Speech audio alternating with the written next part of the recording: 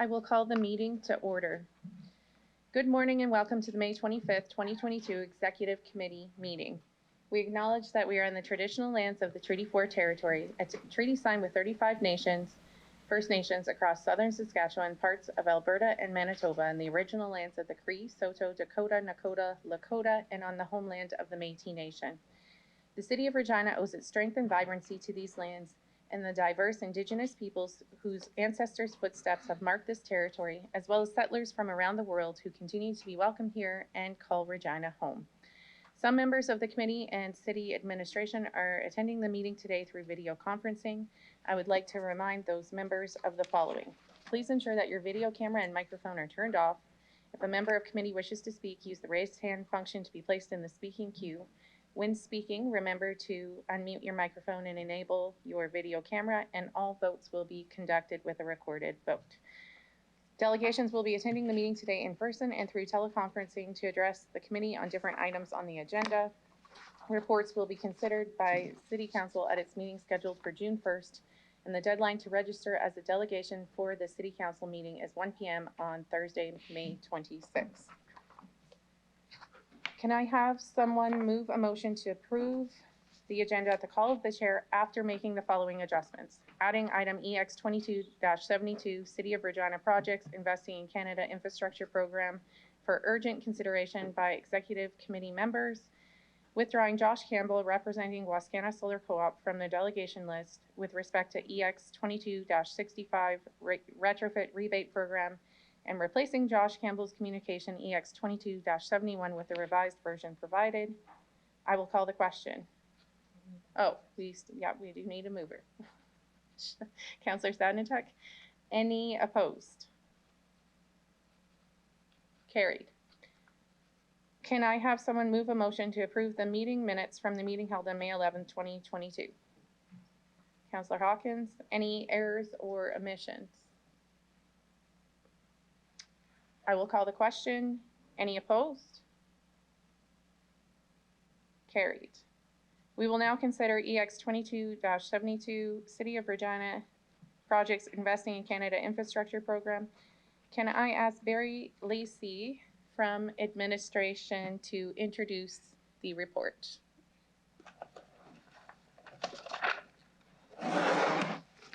Yes. Good morning through you, Madam Chair. So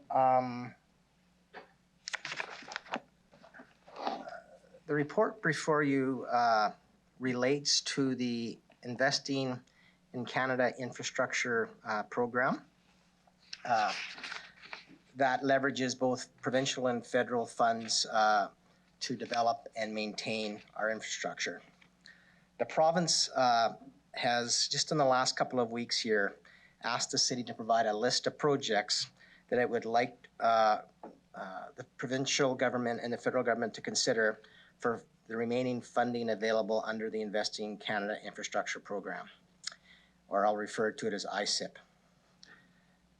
This program, ICIP, provides over $326 million to Regina under a cost-sharing program, with the federal government providing 40% of that amount, the province 33%, and the city being responsible for the remaining 26.7%. As a part of that request, the city has already received approval or has submitted projects worth $198.5 million under the program already, which results in $128 million remaining to be directed towards priority projects. And currently under this program, that funding must be used by the fall of 2027. Administration is recommending that the city use the remaining funds towards a new indoor aquatics facility for residents, which is a top priority in the recreational master plan, which was approved by council in 2019. And that indoor aquatics facility responds to city's population growth, aging infrastructure, and the public's desire for a year-round accessible aquatic programming. Now, I will note that the bilateral agreement between the province and the federal government does not typically allow the transfer of funds from the public transit stream to the community stream, which is where the indoor aquatics facility falls. Our allocation of funding is under the transit stream. However, the feds have allowed that funding to be transferred to green and on very unique opportunities to the community program, such as the Globe Theatre.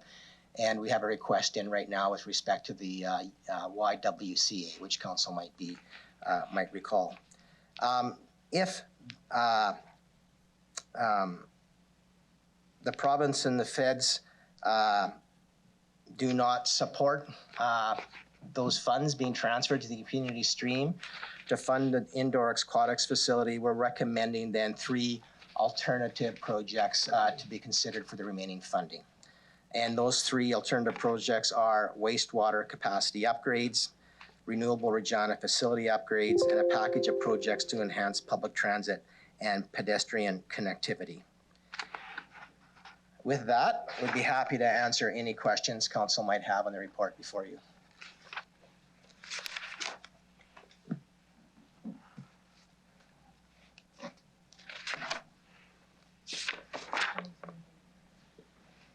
Can I have someone move this report? Councillor Hawkins? Okay, I will turn your mic on and you can start. 1 sec, please. Go ahead. I think this is a very sensible way to approach access to government funding. I think it makes sense to stress the importance and indeed the uniqueness of the aquatic center. That center, depending on its design, may well provide opportunities which fit very closely with particularly the federal government's emphasis on the environment. I think all of the projects are important, but I think that this is a chance to get the aquatic center moving, and we've talked about that for years. So I support this outline of priorities. Thank you, Councillor Hawkins. Are there any other folks wishing to speak? Okay, I see Councillor Stevens. Go ahead, please. Thank you. First, a request to the clerks. I can't access the report here, and it was sent really at the last minute yesterday. I haven't had a chance to review it all. Is it possible to actually allow the system to bring it up?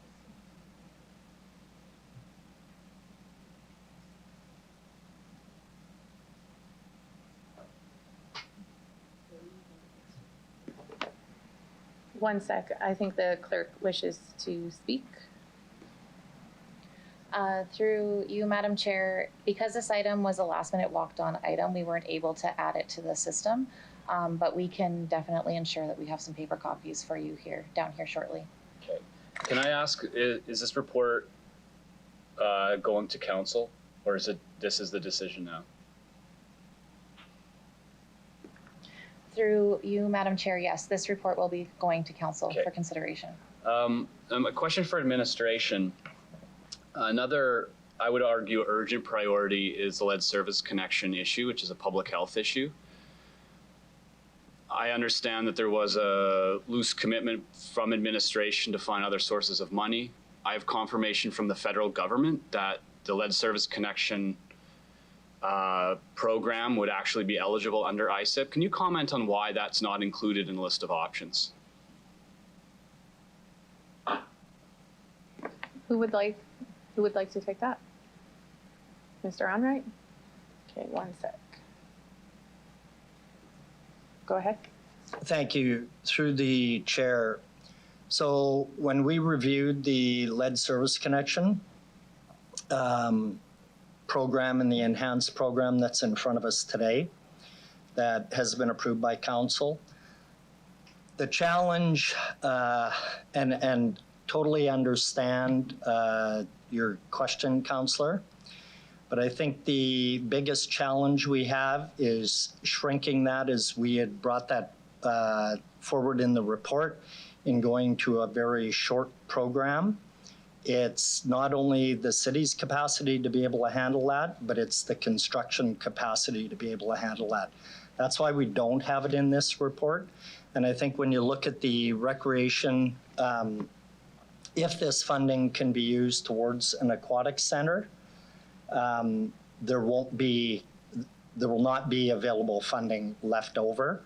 And the water treatment plant, for one, the expansion of the water treatment plant is also an extreme high priority with the proposed development that may happen on the industrial side for the city. Thank you. Follow-up is, it's not the first time, but we've kind of seen public transit dollars siphoned off and used for other projects. Certainly we've approved them. Now we have a more robust transit master plan. Now we have a renewable framework that speaks to electrification and so on. That'll be capital intensive. Talk about how we would weigh those priorities versus the aquatic facility, which I'm 100% behind.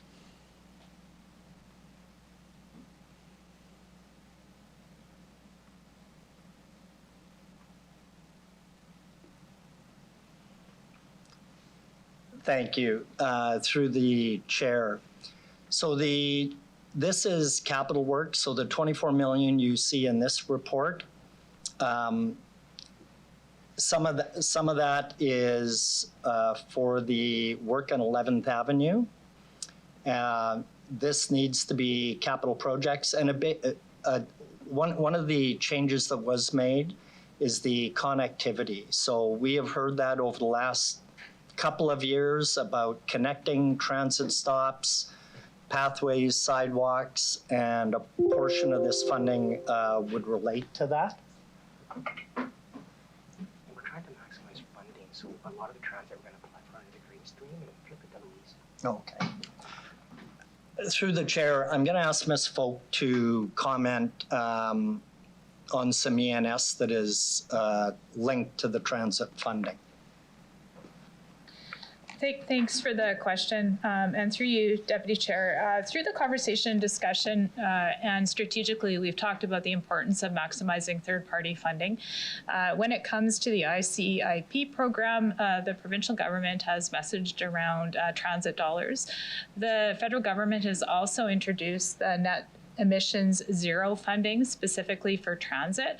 We have received indication from the federal government that they want to advance our application to the next stage for that. So we're looking at over to $20 million of funding to start to look at electrification and moving to net zero. So part of this conversation is how do we maximize from an organizational and a community perspective the dollars that we're seeing. So hearing what we understand from the provincial government, the available programs from the federal government, it really is how do we maximize the most out of tax dollars with the available programs that are out there. Thank you. I'll support this going to council. I might have some follow-up in between for administration specific to lead service. I'd like to talk about that more. I'm not going to drag it on here, but I'll see this go to council. I might have some other thoughts by the time it reaches us there. Thank you. Thank you, Councillor Stevens. I don't see anyone else with their hands raised. Okay, so it looks like there are no further questions on this report. I also may have some additional questions at council, but I'm also good to let this continue, pass this on to council. So I think we're ready then to call the vote, which is surprising. Look at us go. Oh, does Councillor Bresciani's got one. Okay. 1 second, please. Go ahead. Thank you very much. So I just, in light of what Councillor Stevens has also said, that we only got this yesterday, the information on all of this, it's, I guess the concern, and I mean, I support what administration has indicated here, but I would like some more clarity, just like I can't access it even on the right now. So I just want to know how urgent is this, through the chair? Go ahead, Mr. Lacey. Yes, through you, Madam Chair. So thanks for the question. And typically we don't have items that are walk-on or come out to council a day before. This is really being driven by the province. The province has asked for a response by May 31st. So our council meeting's June 1st. So it's pretty close to their timeline. So this is being driven by the province. We received this request only about a week and a half ago.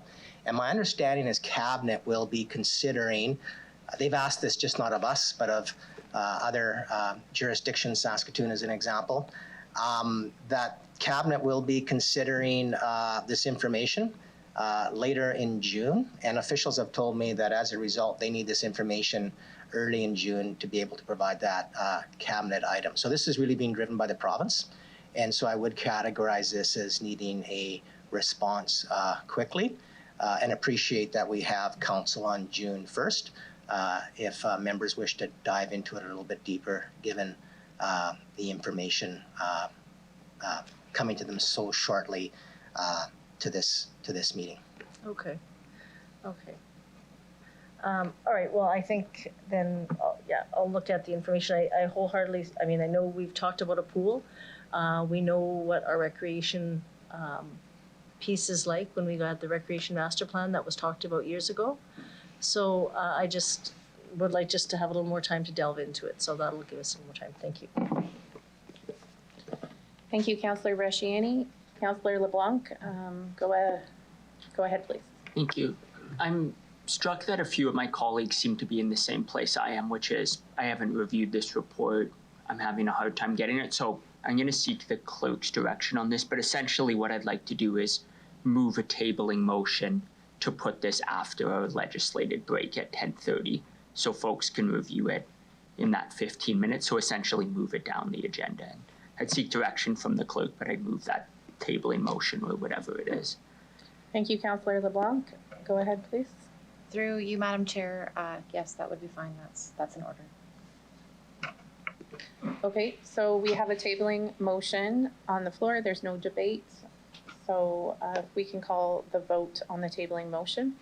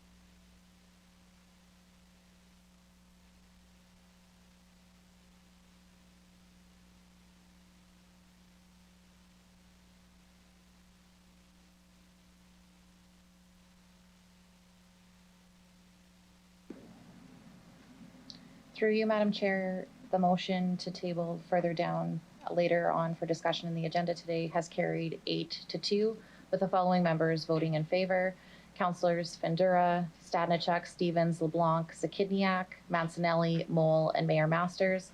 And the following voting against are Councillors Hawkins and Bresciani. Thank you.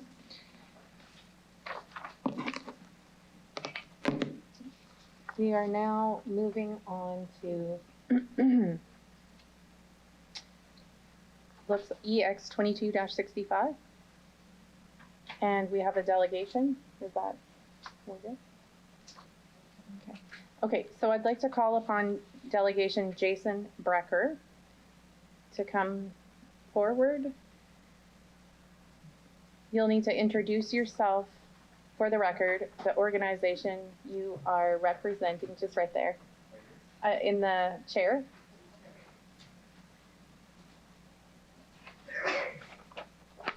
Thank you. The organization you are representing, if any, and where you live. You have 5 minutes to address Executive Committee, after which you will have the opportunity to respond to any questions that members have for you. So you may start with, once I turn your mic on, you'll be able to start to introduce yourself and then just get started. Go ahead, please. Okay, well, I'm Jason Brecker.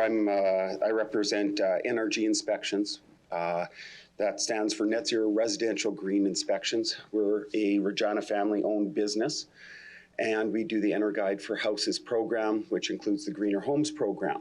You might remember me, we also ran Adam and Eve's Trough, which is now closed, but I recognize some faces there.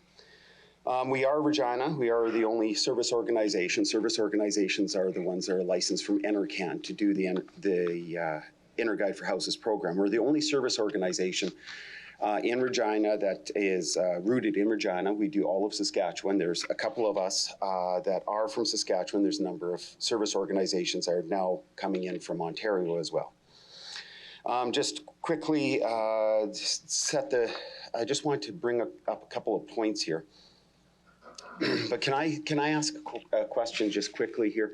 How many of you have gone through the Greener Homes program, Eco Energy program, or some other program that involved the Enter Guide for Houses program? Has anybody gone through that already?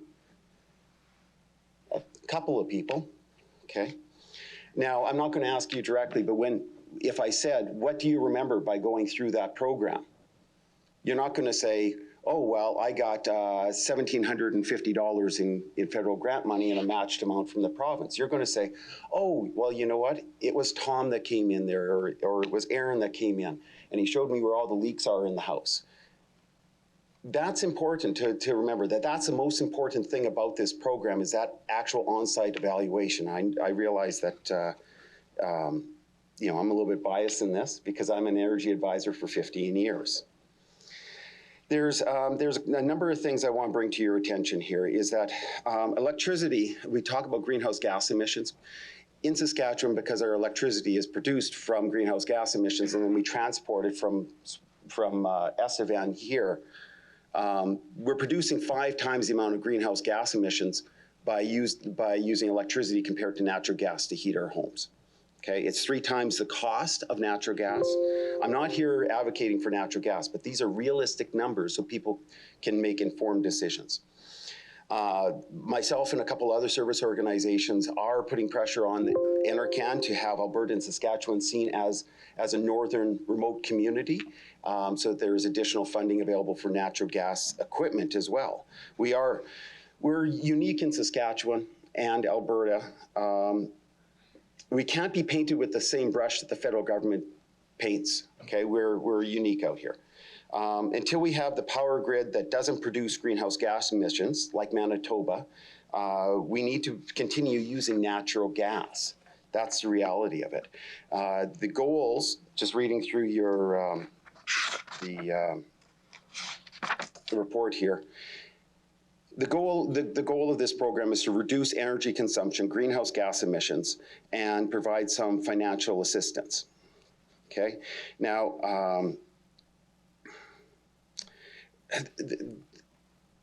there's going to be some extra stressors on companies like us. One of the conditions is that you require everybody to go through the Greener Homes program, again, AP number, which will create, like Will, I was reading his statement here, Will from Wascana Solar Co-op was saying it will create a frenzy, and that's true. What we see is boom and bust in these ones, and you guys can read his report later, but basically what we're going to see is right now we've probably done about, between and the other service organizations, probably well over 1,000 homes in Regina alone. We're looking at it being about probably 1,000 people will come into the program, especially if there's some advertising on this. And it's great that we get interest in the Greener Homes program, but the thing is that people will hold off for the grant money. And that creates a lot of extra stress on our company because we're answering these phone calls, which usually are about 6 minutes per phone call, up to about 15 minutes long to explain what the program is and everything else. You have 80 people that are going to get the grant money. Everybody's going to be calling in. If they're not one of those 80 people, they will cancel. And that's a huge loss leader and a time waster for us. So that's just some of the things to consider. Advertising is important. I hope I'm not going too long here. But yeah, it create excessive dead end leads. And a lot of those ones, if people are not going to be getting any grant money, they'll simply cancel. So what we found going through the Greener Homes program, one of the biggest barriers to people actually following through and doing an evaluation, like I say, the evaluation is the most valuable part of this. And a lot of people don't realize it. It's not the $5,000 grant money. You don't remember that, but you remember I remember the homes I did. Your time is up, but if you want to wrap up for like 10 to 15 seconds, please go ahead. Okay, well, there's lots of stuff that I have left to say. This is a very important issue. I'd like to have a little bit more time to speak. One of the big things, I guess I'll sum up like this. Instead of doing 80 homes for $5,000 a piece, it would be better served to do 5,000 homes at $80 a piece, supplementing the evaluation cost. So I'm suggesting that maybe you consider doing more community outreach, and when doing those community outreach programs, informing people, providing them up $200 off the upfront cost, so it doesn't cost them as much to do the evaluation in the first place. That's what we're finding is the biggest barrier to doing this. Okay, thank you. There may be questions for you, so just one moment, please. Councillor Stadnichuk, please go ahead. Okay, thank you, and through the chair, thank you for coming today. So I would like to ask a couple questions just to clarify your position. You said you've done about 1,000, inspected about 1,000 homes, and were all of them under the Greener Homes federal grant? Those 1,000 homes? Okay, yes, thank you. I estimate that there's over 1,000 homes from all service organizations that have gone through the Greener Homes program in the past year. I've done over 10,000 evaluations. I've been doing this for 15 years. I've probably done a number of your guys' homes, whether it was yours or from somebody before that as well. So I do come at this with a little bit of experience through a couple of different programs. Okay. What I would like to, through the chair, kind of clarify, though, is the uptake of the Greener Homes federal grant. Because that grant, it's the $5,000 grant, but it also covers the inspection, what I understand. I think it was in the report. Can't remember what it is. Mm-hmm. So how many of those, what has the uptake been that you have seen in terms of people using the Greener Homes grant from the federal government and asking for an inspection? Well, when you say uptake, you mean, because we get leads from the people apply through the Greener Homes program, and then it's separated amongst the different service organizations. I think there's 5 of them right now. And then we get a lead and we contact the homeowner. And we're roughly at about 500 homes for Regina. And of those, that's referrals from the Greener Homes program.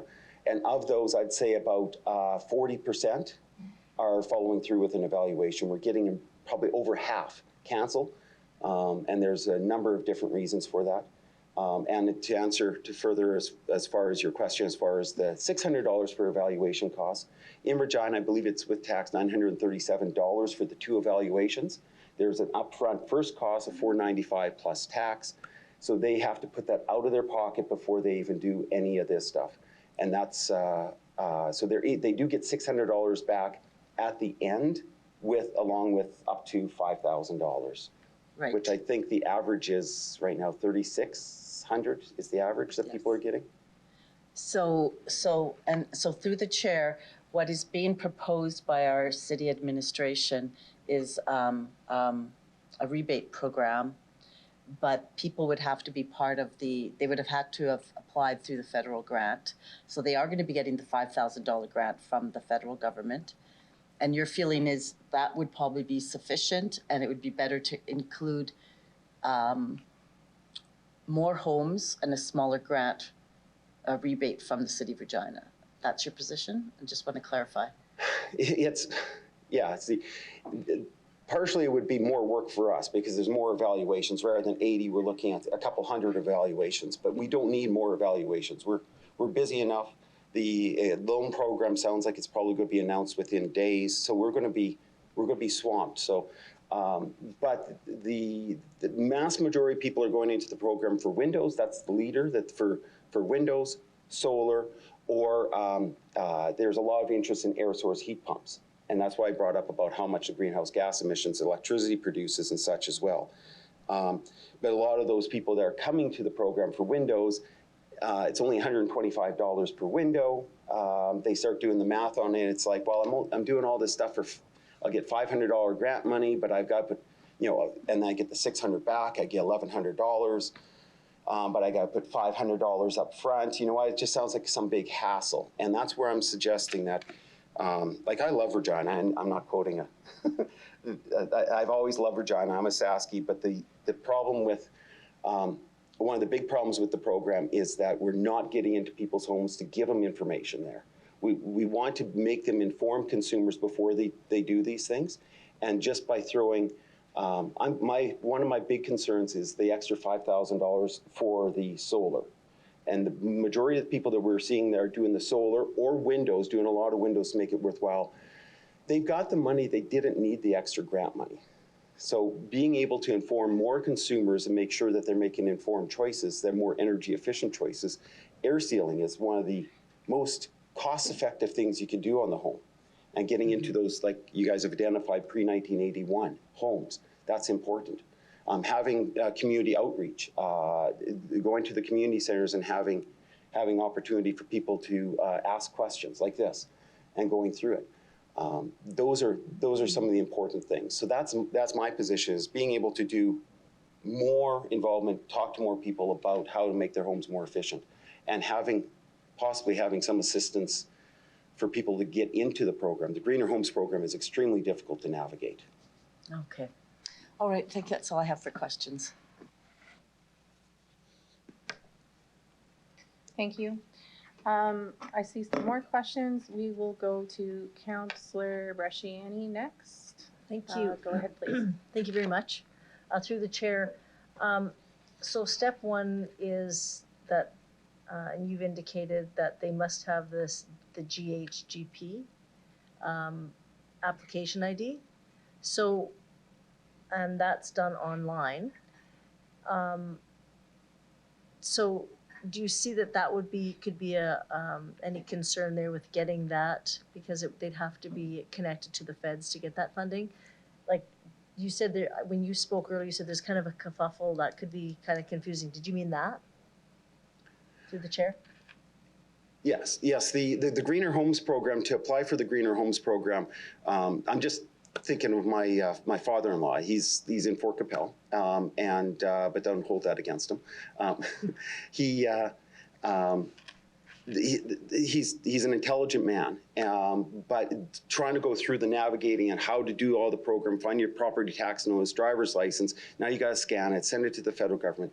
That becomes a barrier for pretty much anybody over 60 as well. And a lot of those people they're living in pre-1981 homes. They probably could benefit from going through the program, but having some kind of assistance for them to apply, we simply are overworked. We can't provide those services because it takes a half an hour to go through, at least half an hour, 45 minutes to do something like that. But yeah, that navigating the Greener Homes program in general is just difficult. I've been in EA for 15 years, and this is extremely confusing. They didn't make it easy. Mm-hmm. Yeah. Okay. And then, so to your thoughts for the budget, I just want to ask what you thought. You said that more dollars should go to engaging residents as to the options, as to what else is out there. Is that what I heard you say through the chair? Well, see, the EnerGuide evaluation, that gives them, we say we're options facilitators. So when somebody wants to put in an air source heat pump, we can talk to them about realistic options as far as an air source heat pump, how effective it is. The fact that you don't get an air source heat pump, you get a cold climate air source heat pump. Mm-hmm. Doubling the grant money for the air source heat pump will be, anywhere from $5,000 to almost $10,000 just for putting in an air source heat pump. So all of a sudden now that becomes, if people want to replace the air conditioner, they can replace the air conditioner with an air source heat pump. But realistically, if your goal is reducing greenhouse gas emissions, that's probably not the best place to spend the money. And so us getting into the home and making these informed consumers, because if you ask a window salesman how to make their home more efficient, they'll say change the windows. If you ask a carpet salesman, he'll say change the carpets, okay? Cabinet salesman, okay? So us coming in as non-bias to inform consumers and make sure that they're making informed choices and giving them numbers, saying that we produce a report. I didn't bring one today, I should have, but it does give you a report that says how much greenhouse gas emissions are produced by your home and what the renovations that you plan. This renovation will save you this much energy. And so when you start taking a look at it, I replace all of my windows and I end up cutting down my, it's not going to have as much of an effect as insulating my uninsulated basement. And it won't have as much of an effect as air sealing up my home. Okay, probably the biggest thing on an old 1956 bungalow down in the south end of Regina, it's got old windows. It's got an attic space that's been updated probably back in the 80s to about maybe R30, but it's got an uninsulated basement. If they insulate that basement, they'll save 30% straight off the hop just by insulating the basement. Doing that, not including putting in bathroom and all the rest, but they just insulating the basement, $10,000. Changing all the windows on the home, $15,000. But it won't have as much of an effect. So we help to prioritize what upgrades they have to do. And that's why I'm saying that's the valuable part of the whole system. Yeah, okay. So you're saying looking at holistically to get the best, to reduce the emissions. I get that. So I want to ask just the last one because we talk a lot about solar. And so if someone was just to, not do and just get someone to come put on solar on the roof, would that be enough? If their windows are old and they're like, again, how would that work? Yeah, we do find there's a lot of people that are looking at doing only solar. There's a number of things they could do rather than spending the money on a solar system, but they want the money for the solar. They ran the numbers. They're waiting for another program. Last May and June, we had a lot of people that knew that as soon as the next program came out, they were going to do solar. They had everything picked out, and they just waited for that. There's already a fantastic program through the Greener Homes program giving $5,000 for the solar. By increasing that to make that $10,000, yes, you'll have a lot of uptake on it, but you only have 80 people that will be able to do it. Going through it like this, if you do that, what you're essentially doing is the best bang for the buck will be doing solar.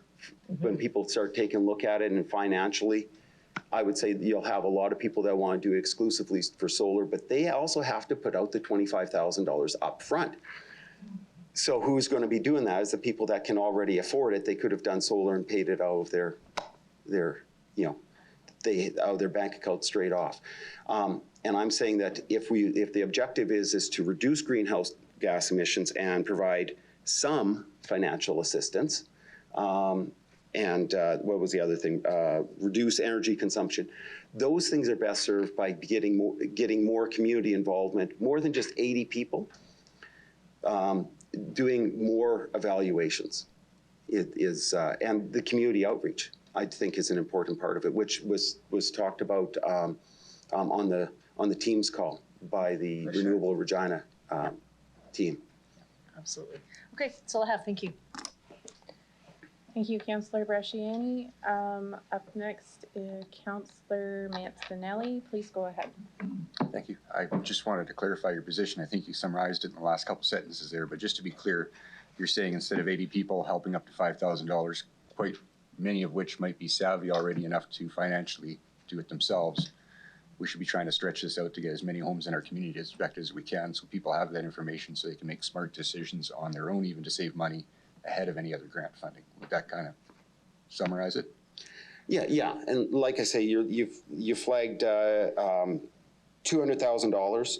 You could do 800 homes by providing $250 off the evaluation cost. I mean, immediately, not 6 months down the road if they close it off. Yeah. And I think that would, because that's what we're finding is one of the biggest barriers to doing the program is that first initial upfront cost of $500. And if I could just close the thought, a lot of the people who might just skip the whole assessment because they're not getting any funding because they weren't part of the 80 might be lacking the education they needed to save themselves money, even in absence of a rebate program is kind of where you're getting to, correct? Yeah, and we hear that quite a bit. Oh, I don't need one of these guys coming in, one of these building inspectors coming in and tell me that my windows are no good. I know my windows are no good. Well, because we actually, I think you put up your hand, I can't remember, but you went through the evaluation. We come in with a big blower fan and depressurize the house and walk around with a thermal camera to see where there's problem areas or there's anomalies on the ceiling which might lead to structure that needs to be fixed first. That stuff, you can have a great handyman, but they're not going to be able to know how drafty that window actually is until we put in our fan and measure it. That's why I keep going back to, that's the important part of all this. Just a follow-up question you triggered from your presentation, and it's kind of sideways from the topic at hand, but I just wanted to pass it along. Are you aware of Sask Power's 2030 emission reduction plan, how they're mitigating our electrical emissions and what they're planning and what they've started to release? I'm not well versed on it. Okay, many of the concepts you talked about and the emissions given off from our electrical grid are being adapted and changed very readily and rapidly. So just with some of the concepts expressed towards natural gas, that playing field's changing rapidly. So I just thought I'd mention that because you're in the industry. So it might be something you want to have a quick look at so you're just in the phase. Thank you. Thank you, Councillor Mancinelli. Councillor Stevens, go ahead, please. Thank you. Jason, what if I said what I remember from that process is paying $300 for an inspector to tell me I had leaky windows, and my big memory is actually getting the rebate and the money to make it possible? Do you think there's a bit of an industry of inspection that is being bolted into this and the real money should go into the actual investments here? Well, the grant money is an incentive, and it is definitely, there's a lot of people that are going into the Greener Homes program because there is that $5,000. Like I say, solar, windows and doors, those are a couple of the big drivers on this, on the program. That's where we're getting a lot of our leads from, that people are concerned with doing it. So yes, it is a very important part of what people are going through the program for. Okay. You suggested stretching out the dollars. What good is the education if I don't have the money to do it? So you mentioned $10,000 for basement insulation. I'm going through that. $80, $200, it's not significant. $5,000 is significant. Shouldn't we be really making it possible for people who do not have the means to advance those kind of energy retrofits? Yes, but again, what I'm saying is that it would be better served to have more informed people that going through the evaluation, which will end up costing them $200 out of pocket. Going through that evaluation, I hope we can save them in the next year $100. That little simple things of weather sealing. Air sealing is the biggest bang for the buck. Instead of changing their windows, which cost $15,000, they spend a couple $100 on plastic or a little bit of silicone on some of the windows that don't open to air seal them up better. And they can have significant savings there. Thank you. With regards to electrification, I understand the concerns. What if I said that at least half or 60% of my energy needs are actually met by electricity, and that most of that is actually powered by solar panels on my roof, negating the concern over coal powered, which is going to be phased out? What is your response to that? Well, and I think that's fantastic. I've driven by your house. Okay, I've been to your place. Yeah, I actually did the guide on that when there was a former owner that owned the place, and beautiful home. But the thing is that you're putting into, hopefully you're putting into the electric grid. So when your neighbor turns on their lights, they're actually, instead of pulling from the electric grid, an extra flake of coal goes into the fire. They're actually pulling from yours. So like I say, until our electric grid is at a point where it can, where we can turn off the natural gas. Natural gas produces less greenhouse gas emissions to heat our home than electricity does from the grid. Okay. And it's great that you're putting into the grid, but until we're at that point. So if we're looking at just doing solar, and that's the important part, which is part of the plan as well. What we hear, and I was also a big fan of not having solar part of this program, and that, I mean, the Greener Homes program, that it's good to be the informed consumer, but this money could have been put separate from the Greener Homes program or in addition to it. And so if the plan is to get into doing the solar panels, I'm suggesting don't even go through the EnerGuide program, which I'm shooting myself in the foot and getting less evaluations, but it's better served to not spend that extra money on the evaluation and just simply go through, and when they put on the solar, give them grant money based on SaskPower's numbers as well. My final question, thank you for that. You frame this as kind of an either or. This money would be better spent elsewhere. Shouldn't we just accept that the federal government, SaskPower and Sask Energy are shouldered with the education, perhaps your industry as well, and that we start matching it? So why is it, let's spend $200,000 on a community engagement session, people can't afford even to invest in it anyway? Shouldn't we just go ahead with these rebates and bank on the industry as well as other crowns and the federal government to do the education? Okay. Excellent point, B.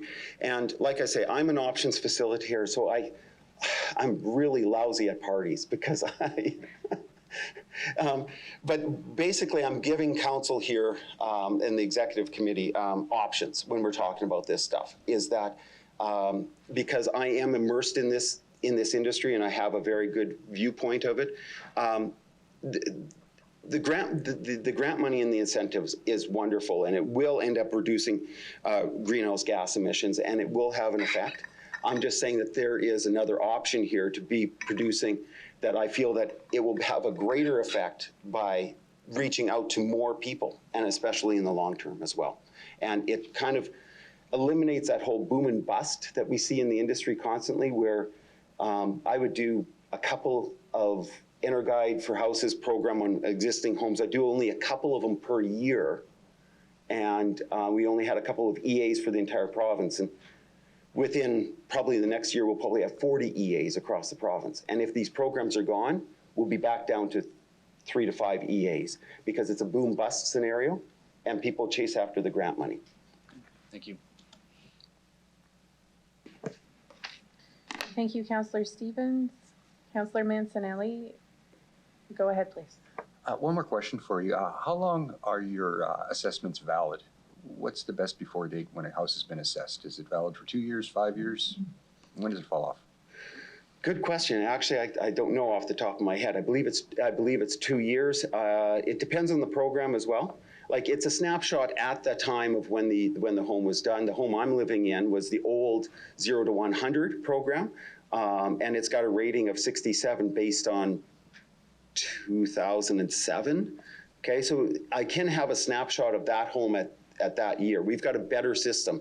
The new gigajoule system is a better, more accurate system, but it will give a snapshot of that one.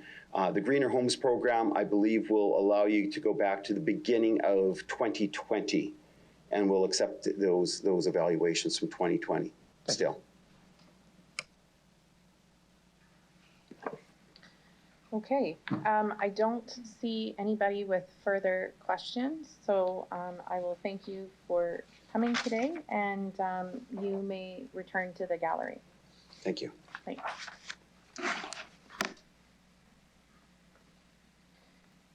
Okay, our next delegation, I don't think she's here, but is Aura Lee McPherson. Just one sec, please.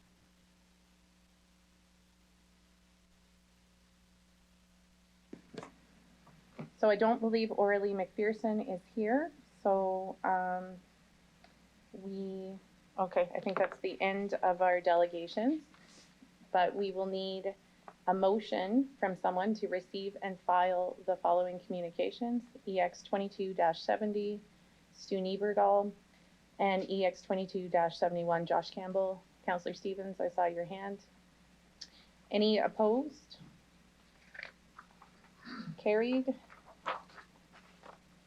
We will now consider item EX 22-65, retrofit rebate program. Can I ask Louise Folk from administration to introduce the report. Good morning, Deputy Mayor and members of Executive Committee. We're here today to recommend a proposed residential retrofit rebate program.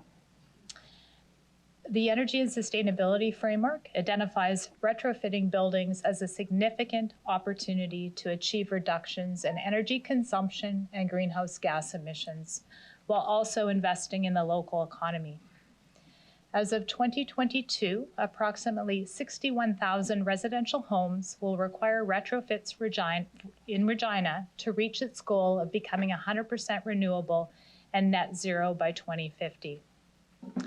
To help enable this, administration recommends launching a residential retrofit rebate program that matches the funding for work covered and rebated by the federal government Greener Homes Grant. Funding approved in the 2020 budget will enable the initial implementation of the program, with funding for subsequent years requested through the 2023-2024 budget process. The primary objective of the program is to provide an initial mechanism, and I want to emphasize an initial mechanism to incentivize residential retrofits. Other goals of the program include: 1, showing immediate leadership on climate action; 2, assessing the effectiveness of retrofit programs; 3, assessing the impact of grant stacking. And I think that's a critical component here in terms of leveraging not only from a municipal contribution, as we just talked about on the previous report, but also how residents can maximize contributions from other levels of government. 4, starting the community conversation about the importance and benefits of energy retrofits. This is going to require a conversation with industry in terms of building capacity to be able to accommodate demand that we anticipate is going to continue to increase as we move towards 2030.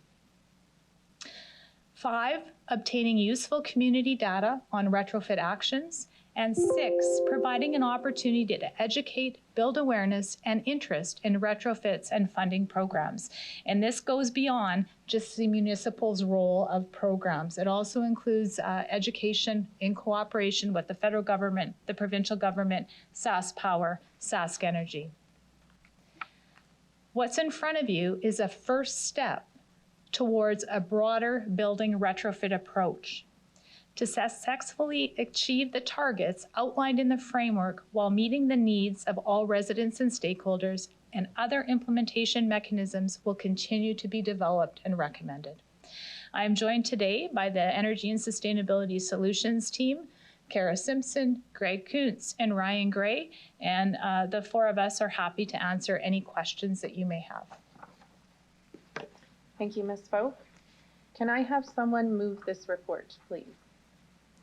Councillor Stevens, so you are up first. Go ahead, please. Great, thank you. Appreciate the report and the investment of dollars into this. I'll pick up where Jason kind of left off with the communications. This isn't all we have in our belt. So can you walk through how do we promote this program? How do we promote the meaningfulness of investing in reducing greenhouse gas emissions? And how do we actually engage with the public, not just to spend this money, but to actually inform them about our targets and the need to invest in energy efficiency and green energy production? Ms. Folk, go ahead. Through you, Deputy Mayor, I'm going to ask Mr. Kuntz to provide an overview in terms of where the team is taking that direction. Go ahead, please, Mr. Kuntz. Through you, Deputy Mayor. Excuse me. So we are planning a fairly robust communications plan to be launched shortly after approval of this. There's several kind of prongs to the attack, I would say, social media being one of them. Also, we're reaching out to community associations. We are reaching out to the industry partners to help us promote this program and the broader concept of energy retrofits. As we move forward, we fully intend to be having open houses on the value of, completing the energy audits, but then completing the retrofit work so that we can really show the community the energy savings, the cost savings, and the greenhouse gas savings as they move forward. I believe the delegation was right about education being key. We don't plan on just, handing out money. We plan on educating residents and working with our partners in the industry as we move forward. All the details haven't been worked out yet, but we plan on engaging, with Regina Home Builders, with the educational institutes, with folks from ASHRAE and engineers and builders across the city as we do that moving forward. Good, thank you. So I think what I'm hearing is this isn't an either or proposition. It's a matter of actually developing a market and getting the industry involved in education as well as the city. Thank you. I think the amounts are meaningful. To Jason's point, and this is something I experienced with solar, you did have to have some money in the bank.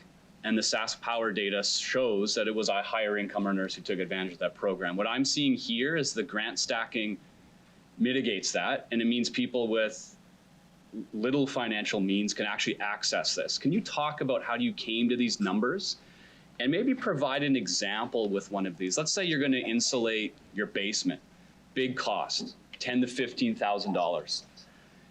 If I were to go ahead with that, and we're talking about grant stacking, how much would I be eligible for from various levels of government as well as the utility if I want to advance that investment in my home?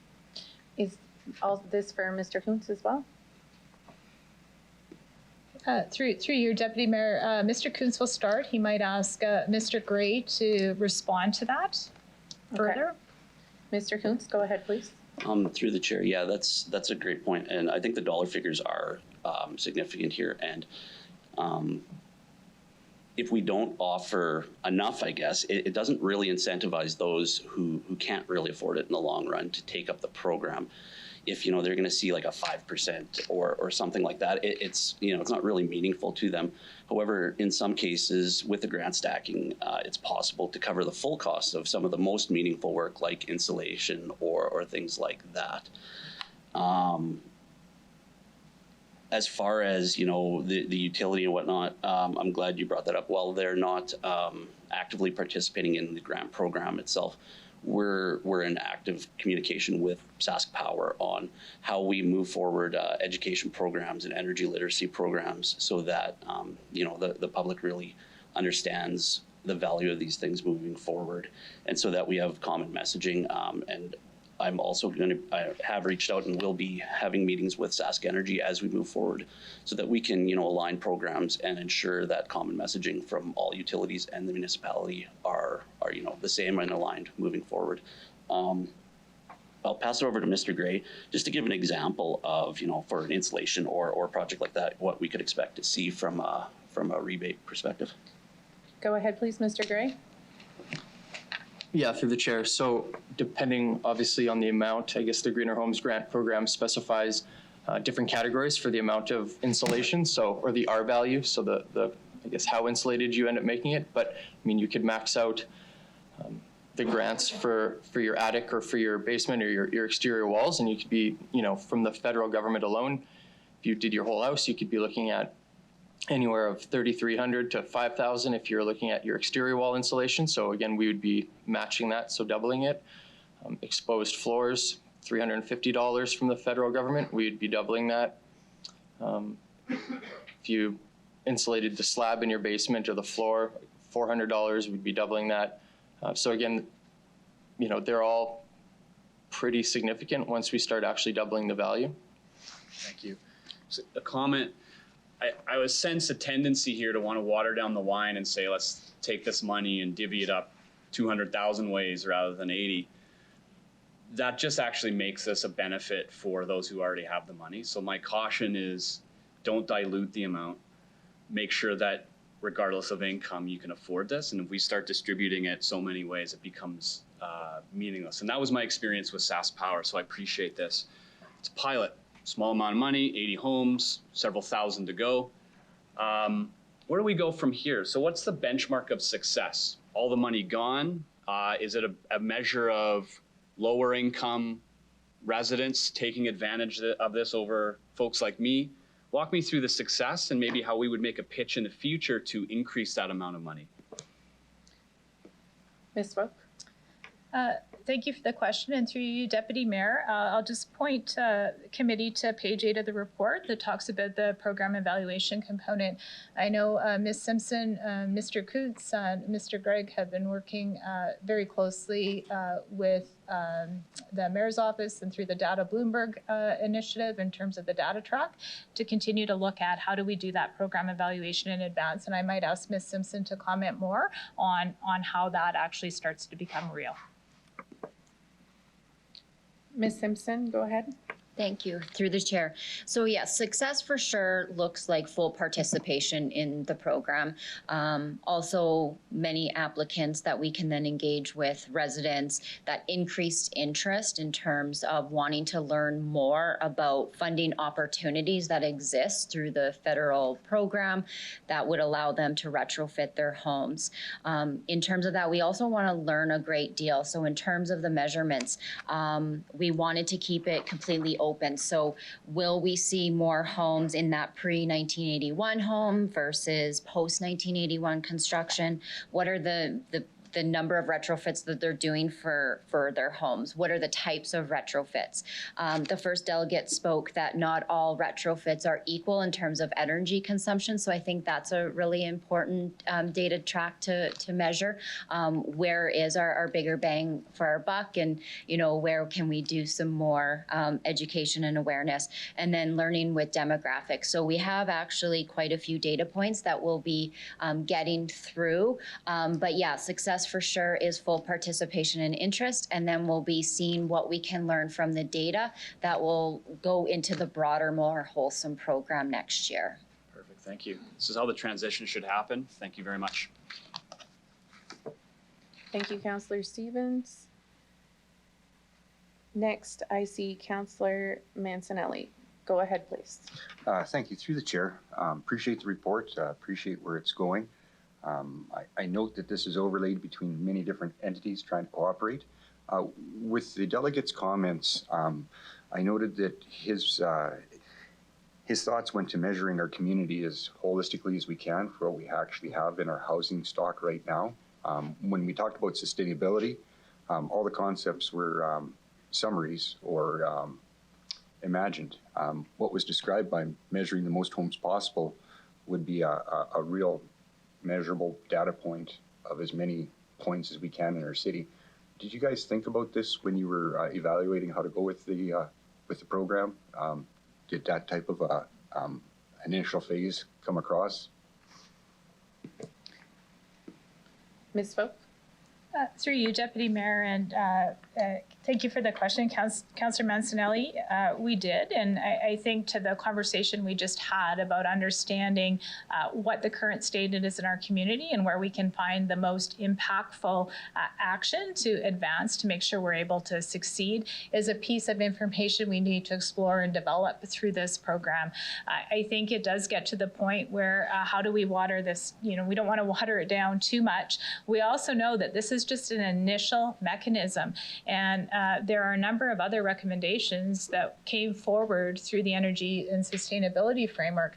For example, bulk community retrofits, other funding mechanisms. So this is just the first start to show initial action in terms of we're serious about this, and we are very committed, and we want to lead by example, and we want to ensure that we're approaching it from all aspects, including an equity perspective. Okay, thank you very much. Thank you, Councillor Mancinelli. Councillor Stadnichuk, go ahead, please. Thank you, Madam Deputy Mayor. Through the chair, the delegation said that the federal Greener Homes grant application was quite complicated. Has the team had a sense of examining that and had any conversations about like would we be trying to assist people going through that application process? Ms. Folk, go ahead, please. Through you, Deputy Mayor, the team has had a number of conversations with the federal government. I'll throw this question to Mr. Gray. He's been had a number of conversations with the federal government, and they actually have a number of mechanisms in place to assist consumers and residents across Canada to access this program. So over to Mr. Gray. Go ahead, please, Mr. Gray. Through the chair, yeah, as Ms. Folk mentioned, we have had conversations with the federal government. So obviously the primary way of applying would be through the website, the most straightforward, but the federal government does have a call center dedicated to, resourcing this file so that there is an opportunity for people that don't want to go through the internet or can't go through the internet can still call in, and there's also options for mailing in. So obviously those are a bit more, work involved for the federal government, but there's still all those mechanisms in place. And similarly, we would be kind of duplicating that process here. So if people needed help with our side of this program, they can come to City Hall or they could call us and we could help them work through that. Okay, thank you for that. Through the chair, do we have a sense of how many people in Regina have already applied for the federal grant? Do we have any sense of that at all? Ms. Folk, go ahead, please. Yeah, through you, Deputy Mayor, that's a great question, and it's a question we've posed to the federal government a number of times, and unfortunately, they have not been in a position to be able to provide us with the numbers from a Regina perspective. So that is something that we will be also looking for and exploring as this program moves forward. Okay. Through the chair, I know that my colleague next to me had suggested that we don't want to water down the grant, but I would like to know, were there considerations of a smaller amount to more homes, such as $2,000 or $2,500 and reaching more homes? Because 80 isn't a lot. So just what was the thinking around proposing 5,000? And I do notice that it says up to 5,000. For 80 homes. Ms. Folk, please go ahead. Through you, Deputy Mayor, as Mr. Gray spoke about, the federal government has done significant due diligence, and of course it's all based on the results of the energy guide. So to achieving the efficiencies that we're looking for. So we did look at that very closely and determined the best recommendation from a due diligence perspective would be to mimic and piggyback and match the federal grant program. Okay. And again, through the chair, what it states in our report before us is that it would be up to $5,000. So if someone was only doing a smaller retrofit of some kind and was receiving a smaller federal grant, then they would get a smaller rebate from the City of Regina. Is that correct?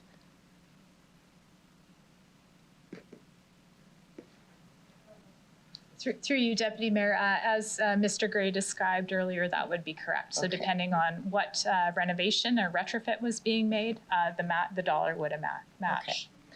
Okay. And I guess my last question is just regarding the statement that was kind of made earlier that there might be a certain, like a higher income or middle higher income people who might be taking advantage of this. We're not going to be doing any income testing for this kind of a rebate program. Is there any way that we can try to ensure that people with the greatest need, like if, again, there is an assessment that there may be more than 80 people who would be requesting funds under the rebate, do we have any way of trying to ensure that those with the greatest need would be benefiting from this? Through the chair. Ms. Folk?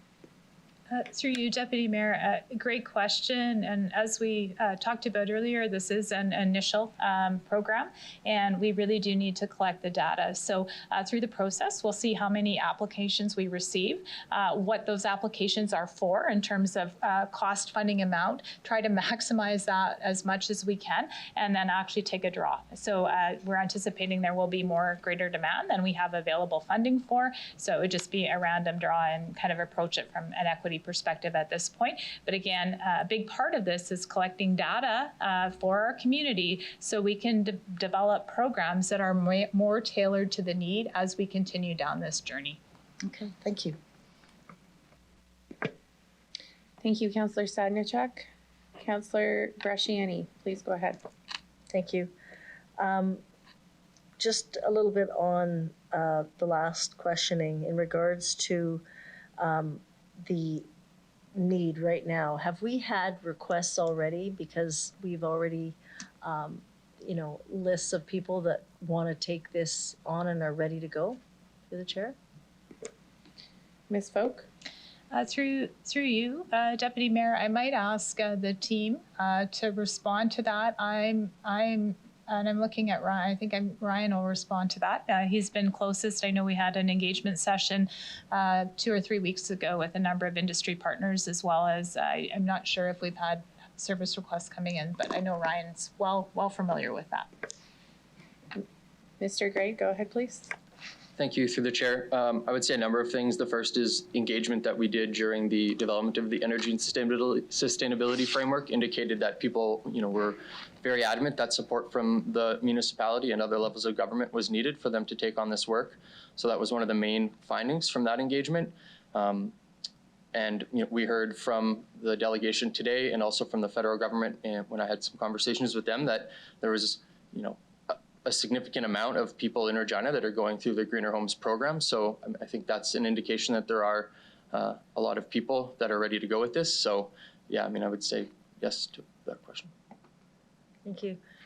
Through the chair, it was indicated that there was a meeting a few weeks ago in regards to meeting with groups or organizations that did come forward in this regard. Through the chair.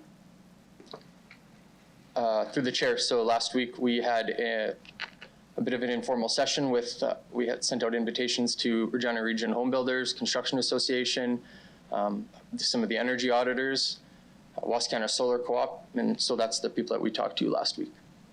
Okay, thank you. So, we talk about equity and we talk about, those are people that are in the know already.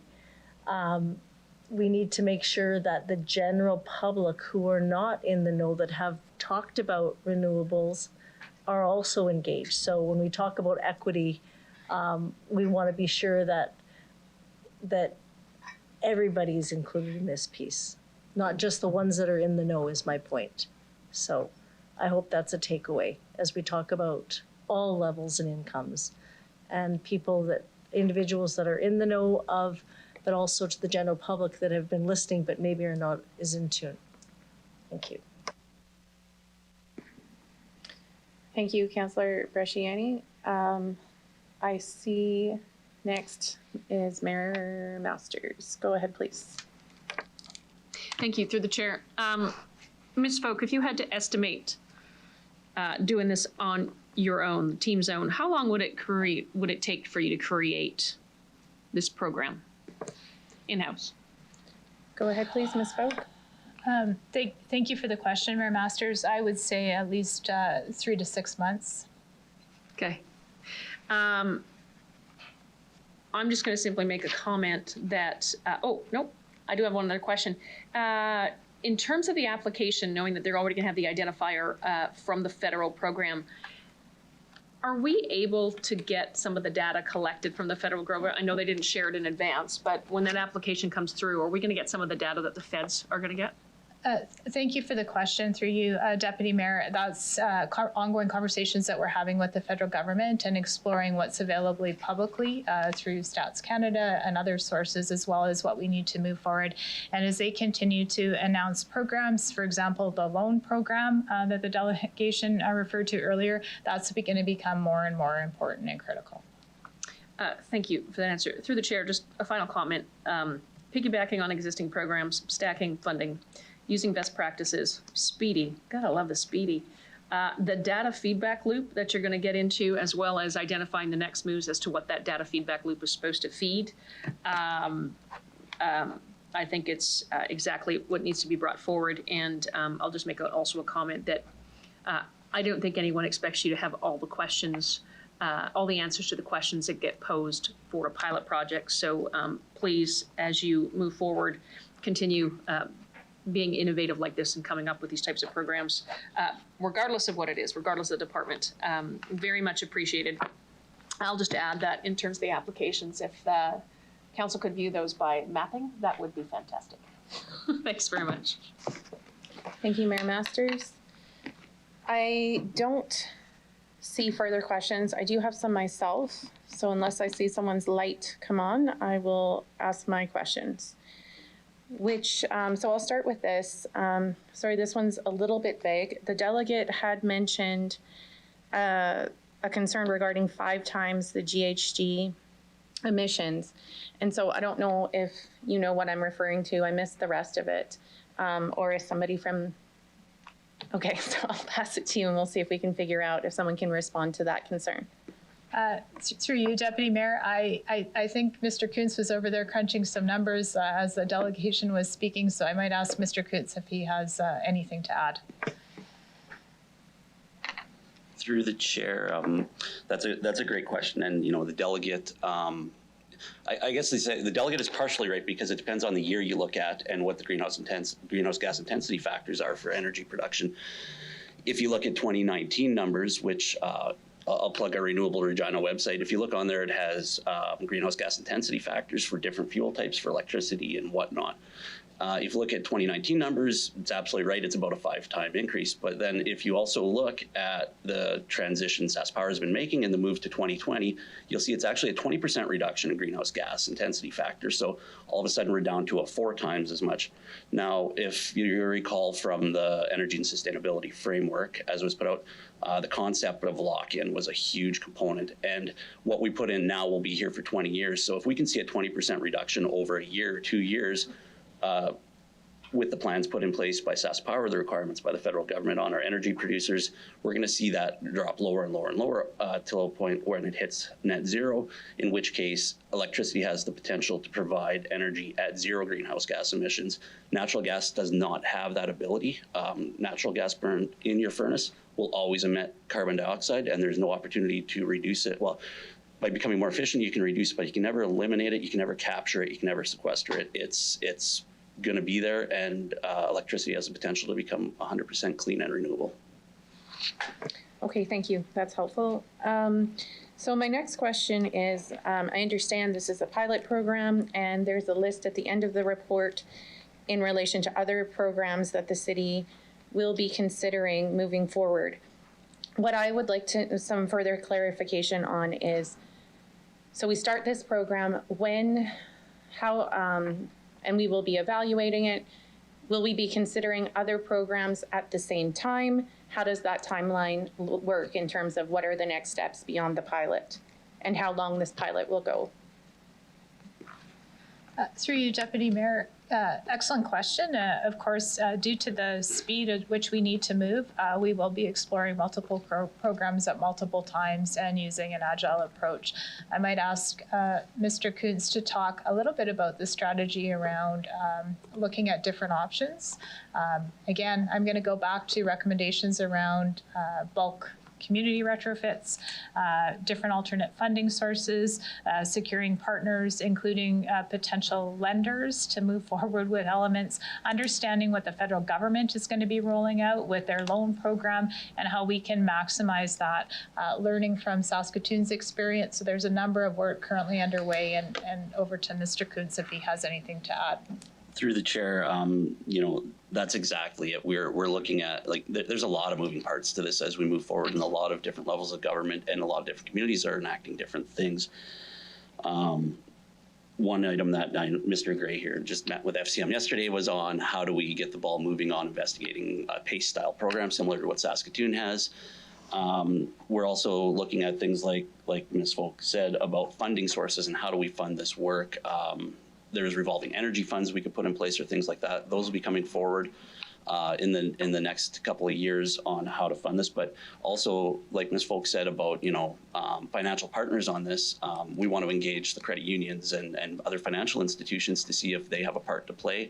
Banks lend money as a course of day-to-day business. The city of Regina isn't really used to doing that. So if we can have a partnership or work with other institutions to move that forward, we may have a lot more efficient and effective means of getting the funding out. It's also really worth looking at the federal programs being put out there. There's a lot of money being put out there by the federal government in loan programs and whatnot.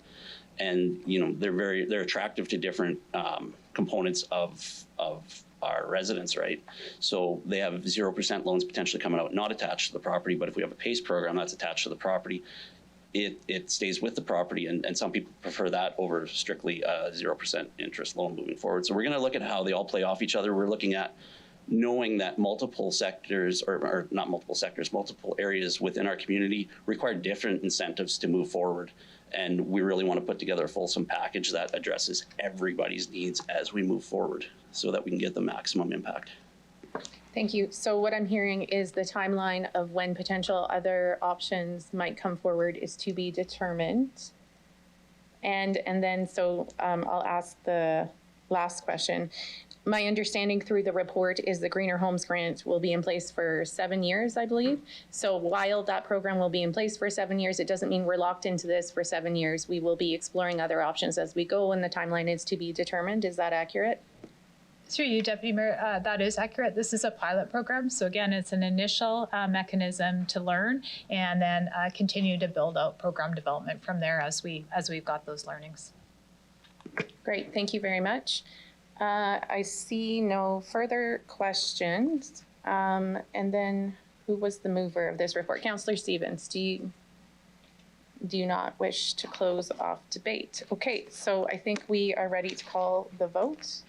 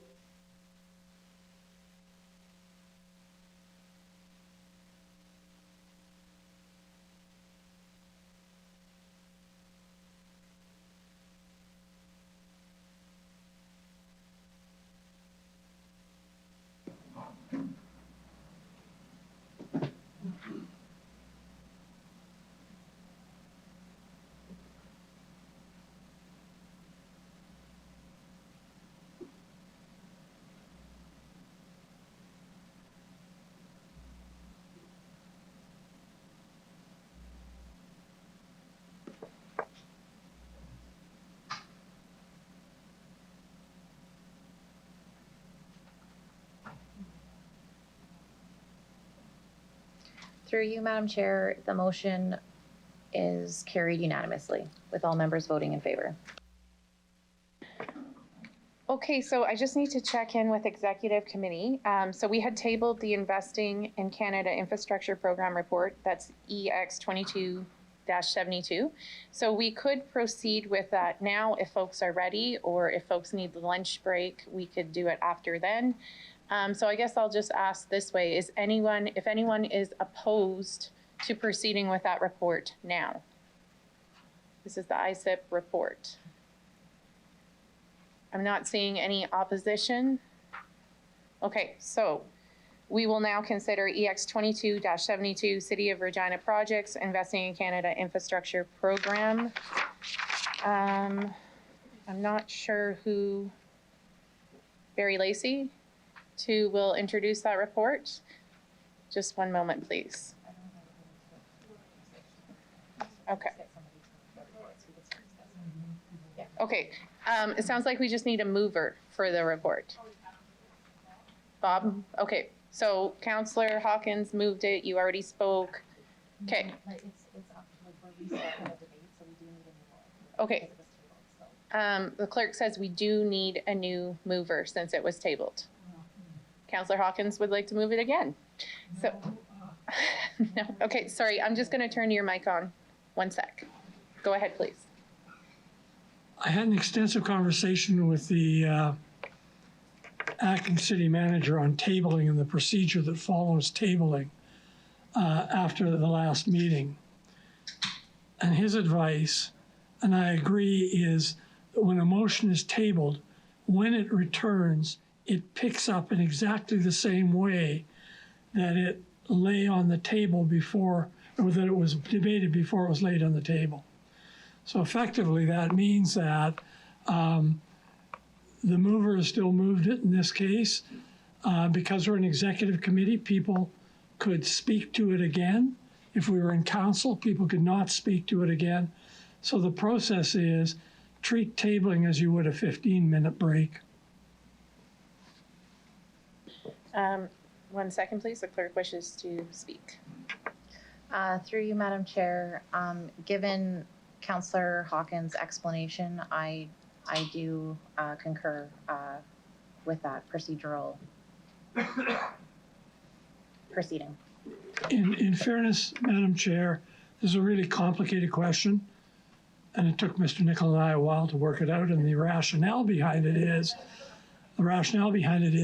if the rule was otherwise, tabling could be used as a device for filibustering, and that's not what it was intended for. Okay, thank you, Councillor Hawkins.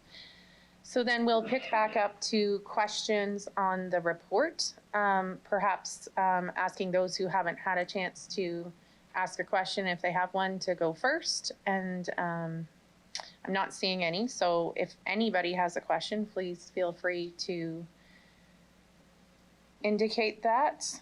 Also not, oh, okay. Councillor Stadnichuk, go ahead, please. Thank you, Deputy Mayor. I mean, I do support the recommendation, and the only question I guess I have is the report before us doesn't talk about alternative options for financing the other priorities, and I assume that we're always looking for new portfolios, pockets of funding from different levels of government. So if those are always an additional options, from what I understand, is that we can always be applying for additional funding for the other priorities that we have. Is that correct? Mr. Lacey? Yeah. Yes, through the chair.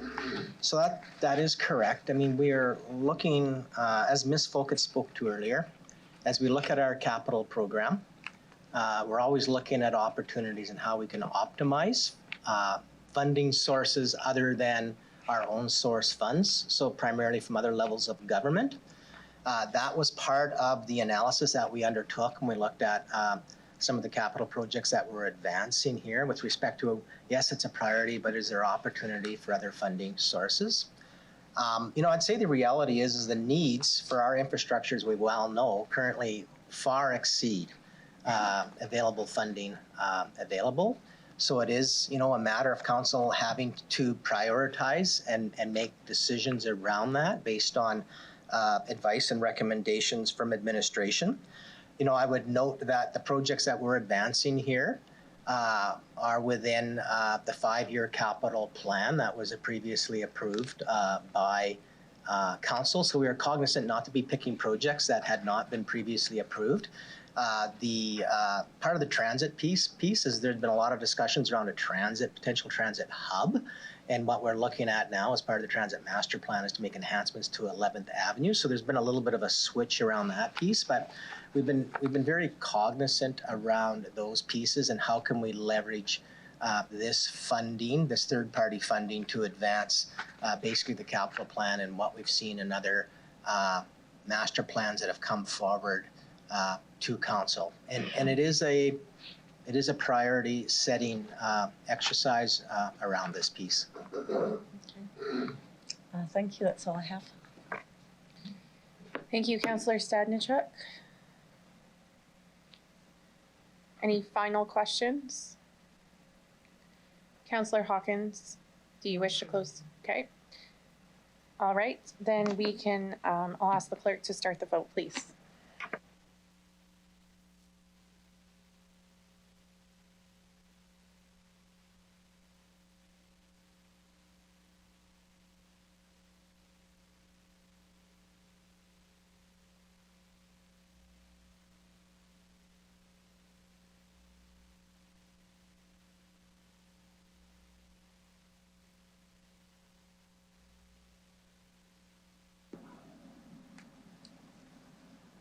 Through you, Madam Chair, the motion carries unanimously with all 10 members voting in favor.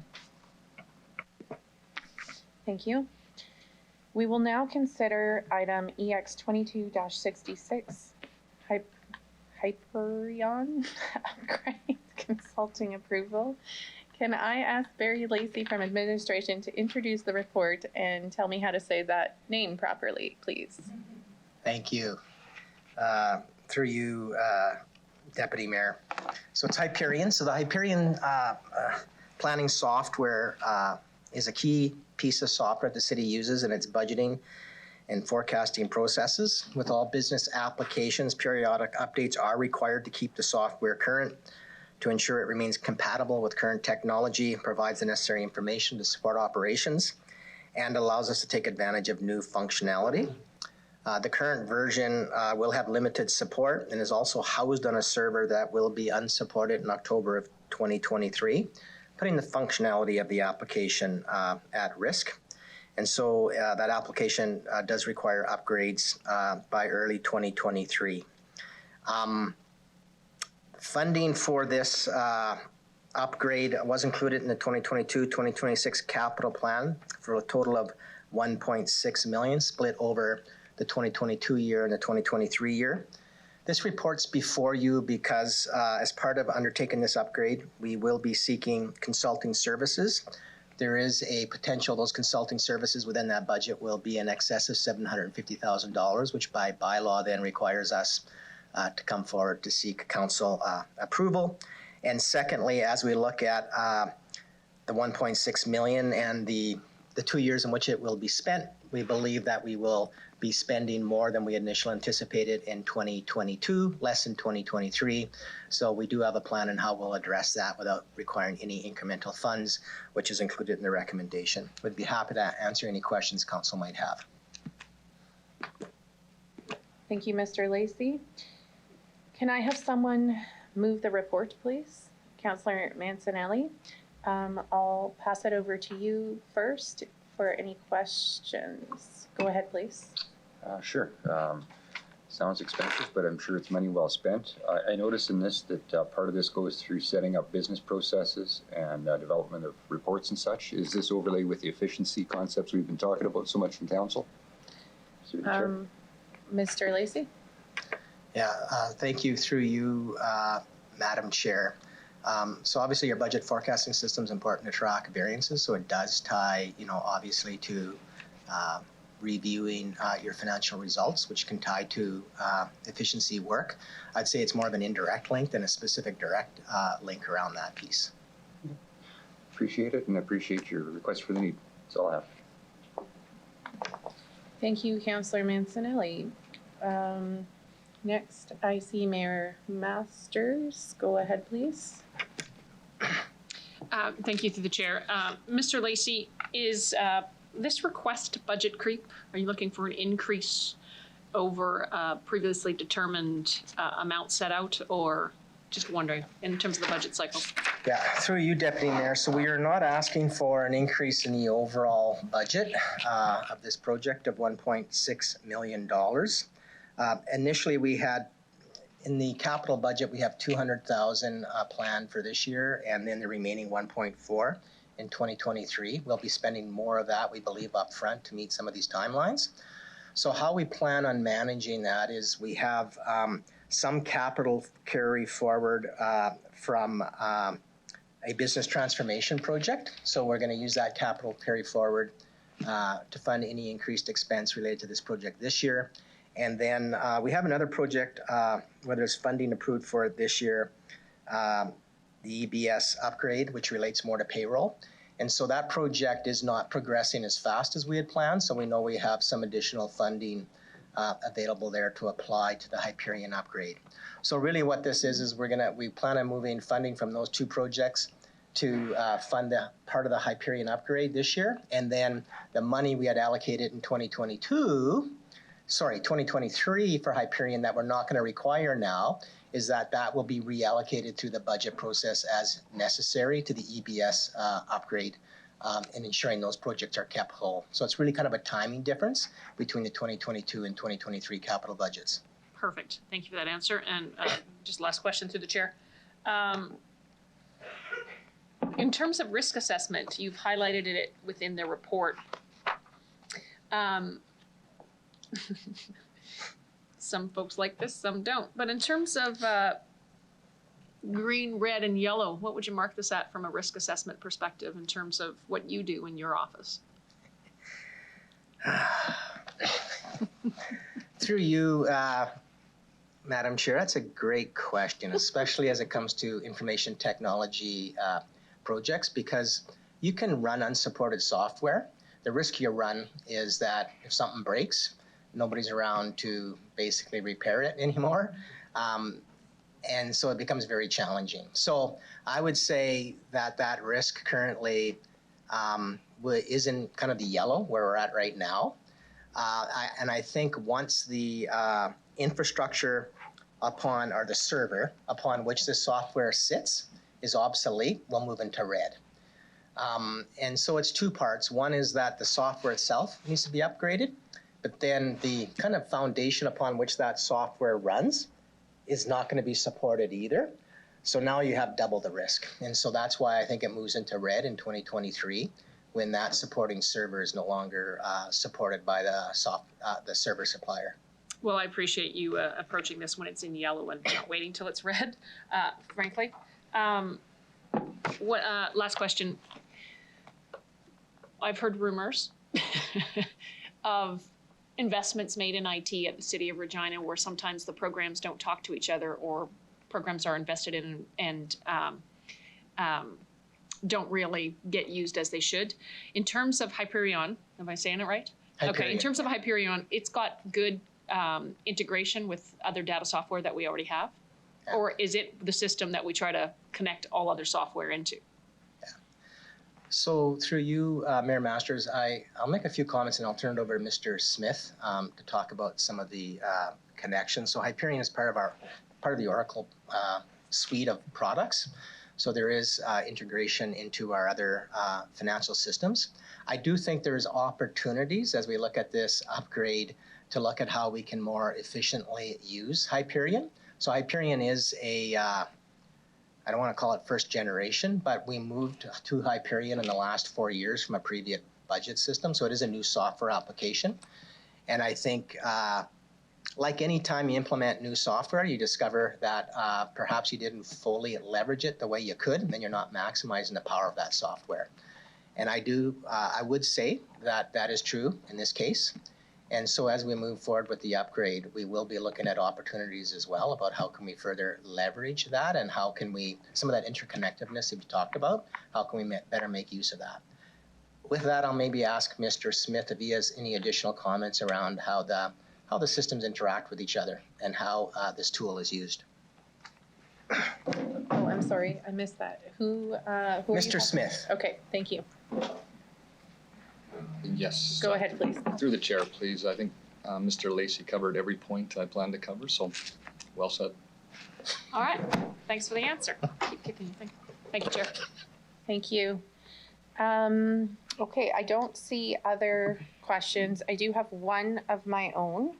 So I'm not sure if this is related, this upgrade, but what I'm wondering is if this will also cover changes to respond to the failing grade that the city recently received in our budget process, and how will it address those concerns that were raised? So through you, Deputy Mayor, so this does not, the issues with respect to the grades we received on our financial reporting and the budget annual report really relate to how we present budget. and the annual report does not relate to the financial system. So there is not a correlation here. However, when we get to the annual report update, we'll have some good news to share with you there. Wonderful. Okay. I see no further questions, so I will ask the clerk to call the vote, please.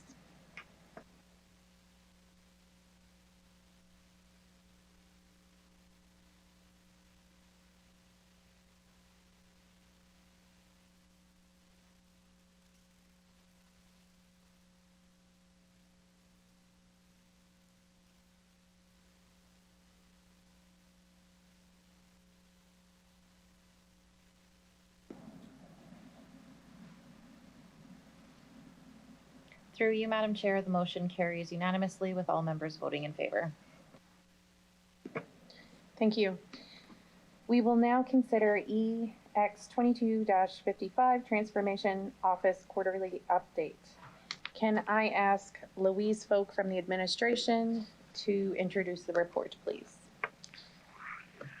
Thank you, Deputy Mayor. The report in front of you is an information report. I believe this was tabled from a previous Executive Committee meeting.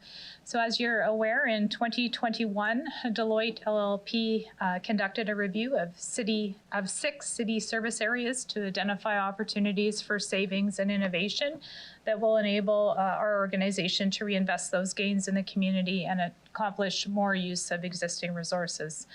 14 opportunities were selected as priorities to be steered by a newly formed transformation office.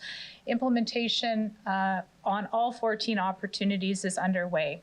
This first quarterly report to Executive Committee provides an update on the 3 foundational recommendations and opportunities, and I'll walk through those. And before I do, though, just want to remind everybody that the focus really here is around advancing our service and performance culture across the organization. So it is about operational excellence.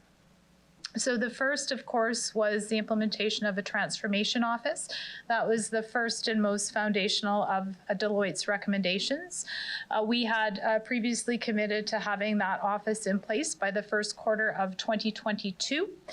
This milestone was achieved. The office is established and is actively working across the organization with operating areas on implementing the 13 opportunities. The second was around clarification of service definitions. And by the end of the first quarter, we had committed to defining services and key performance indicators for all 6 services that were part of the efficiency review. We engaged Deloitte LLP to assist us with that work to achieve the deadline, and that milestone was achieved and is being advanced to the next level. The third opportunity was implementation of a modern customer relationship management solution. Work in the first quarter of 2022 was focused on planning and preparation of that project. A project manager was procured through a competitive request for proposals process, and the team has been refining requirements, and a draft RFP for a software solution is anticipated and scheduled to be in market during the second quarter of 2022. So it is our commitment to continue to provide updates on a quarterly basis to Executive Committee, and the next report would be anticipated in Q3, and what you'll start to see in Q3 is actually reporting out of benefits realized, so any cost opportunities and savings, and you'll likely see us time that report as Mr. Lacey brings the budget forward. So that's when you can expect to see that, and with that, myself, Ms. Tink, who is our results champion, who is working across the organization on implementing the 14 key recommendations, 13 without the transformation office being in place. And then, of course, Ms. Simpson, who is our technology champion, who is focusing on our use of data, corporate performance management, as well as our core technology functions, is here to answer. We have a culture champion who we have hired and is expected to start next Monday, and she will be focusing on the culture components, the innovation components, as well as how we can improve our processes from a toolkit perspective. So with that, the three of us are here and available to answer any questions you might have. Thank you, Ms. Folk. Can I have someone move a motion to receive and file this report? Councillor Bresciani, you had your hand up first, so you can go ahead. I will pass it to you. Thank you, I'll move that. So just in regards to, just walk me through, so parks, so if we were talking about parks, what are we looking at for operational excellence? Walk me through what they would be looking for and what they would be doing. How would that work through the chair? Through you, Councillor Bresciani, I'm going to ask Ms. Tink to start that answer, and I know Ms. Shaley is online, and so between Ms. Tink and Ms. Shaley, they can provide an overview. Thank you.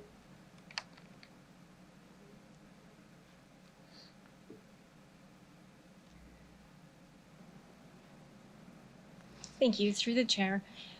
So the Parks was one of the initial services that we did KPIs and service definitions for, and we're currently contracting with Deloitte to do a second round, which gets to more the performance measures for the day-to-day staff and activities. At the same time, we're prioritizing installing telematics on the parks equipment, and we're hoping through this season we can baseline and benchmark the work that they're doing so that we can use those measures and set targets going into next season to really realize the savings. And I'll just ask if Lori Shaley has anything to add to that. Ms. Shaley? Through the chair, I think Ms. Tink has captured the priority areas. Our focuses right now really are on creating the KPIs and also installing and making use of the telematics in our mowers and our vehicles and that sort of thing. We have a few other initiatives underway as well that we'll be able to report on in future reports. Some work focused on the golf courses and the renewal of our operating partnership out there. We're doing some policy work to enable us to build and expand on naturalized spaces within the community.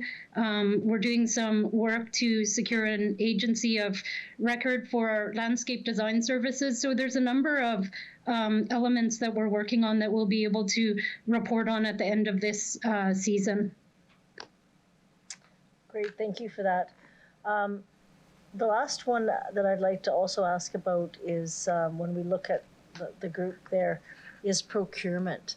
And this is something that even prior to this council has been talked about when we look at, local or how is that moving along?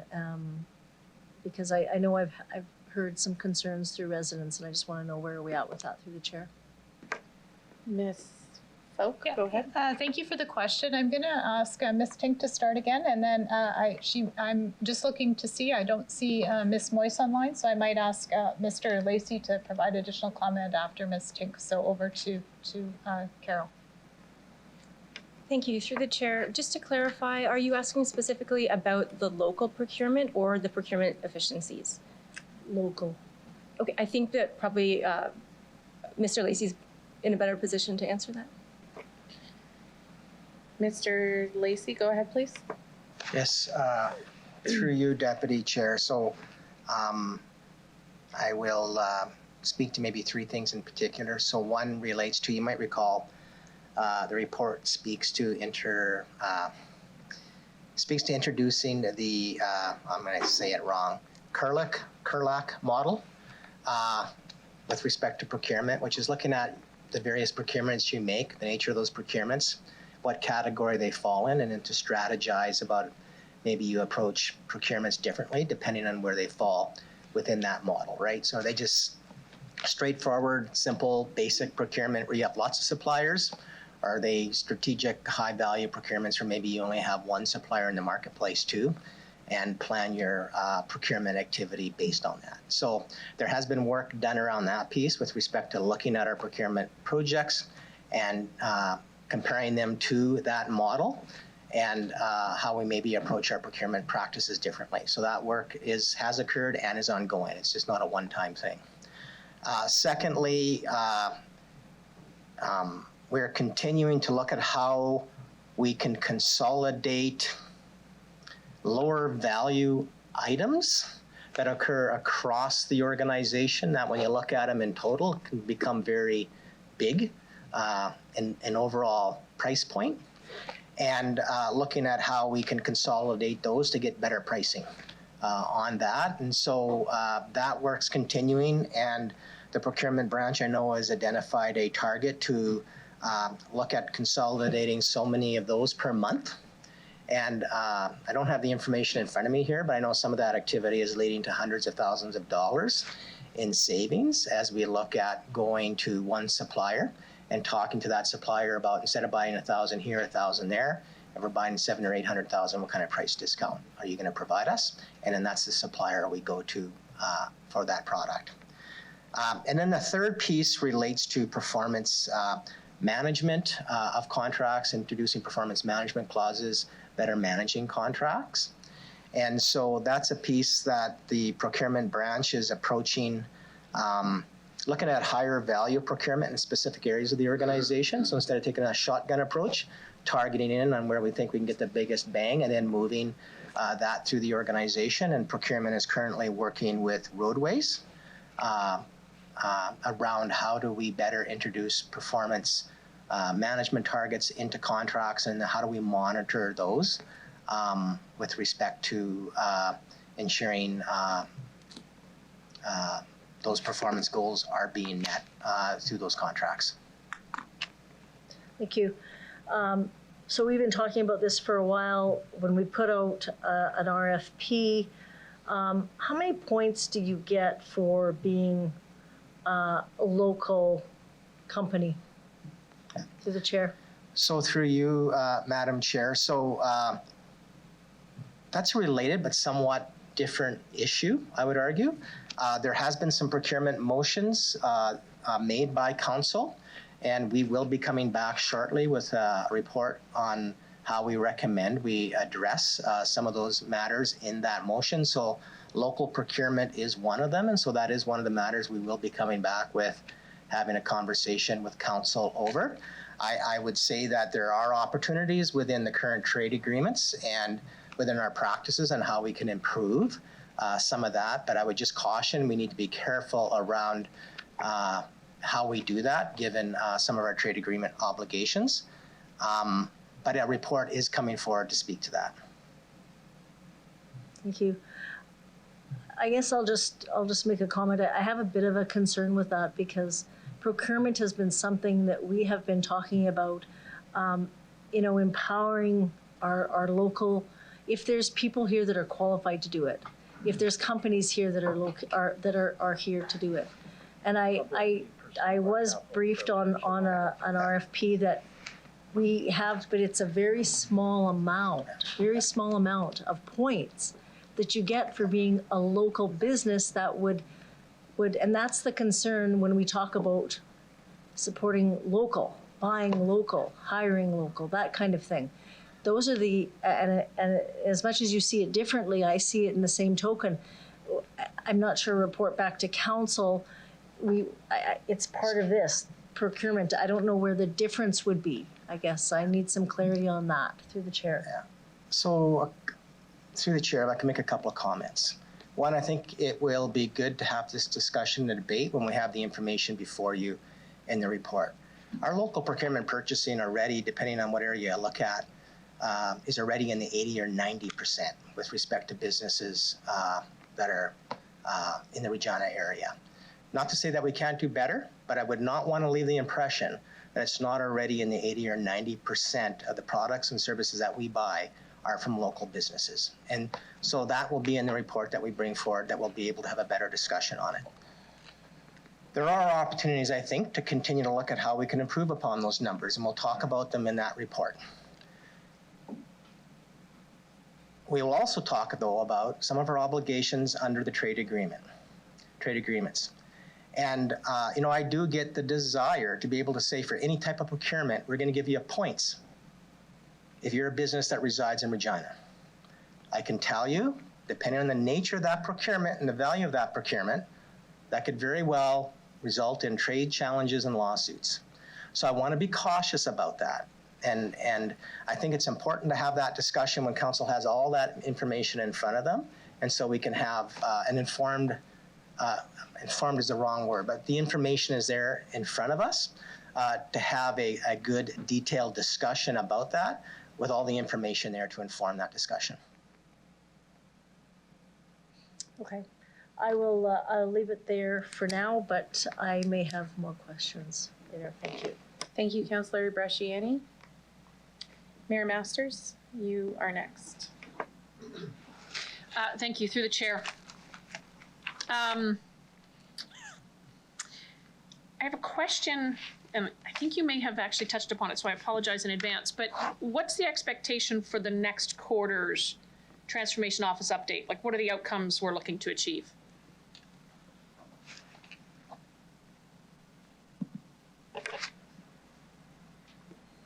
Go ahead, please, Ms. Bo. Yeah, through you, Deputy Mayor. Thank you for the question, Mayor Masters. So next quarter, you'll see benefits realized from work to date. And through that process, you'll probably see 2 or 3 services highlighted, especially where it comes from opportunity for reinvestment or opportunity savings that we've identified. So I would suspect, based on the work that's underway and where we've achieved results, you'll see fleet highlighted, you'll see procurement highlighted, and parks, there'll be a little bit of information on that in terms of where they're at with their journey, but we do want to start to tie this to opportunities for reinvestment as we advance on the budget. Excellent, thanks for that answer. Through the chair, talked about it during the retrofit program. What's the feedback loop the Transformation Office is using to get from the different areas to fully understand how executing on some of these things is going? Yeah. No, thank you for the question. So we do have regular reporting that's occurring through Ms. Tink and her team. Also through this year's budget process, we introduced a formal first generation benefits realization template that was looking for, please indicate with your business case where there's opportunity for cost savings, where we're advancing different approaches in terms of workplace culture, where we're looking at impacting community outcomes and impacts associated with our strategic plan. So we have that first piece of data that will be that has been accrued and looked at through our budget process, so we can start to prioritize actions. Thank you for that. Go one level higher. In terms of leadership across the organization, there's a number of sessions and meetings that have been had between Deloitte and Infotech and the Agile methodology. I'm not sure who put that on, but through leadership. And so in terms of a feedback cycle, then I guess one of my questions is about the support being provided to folks who are undertaking some of these things so that they don't have a session and then there's no follow-up. And so do you have any information on that? Yeah, no, thank you for the question, Mayor Masters, and that's an important component to advance this. And this has been, as we're working together, we're learning together, and we're exploring how we can learn and allocate resources differently and build capability, I would say, not necessarily capacity, but build capability across the organization. And those examples of sessions that you've described are first stage sessions to start to build awareness. And again, learn together and iterate through that process around how we can continue to advance and skill build. And that's where I think the Transformation Office comes in. It's really around that capability building and capacity building across the organization to focus on enhancing competencies, whether it be in program evaluation, use of data or metrics, setting expectations in terms of advancing. And as we've always said, that the Transformation Office would continue to use external support to provide that advice as we go. And I think leveraging Deloitte through the KPI process is a good example of that. Perfect. Thank you for that answer. Last question through the chair has to be about data.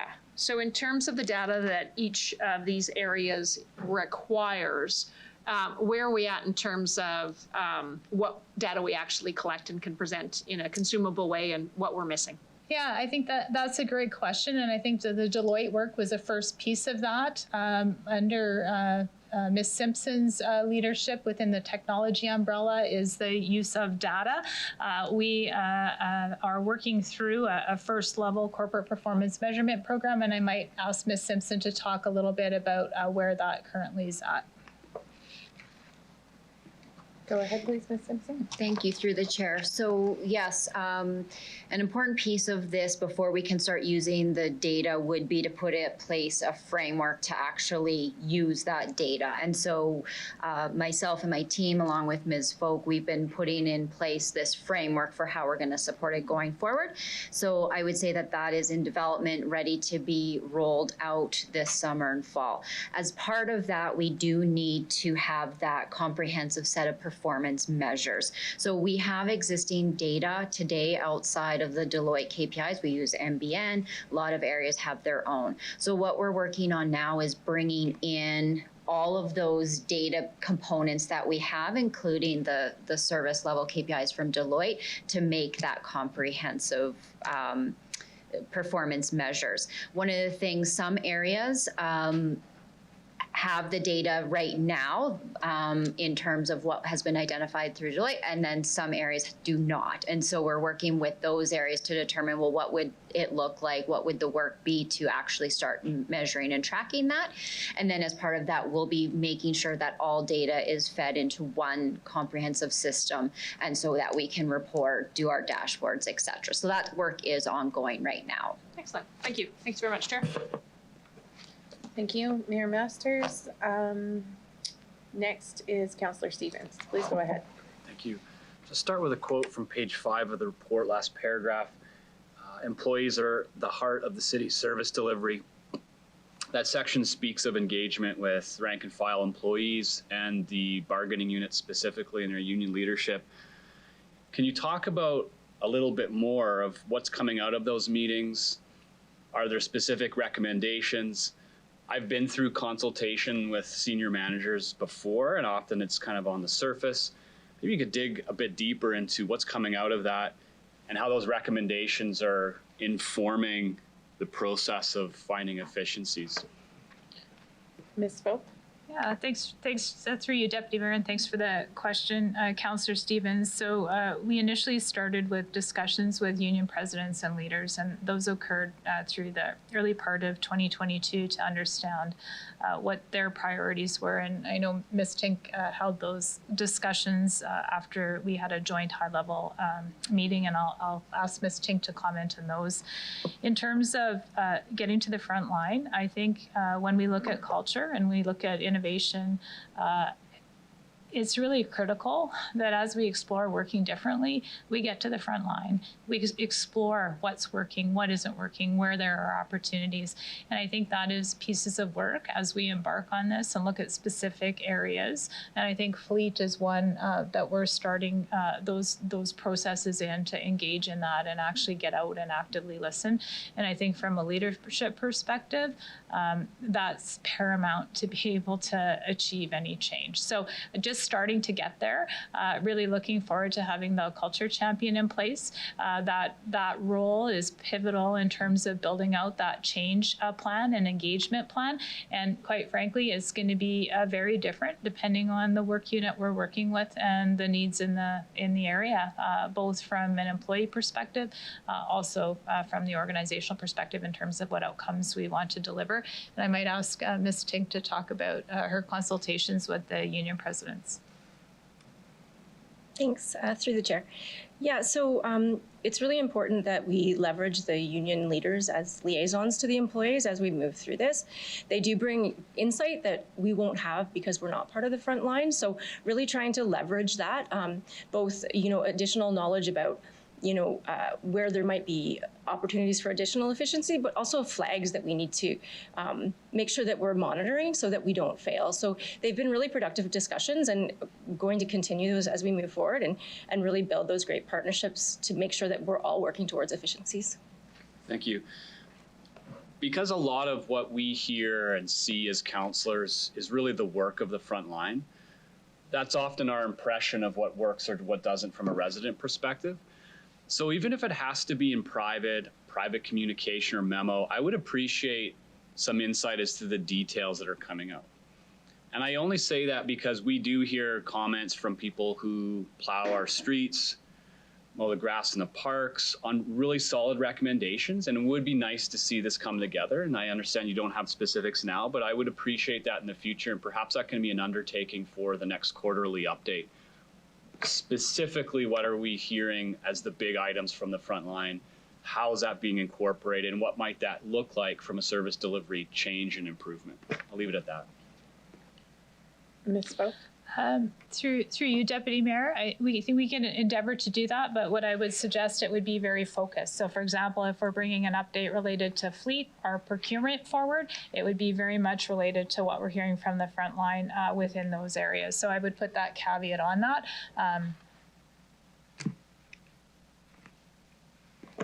Okay, thank you. I see Councillor Hawkins. Go ahead. Thank you, Deputy Mayor. I have two questions. Normally, to achieve benefits from efficiencies, there has to be upfront investment, and the benefits follow later. Do you anticipate that this will be the pattern with the case of these efficiencies? And in light of that, would you imagine that immediate benefits for the upcoming budget might be limited? Ms. Spoke? That's a very good question. Thank you. Through you, Deputy Mayor. I anticipate that there will be some benefits for this upcoming budget cycle. I think they might be limited in terms of what you would anticipate by the time we get to 2024. Some of the quick wins that Deloitte identified around those 14 opportunities we're already starting to realize some opportunity, and we're just in the process of firming those up with operating areas.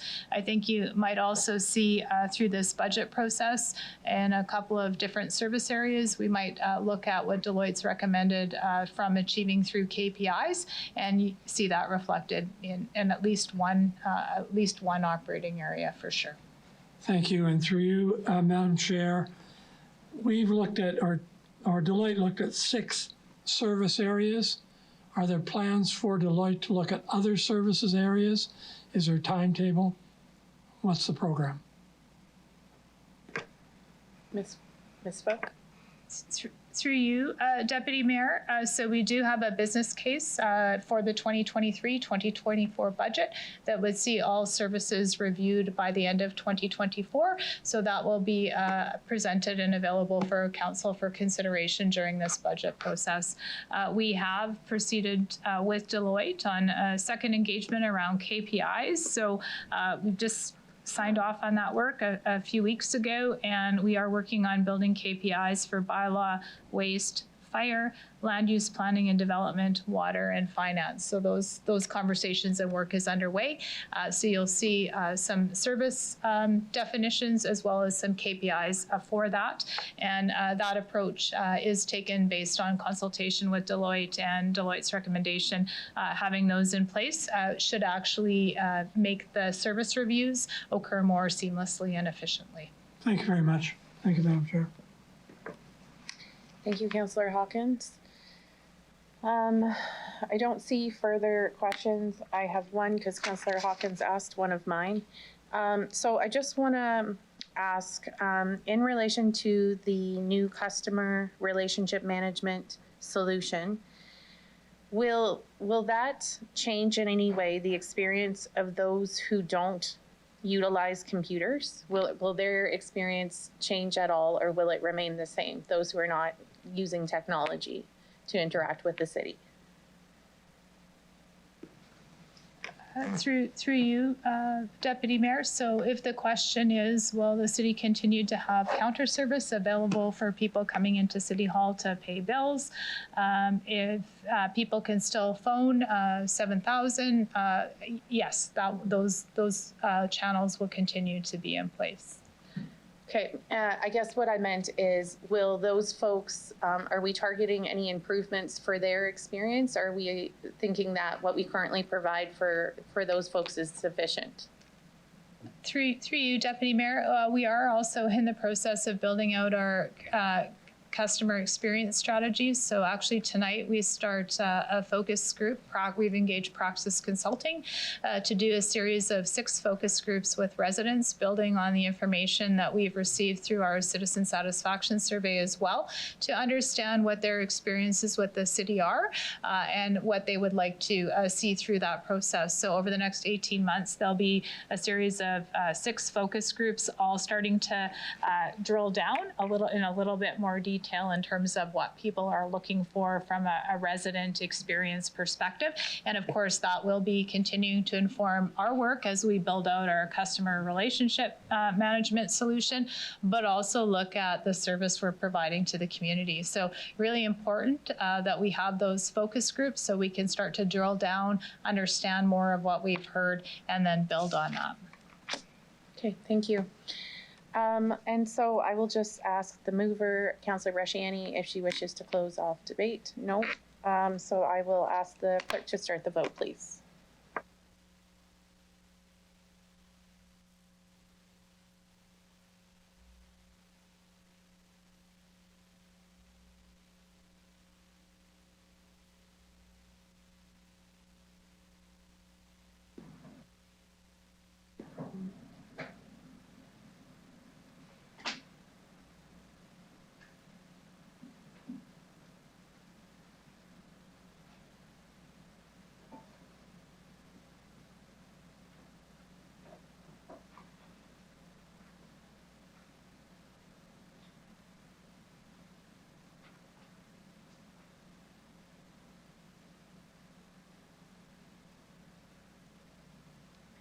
Through you, Madam Chair, the motion carries unanimously with all 10 members voting in favor. Thank you. We will now consider item EX 22-68, Economic and Preliminary 2023-2024 Budget Development Update. Can I ask Barry Lacey from the administration to introduce the report, please?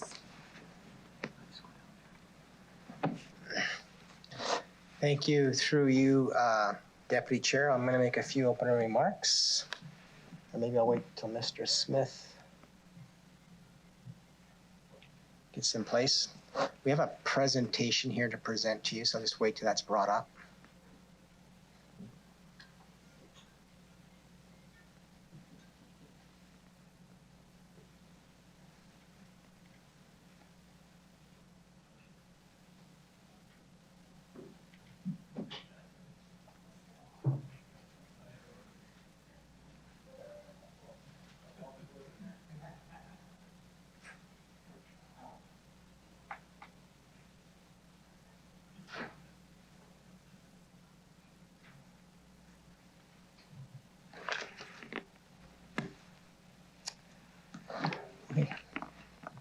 So, thank you, and through you, Madam Chair. So we're here before you today to provide an economic update and a preliminary high-level review of the 2023-2024 multi-year budget. This will be the city's first multi-year budget, and it will provide a 2-year operating budget and a 5-year capital plan similar to the past years. This update is an information and discussion item. No decisions are being made today, and we welcome any questions you may have. Just move to the next slide, Curtis. So today's presentation will provide a summary of the economic environment as a context for the 2023-2024 budget development, an overview of long-term financial viability and its influence on budget development, a preliminary review of the 23-24 budget development, and an overview of the budget timelines and public engagement process. So at this point, I will turn the presentation over to Curtis Smith, who is the city's manager of budget and long-term financial planning, to take us through the economic environment under which the 23-24 budget will be developed and information related to the development of that 2-year budget. Curtis? Great, thanks for that. Next slide, please. Having awareness of the economic environment in which the city budget is developed is important, as it is an indicator of city growth, the need for and capacity of the city to expand or add new services, and provides context in the development of a city budget that is affordable to the residents of Regina. The 2023-2024 budget is being developed under unprecedented circumstances. Following the removal of the COVID-19 public health restrictions, economic experts are predicting that Canada's economy should return to its potential by the start of 2023, which could be interpreted as almost back to pre-pandemic levels. While still uncertain, this suggests that participation levels may be close to pre-pandemic normal in 2023 in such areas as transit recreation programs or other revenue-generating activities. However, recent global events have added uncertainty in the global economy. While the situation remains fluid, the Conference Board of Canada expects the largest implications for Canada will be on commodity and consumer prices, potentially making projects and the acquisition of goods and services significantly more expensive. Closer to home, we have seen a number of significant project announcements over the past year from such companies as Viterra, Cargill, Federated Co-op Limited that will see substantial economic development occur in Regina and the greater Regina area over the next 5 years. Next slide. A resilient economy fosters dynamic businesses and sustainable employment, and helps to attract and retain professionals, families, and individuals to our city. This slide depicts the historical and forecasted GDP growth for the city, province, and Canada. The shaded area represents forecast data with predictions completed by the Conference Board of Canada as of May 19th, 2022. So these predictions may change as things unfold and as we work through any potential COVID-19 impact. After contracting by 5.1% in 2020 due to the pandemic, Regina's economy grew by 3.1% in 2021. The Conference Board of Canada predicts that Regina's economy will expand by a forecasted 4.8% in 2022. Looking forward to 2023 and over the forecast period, the Conference Board of Canada predicts real GDP would grow by 3.5% in 2023 and just under 2% in 2024 and future years.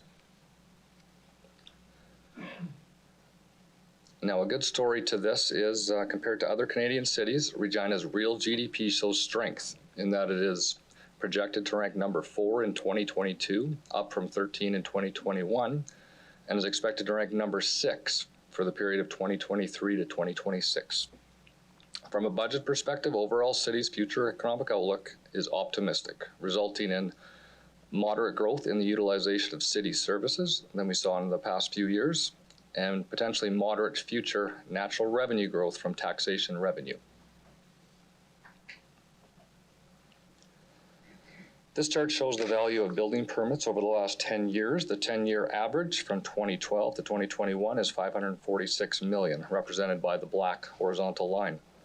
The story here is that recent building permit values have been lower than the 10-year average, but it appears to be rebounding slightly due to large projects that are coming online. Given the general correlation between building permits and natural tax growth, that is tax growth without an increase in the mill rate, we expect to also see moderate growth in tax revenues due to the natural growth of the property tax base.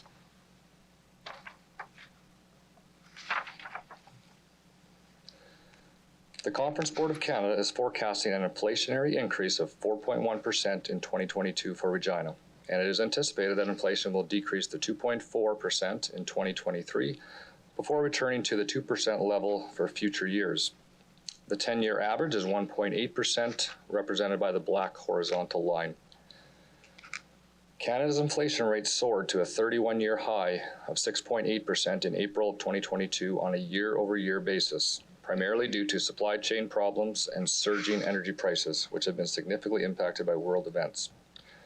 The relationship to budget development is that CPI increases the cost of the city's expenditures.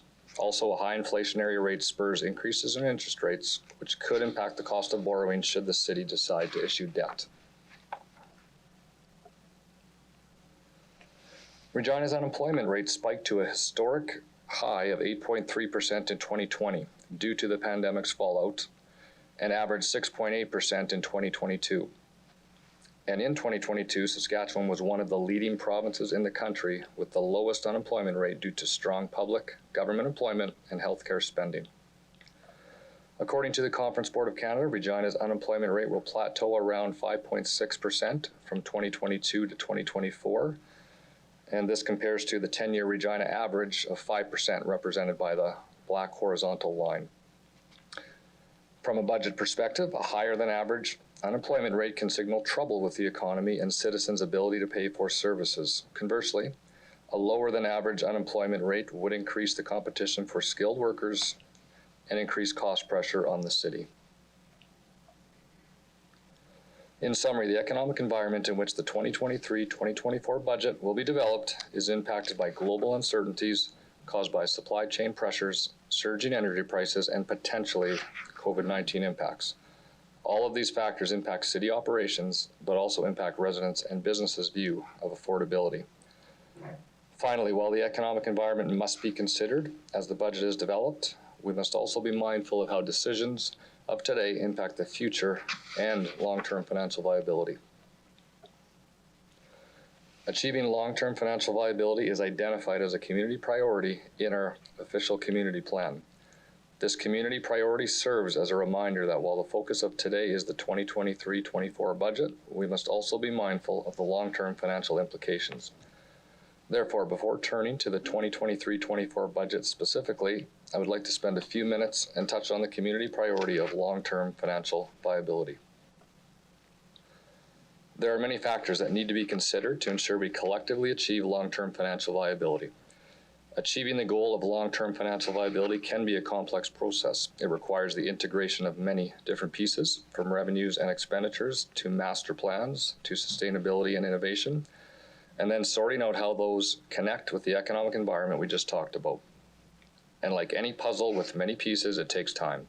If another factor gets introduced or something changes in the environment, the pieces of the puzzle need to be reworked and reintegrated together again. With that, I will touch on some of the factors we believe will be significant as administration develops the 2023-24 budget while being mindful of the long-term financial viability of the city. As discussed, the economy impacts the decisions that are made in preparing a budget and pace at which the OCP and related plans can be advanced. The impact of inflation on the cost of projects, goods, and services as well as the ongoing pace of recovery from the pandemic will need to be closely monitored. Decisions around levels of service, including increasing or decreasing them, are tied to objectives outlined in the city's master plans and OCP, and the ability to fund them. This will be particularly challenging as we consider ways in which to advance Council's priorities and related capital and infrastructure projects. In terms of revenues and expenditures, the reality is increasing costs generally exceed natural revenue growth in municipal government. This also places pressure on achieving long-term financial viability. Another area is debt and reserves. The level of a city's reserves and debt are also important components. There's very little room in the city's debt limit to consider the strategic use of debt, and there are also many potential large projects that may require debt, and thus these projects will have to be prioritized as there is not sufficient debt room to fund them all. Without additional sources of funding, these major capital projects may need to be prioritized and implemented over a number of years. In terms of capital investments, one of the biggest long-term financial viability challenges facing municipalities is infrastructure investment. Capital investments contribute to a growing city, while they are also required to maintain, renew, and replace aging infrastructure. Investments into capital assets are also critical to maintain and, where needed, increase levels of services. I thought I would like to leave you with, as we turn our focus to the development of the budget, is that we must balance both the short-term and long-term in our budgetary decision-making. Today's decisions can significantly impact the future and how the pieces of the puzzle come together. As Regina City Council, you play a critical role in this process. Now, with the economic update and discussion of long-term financial viability as background, I would like to turn the discussion to the 2023-24 preliminary budget development. In 2021, Council approved a move toward a multi-year budgeting process with a 2-year budget cycle beginning in 2023. How this would work is that Council will approve the first year, which is 2023, along with the mill rate increase, while the second year, 2024, will be approved in principle. The multi-year budget will also include a 5-year capital plan, and the process will remain essentially unchanged compared to past years, whereby Council approves the first year of the capital plan and the second year approved in principle consistent with the operating budget. In the second year, Council will have the opportunity to make significant changes that were either not anticipated or make adjustments that reflect changes in Council direction.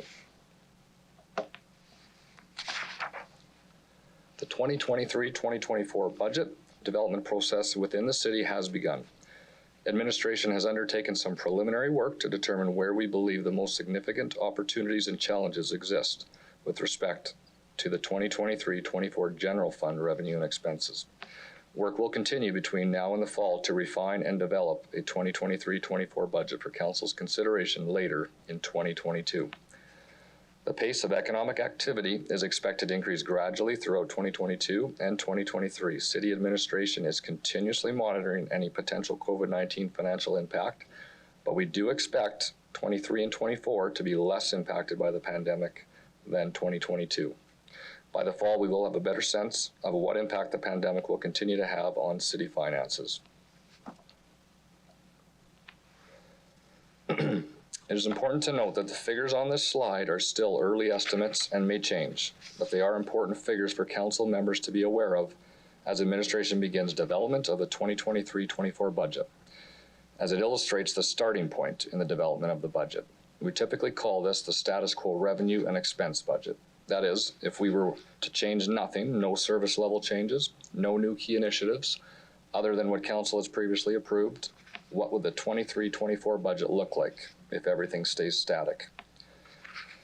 On the revenue side of the budget equation, we are estimating an increase of $6.2 million in 2023 and $5.2 million in 2024, excluding any increase in the mill rate and also excluding any potential impacts COVID-19 may have on revenues in 23 and 24. We anticipate the most significant changes in revenue to come primarily from an anticipated increase in the municipal revenue sharing grant and increase in natural property tax growth. While there may be changes in other revenues like user fees, they are not expected to be substantially different than the 22 budget.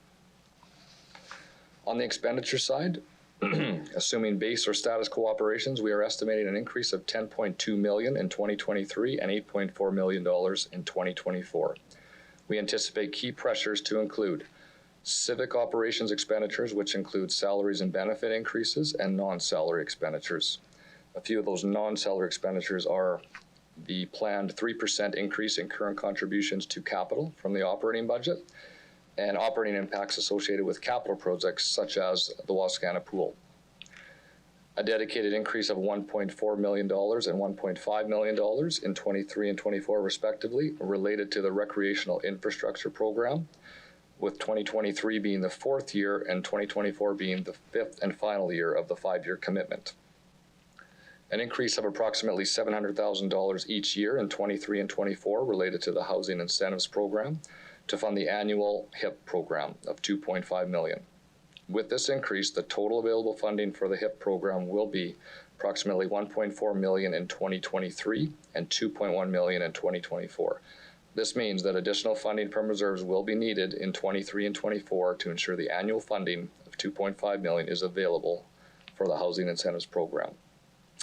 Through the 2022 budget, Council approved half of the $2.3 million to address the backlog of sidewalk maintenance to be funded from the Asset Revitalization Reserve to help reduce the financial impact on the 2022 budget. It was intended that funding for the other half of $1.2 million would be determined as part of the development of the 2023 budget. The 2023 status quo revenue and expenses includes this amount and assumes it will be funded from the mill rate. Overall, the status quo revenues and expenditures leave a funding gap of $4 million in 23 and $3.2 million in 2024, and this is before police is considered. This equates to a mill rate impact of 1.43% in 2023 and 1.14% in 2024, again before police. If police had the same dollar increase as 2022, that mill rate would be 2.72 in 2023 and 2.43% in 2024. Again, these mill rates do not include any new initiatives nor any other challenges such as fuel prices.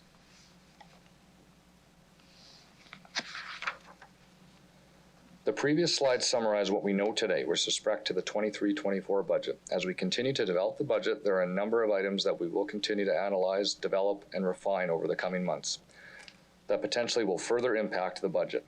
It will certainly be challenging to deal with these items and have an affordable mill rate. They include: the city's work is guided by council's strategic direction.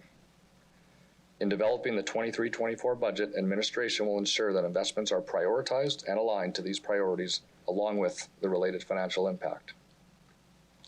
A transformation office has been established to drive the change required to reach each efficiency goal and is held accountable for the successful implementation of the 14 priority items from the efficiency review. Council's direction on benefits realized from the efficiency review is that they be strategically reinvested. Therefore, a strategic reinvestment of savings will be built into the 23-24 budget in alignment with the strategic priorities. As economic and business activity recovers from the effects of COVID-19 pandemic, we expect that there would be minimal to no financial impacts of the pandemic on 23 and 24 for the city's finances. However, usage of city services such as transit and recreational programs has not yet returned to pre-pandemic levels, so this does impact the projection. In terms of interest rates, they have been increasing at a faster rate, primarily due to high inflationary pressures. The national inflation level, as mentioned before, is 6.8% as of April 2022. This is the highest rate in over 3 decades. Related to this, the Bank of Canada has already increased interest rates twice in 2022 by 0.75%, and many experts predict that there will be more hikes in the near future. This could have implications on the cost of borrowing and impact on the operating budget should the city decide to borrow new debt in 23-24. Fuel prices in Saskatchewan and around the world have continued to rise as the Russian invasion of Ukraine continues and the tight global supply places pressure on the market in Canada and worldwide. Administration will continue to monitor and analyze the price of fuel over the coming months and further refine the impact on the budget. And lastly, any impacts due to the Regina Police Service budget, which is independently developed by the RPS and approved by the Regina Service Police Commission, still could impact the eventual budget and mill rates. As mentioned, the preliminary outlook for 23-24 shows a significant gap between expenditures and revenues, and that will need to be addressed through the budget development process. This trend, shared by all municipalities, will require use of one or more of the options to close the funding gap. Those options are efficiencies and cost savings through process improvement initiatives and looking at new and innovative ways of work. This can include implementing cost containment strategies, and this has been a key priority for the City of Regina in its annual business planning and budgeting process. As mentioned previously, implementation of priority opportunities for savings and innovation identified by the efficiency review will also unlock new savings and efficiencies that will be strategically reinvested and built into the 23-24 budget.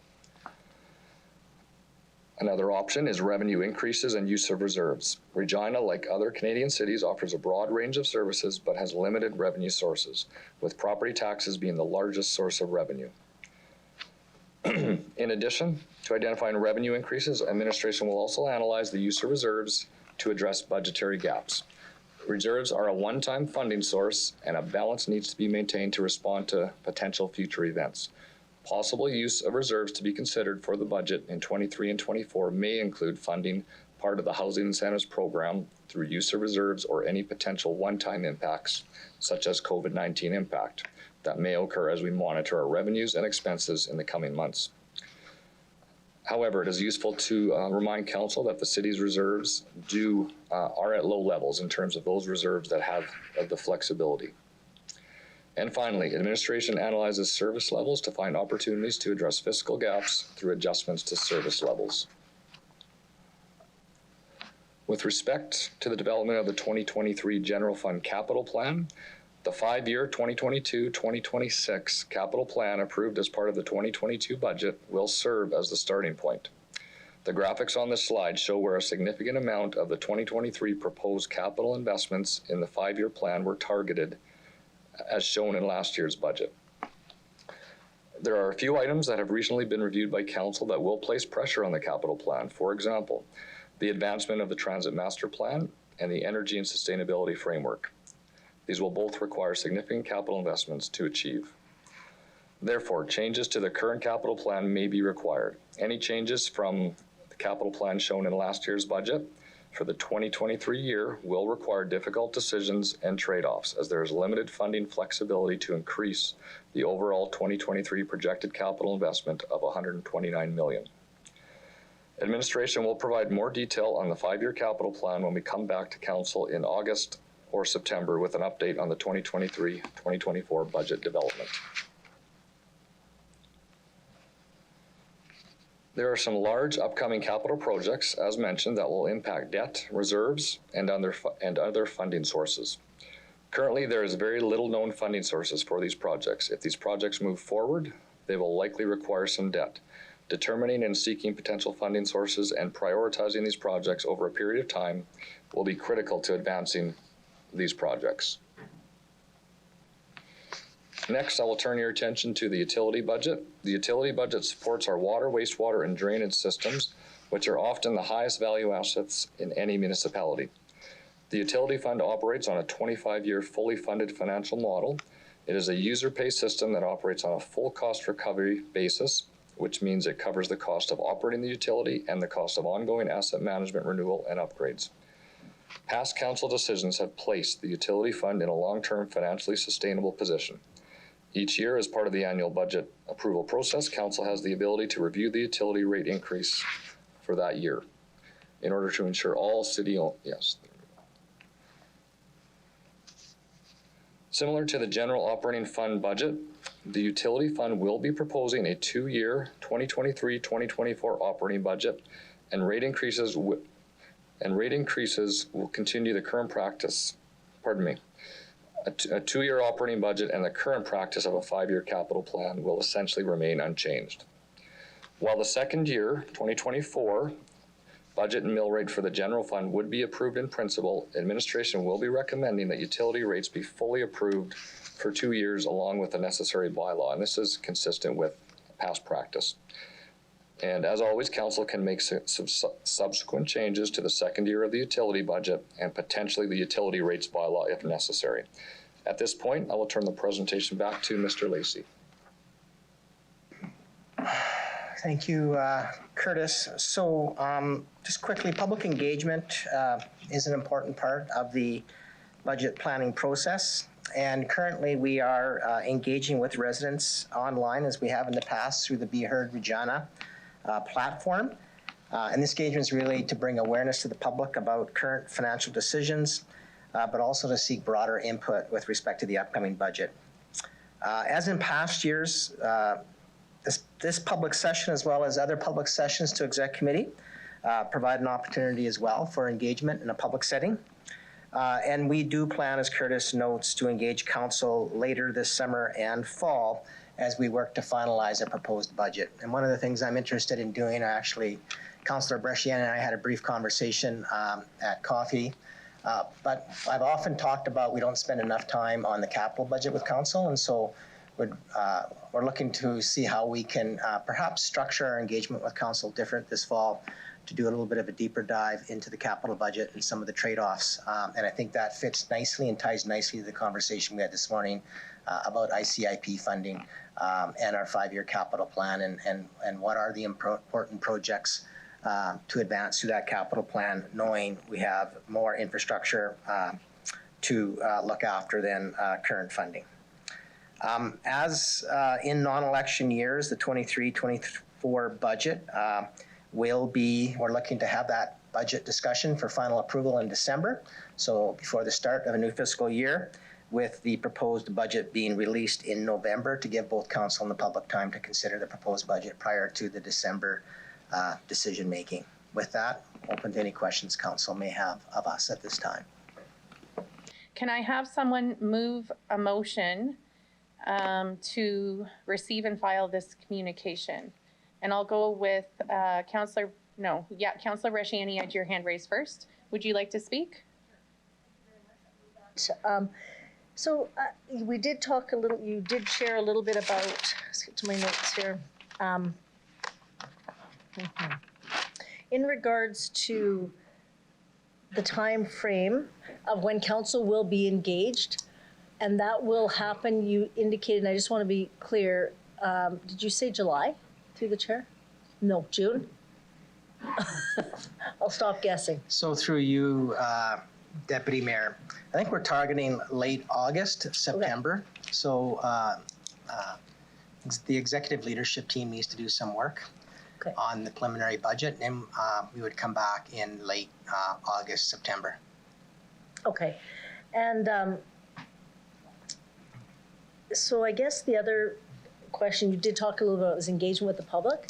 And I know a few years ago, what we did was, and it was pre-COVID, but we actually hosted something here at City Hall in the foyer in the cafeteria for people who may want to come down, ask questions rather than just doing the online thing. Is that something that you see would be warranted? The only reason I asked that, and we had a pretty good turnout, but the only reason I asked that is not everyone is on social media, not everyone has that. Because we're doing a 2-year, would we think there's value in something like that? Through the chair. Through you, Deputy Mayor.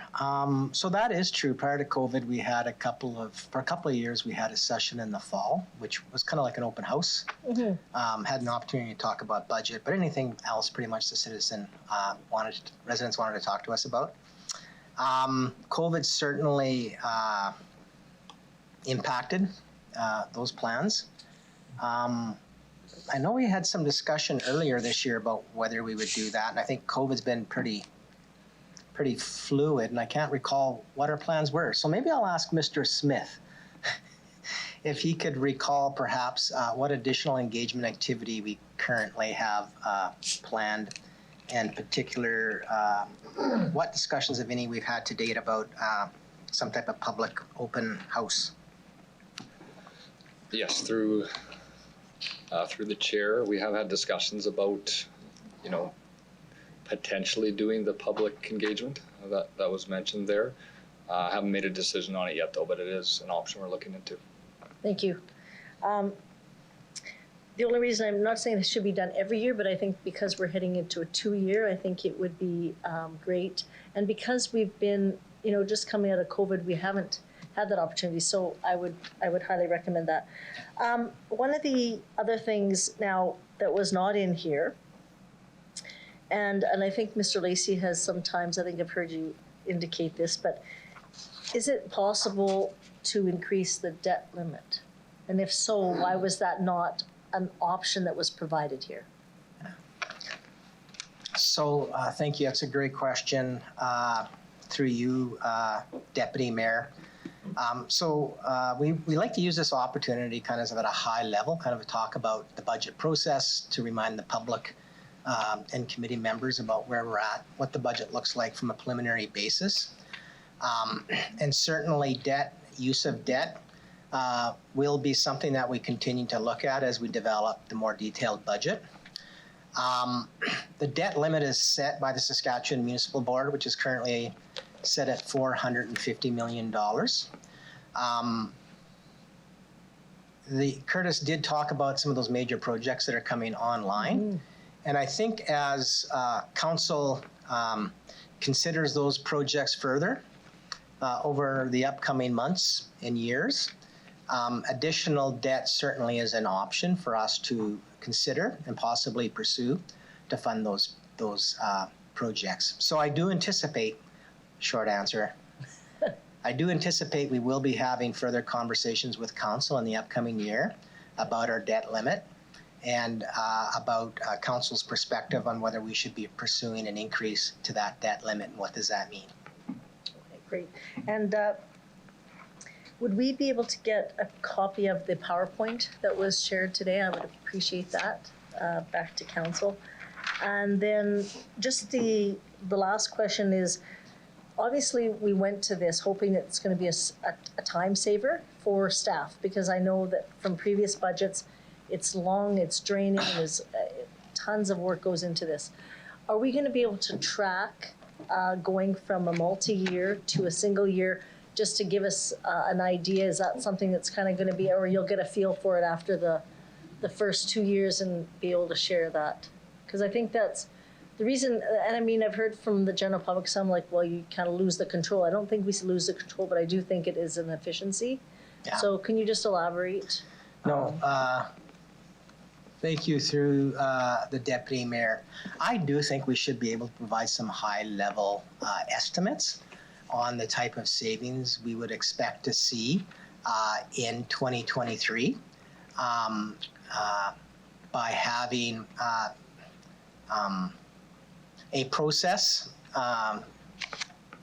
that will result in a lot less staff time working on the budget. So they would be high-level estimates, but I don't see any reason why we couldn't do that. And I think we'd have a better sense of that, obviously, after we work through after we finish 2023.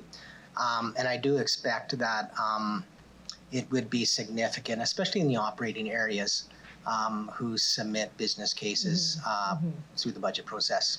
Yeah, I don't want it to be a lot of work. Again, it's just a heads up to council. I think this is, something that would be beneficial. The last question is around efficiency review. We know that in the budget, and we've heard that there's going to be savings in that. So how will that be applied, and that'll to the budget moving forward? How will council be briefed on that, I guess? Yeah. So I'll make a few comments, and then Ms. Folk might add to it. So so the budget team will be and is working closely with the Transformation Office, who's charged with tracking and working with the business areas and identifying those savings. And we will be working with them as well with respect to reinvestment opportunities. So I do see the budget that comes forward in the fall will have a fairly significant discussion and description of the savings that have been identified, whether they're hard savings that can be reinvested, or whether they're productivity savings that have been identified that help contain the cost curve or contain the budget ask, will be detailed in the budget report that comes forward. And maybe I just ask Ms. Folk if she has any additional comment.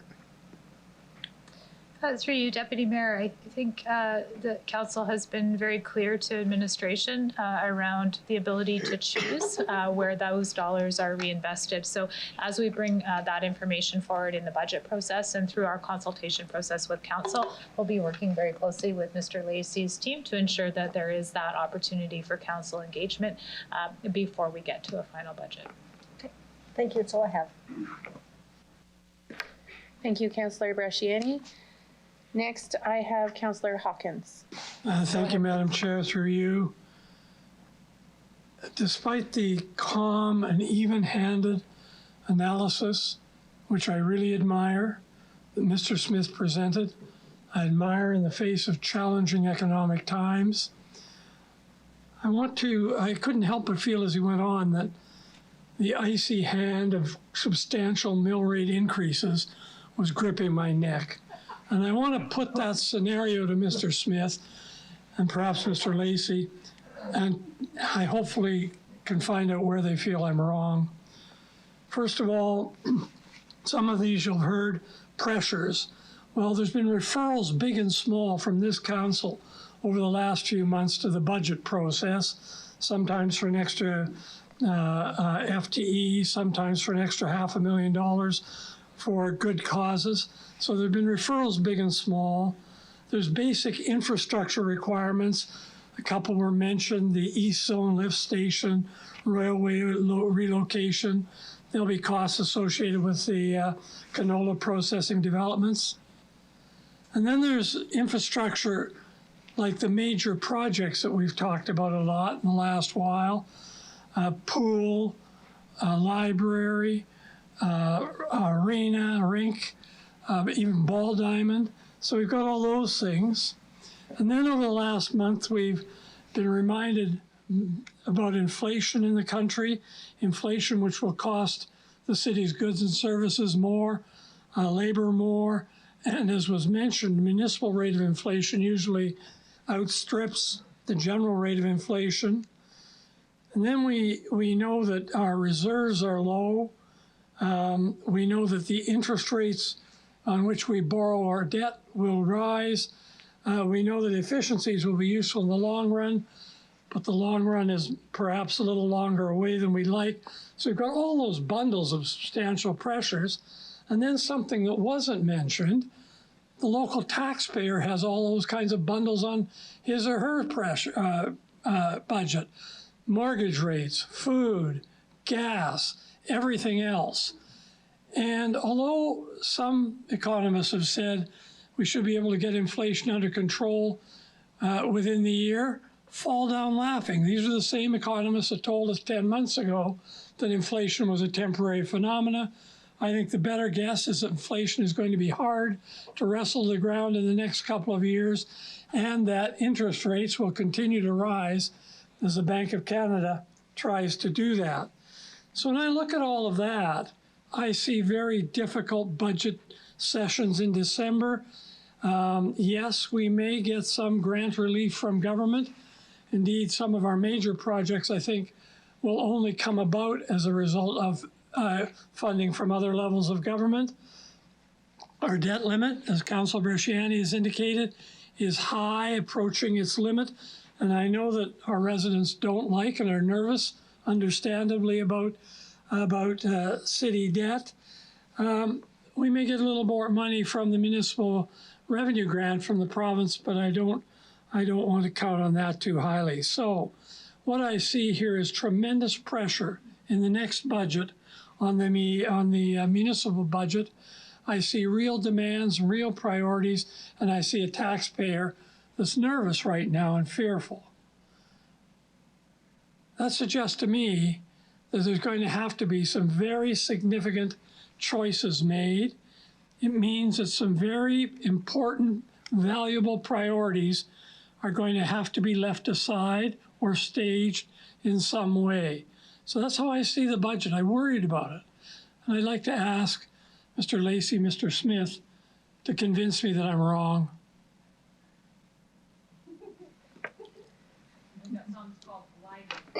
Mr. Lacey, please go ahead. Yeah, through you, Deputy Mayor, I might take that one and not put that on Mr. Smith's shoulders. You know, I think every year I tell council it's going to be a challenging budget. And sometimes I feel a little bit like a broken record, so maybe that's why I avoided the use of that language in this opening piece. But I think Councillor Hawkins, you know, has very succinctly, I think, highlighted some of the challenges we're going to have as administration and as we engage you later this summer and the fall about developing a budget that is balanced, meets council's priorities, but at the same time is affordable to the residents of Regina. And I do think, just given the economic circumstances that we're currently in, and the fact that we do have some important priorities that council wants to advance within the city, that you know, we're gonna have to have some challenging conversations about priorities. And priorities also kind of ties into expectation setting from my perspective. And not that we won't get to everything, but how quickly will we get to everything while having an affordable budget. And so, you know, I as we look at some of the preliminary budget information we're dealing with, I think this year the capital budget is going to be particularly challenging as we look at it from a 5-year perspective.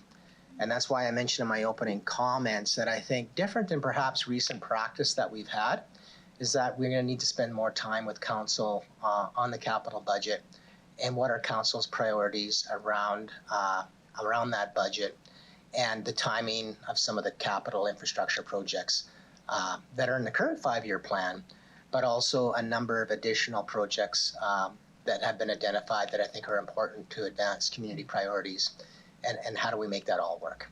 So I don't have answers for you here today, but I would say to members of committee that it is going to be very challenging, and that it's about priority setting, I think. It's about expectation setting. It's about timelines. And it's about affordability, So I don't have any answers for you today, but it's a significant piece of work that's going to have to happen over the next 3 or 4 months. Thank you. I appreciate that, Madam Chair. And I just ask us to all consider, bear in mind, the ability of our taxpayer to pay and what affordabilities they can manage. Thank you. Thank you, Councillor Hawkins. Next is Councillor Stevens. Please go ahead. Thank you. This is a question I've always wanted to ask. It's come up every year. When you use the word affordable, I've always wondered what administration means. Is it indexed to wage increases, which actually exceed the mill rate you've proposed? Is it indexed to average income? Affordability is a relative term. Last assessment, some people's property taxes went down, some people's went up. I just need some help understanding what is affordability and who is the typical resident and property tax owner that you're benchmarking when you use that word, so we can better understand what is not affordable and what is affordable.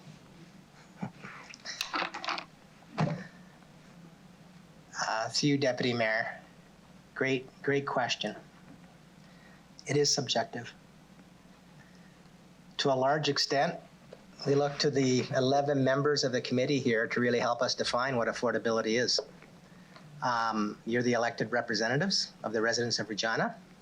And while we as administration can bring forward advice and perspectives about spending priorities and where we think council should spend the city's monies, ultimately, I would say that rests with you. I know that's not necessarily a straightforward answer that you're looking for, but really we look to you to help us give us some direction on that and what you think's an affordable mill rate, as well as what are the priorities that we need to advance within what's considered an affordable mill rate, tax rate.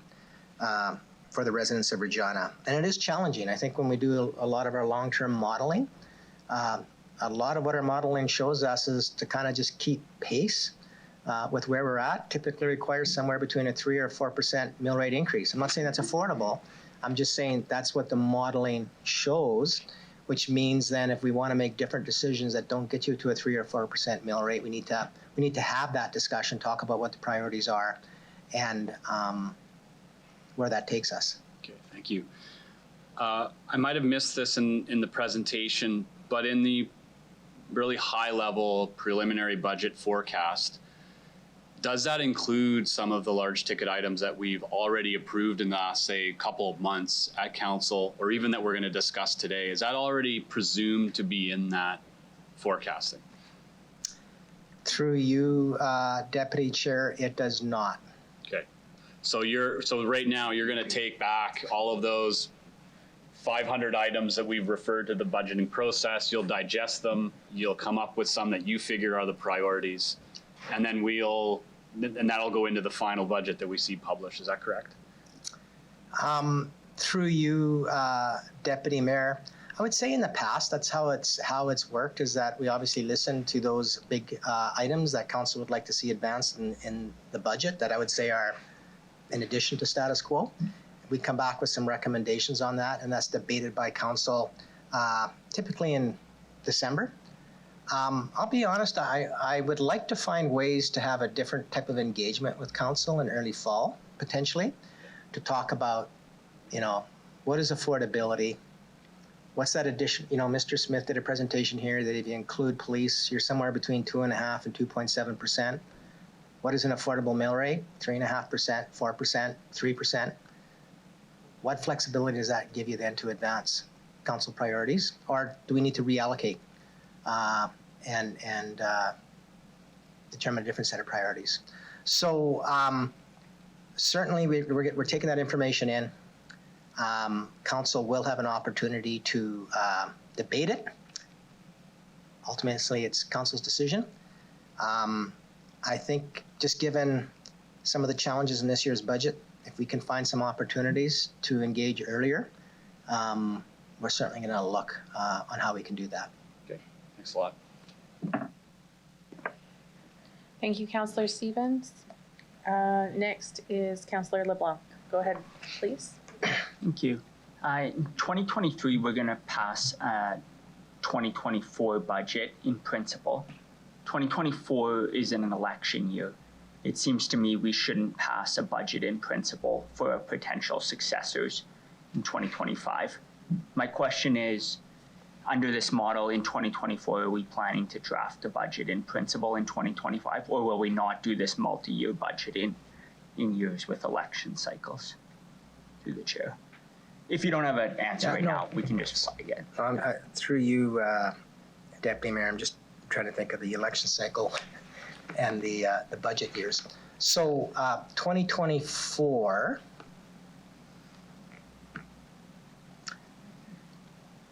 would be the year, is 2024 the fall in which the next election cycle? So great question. And I will just give you my immediate answer, but probably would want to think about it a little bit more. So typically in election years, the budget is approved after the new council is elected. There's a possibility with a multi-year budget, 2023, 2024. With 2024, when we actually formally approve that budget in the fall of 24 or early winter of 24, it's just reaffirming, like, that is our long-term expectation with a multi-year budget. Has anything changed in the last year? Have economic circumstances been so different than what we predicted that we need a different budget? Has council's priorities significantly changed in direction that requires a different budget in 2024?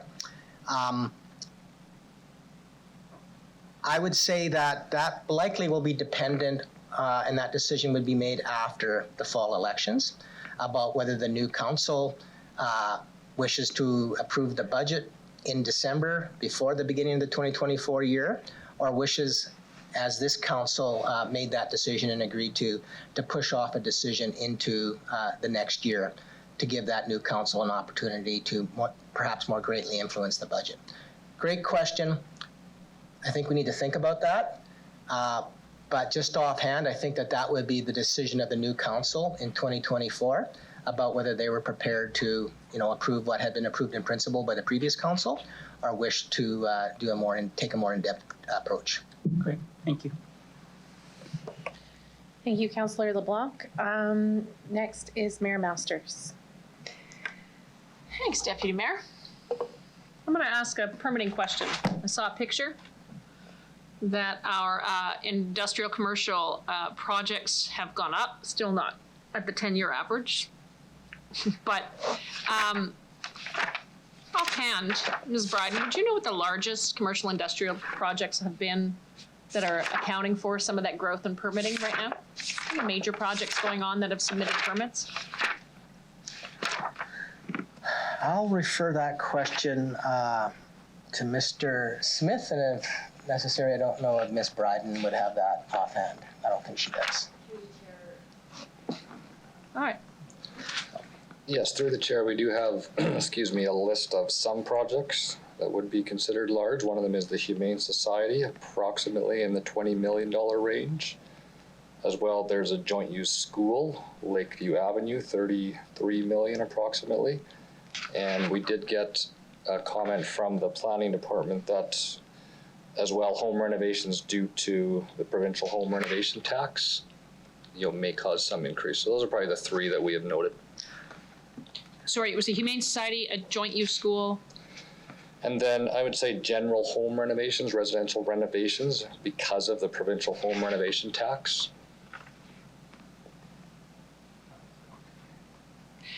Interesting.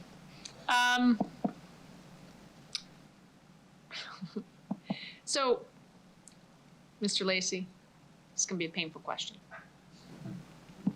Tell me about the meetings and discussions that the city leaders, our executive, are having to increase property tax revenue outside of the mill rate. Tell me about those strategy sessions.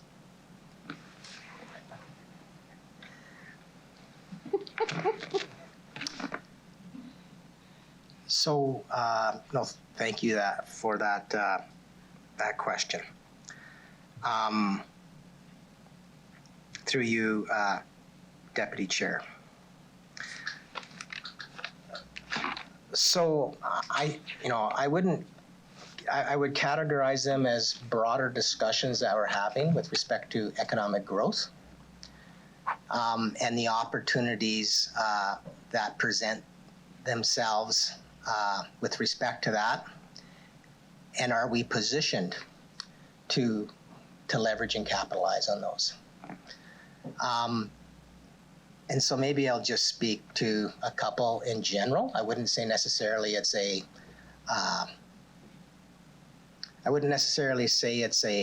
focused strategy, rather more broad discussions about economic growth and opportunities. So Mr. Smith has mentioned the large economic development projects that are coming to Regina. Many of those are going to require the city to ensure the infrastructure is there to make those projects a reality. And it's going to require some investment by the city to make sure that happens. So I'd say one, on large ones, that's part of the discussion that's happening around that piece. And then I think the second discussion around that large industrial piece is, are we positioned, should other opportunities arise, to be able to be ready to support those projects? So an example around that one is expansion of our wastewater treatment plant and our wastewater treatment systems, and what might we need to do there over the next 3 to 5 years to position ourselves around that piece. We've also been doing some work and continue to do work around that piece with respect to how as a city, I don't really like using this term, but how do we make sure we're business friendly? That we're easy to approach when businesses want to come here, they get quick responses. And I like to call that, a business response or a business service desk that can be there for businesses that provide timely responses and ensure we're providing a high level of customer service. And so work's continuing for us to get there as well. And I can see the mayor probably has some other questions coming up here shortly. And then I think the third piece just revolves around some of the discussions we're having about, vacant properties, intensification, and how can we be more effective as a city, knowing that we're just one part of that solution, but how can we make sure we're doing our part to see development occur in those areas and revitalization happen in some parts of our city that are important to see that happen. That's a pretty good answer. It's a pretty good answer. So I guess philosophically then, would you, how do you feel about the idea that economic growth should pretty much try to match the status quo or exceed it, right? In terms of your status quo budget, knowing that it's going to go up naturally every year, I believe your number is 3 to 4%, that if we're not achieving 3 to 4% growth in terms of our population and our revenue, tax revenue base, we fall behind every single year. So, through you, Madam Mayor, that's one of the challenges with the property tax base system that all municipalities have, different than the provincial and federal governments, where it's based on income tax and a percentage of income tax. As people's wages go up, typically because of inflation, et cetera, taxes automatically go up. That's not true with property taxes. Property taxes only go up if council increases it through a mill rate increase, or you see additional homes, buildings, et cetera, businesses being built. So my personal view is economic growth in the property tax base is absolutely vital for council to achieve many of its other objectives that are about quality of life and the well-being of the community. And so without economic growth, you don't have the funds to invest into those other things that are important for our community. Okay, thanks for that. I think this question is actually from Ms. Bryden. Recently, there was a paper issued from the SAS Realtors Association with regard to housing stock, a crunch basically coming in the province. Regina, up until this point, as opposed to many other municipalities across the country, hasn't exactly experienced zero houses for sale like some other municipalities have, but that we've fallen behind. What's Planning and Development's response? And it's not the first one. We have a white paper from the Regina Home Builders Association. Everybody's signaling that we're going to run out of housing stock over the next few years. What's Planning and Development's response? Thank you. Through the chair.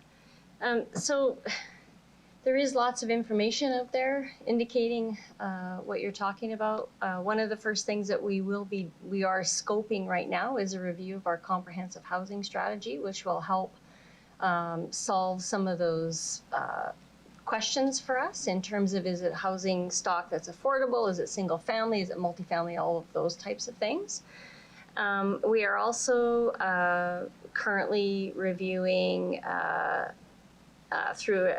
reviewing a request to review our growth phasing in the OCP.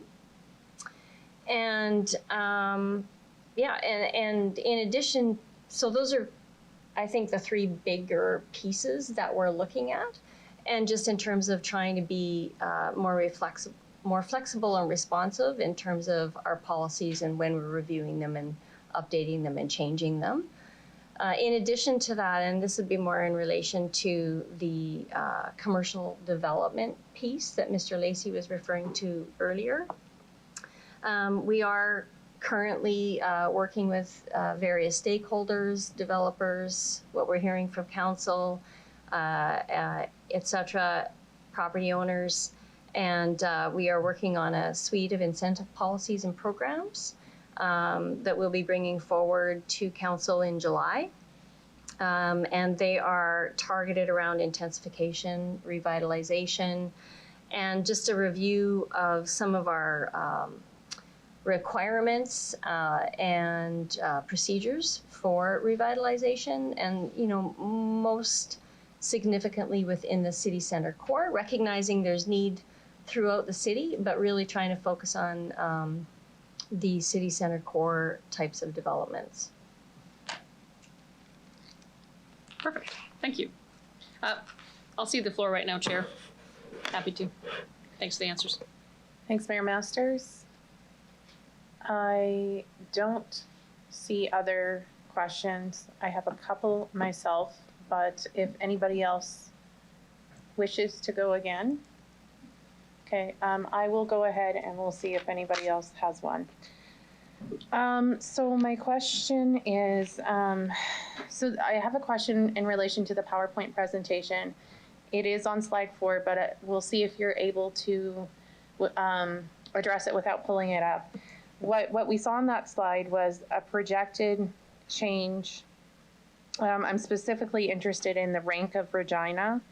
I can't remember what the rank was specifically about, but we go from the 4th city to the 6th city to the 13th.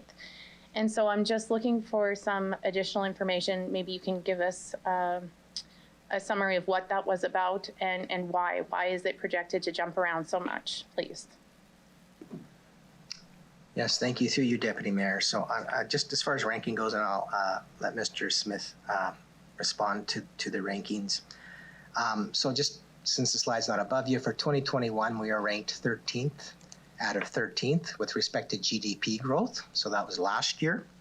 This year, Conference Board of Canada is ranking us to be number 4 out of those 13 cities and number 6 between the years 2023 and 2026. So moving outwards, they expect us to be in the top half of those 13 larger cities that they rank with respect to economic growth. The reason for the change, perhaps I'll just let Mr. Smith, if he wants to make some comments around that ranking change. Yes, through the chair, I don't know if I have a ton of detail other than you may have heard some points in the slide where I think it was unemployment growth, where the province and the city performed very, very strongly compared to other cities in Canada. So I don't know the exact reason, but I think it was a lot of that where, Saskatchewan recovered from COVID just in a stronger manner than other cities. Didn't that slide also indicate that we are projected to fall back to a rank of 13? Or did I write that down incorrectly? So through you, Deputy Mayor, just a couple of comments there. So it's not falling back to 13th. Then they also do a 10-year snapshot. And in that 10-year snapshot over 2017 to 2026, we're 13th. So the other way to interpret that is for the first 5 years, we were pretty much 13th, lagging significantly behind other major cities. In the last 5 years of that 10-year period, they're projecting we'll be in the top half. But overall, over those entire 10 years, we're still 13th. The good news is they're projecting for the next 5 years, including this year, is that we're going to be in the top half of cities with respect to GDP growth. The only other thing I'd mention is, I know part of the conversations we've been having with Conference Board of Canada is, are you starting to build into your GDP some of this economic growth that we expect to see in GDP as a result of those large industrial projects? And my understanding is that some of these numbers reflect that. And I'm assuming that part of the growth we're seeing here especially in 2022, 2023, relates partly to that. Some of the FCL growth that we expect to see with respect to their major announcement, some of that probably falls outside the time period that they're looking at here. Okay, thank you. My main question was why we would be falling back to 13. And we're not. But it helps to understand that that's not the case. So my next question, I did want to echo what Councillor Bresciani was saying in terms of having a public forum because of the fact that not everybody is online. I had that noted in my questions as well, and I do think that we should be doing that, not actually just this year. I think we should do that on an ongoing basis.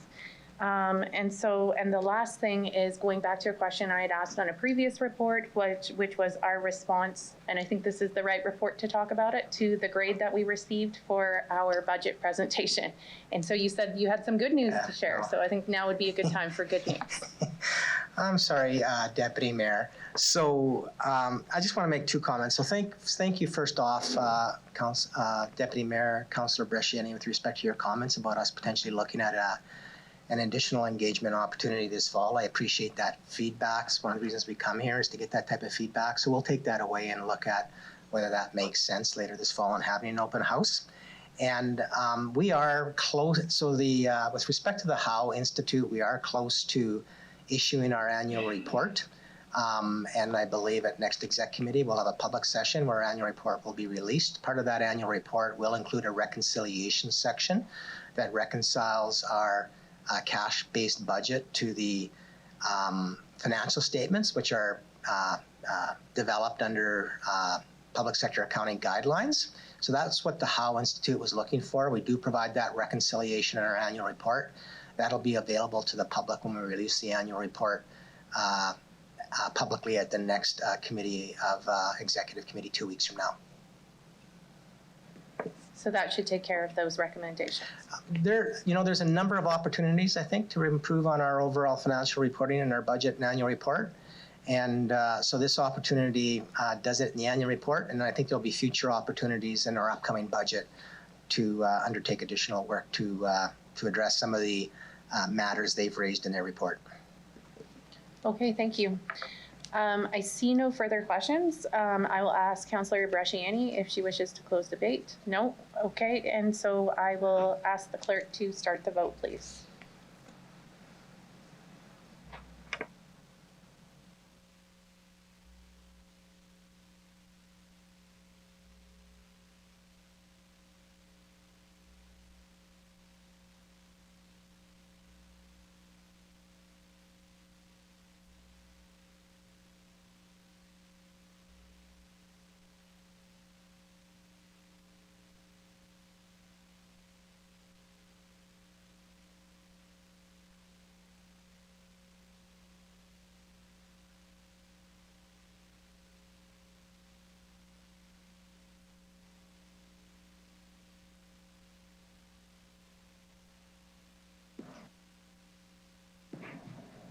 Through you, Madam Chair, the motion to receive and file carries unanimously with all 10 members voting in favor.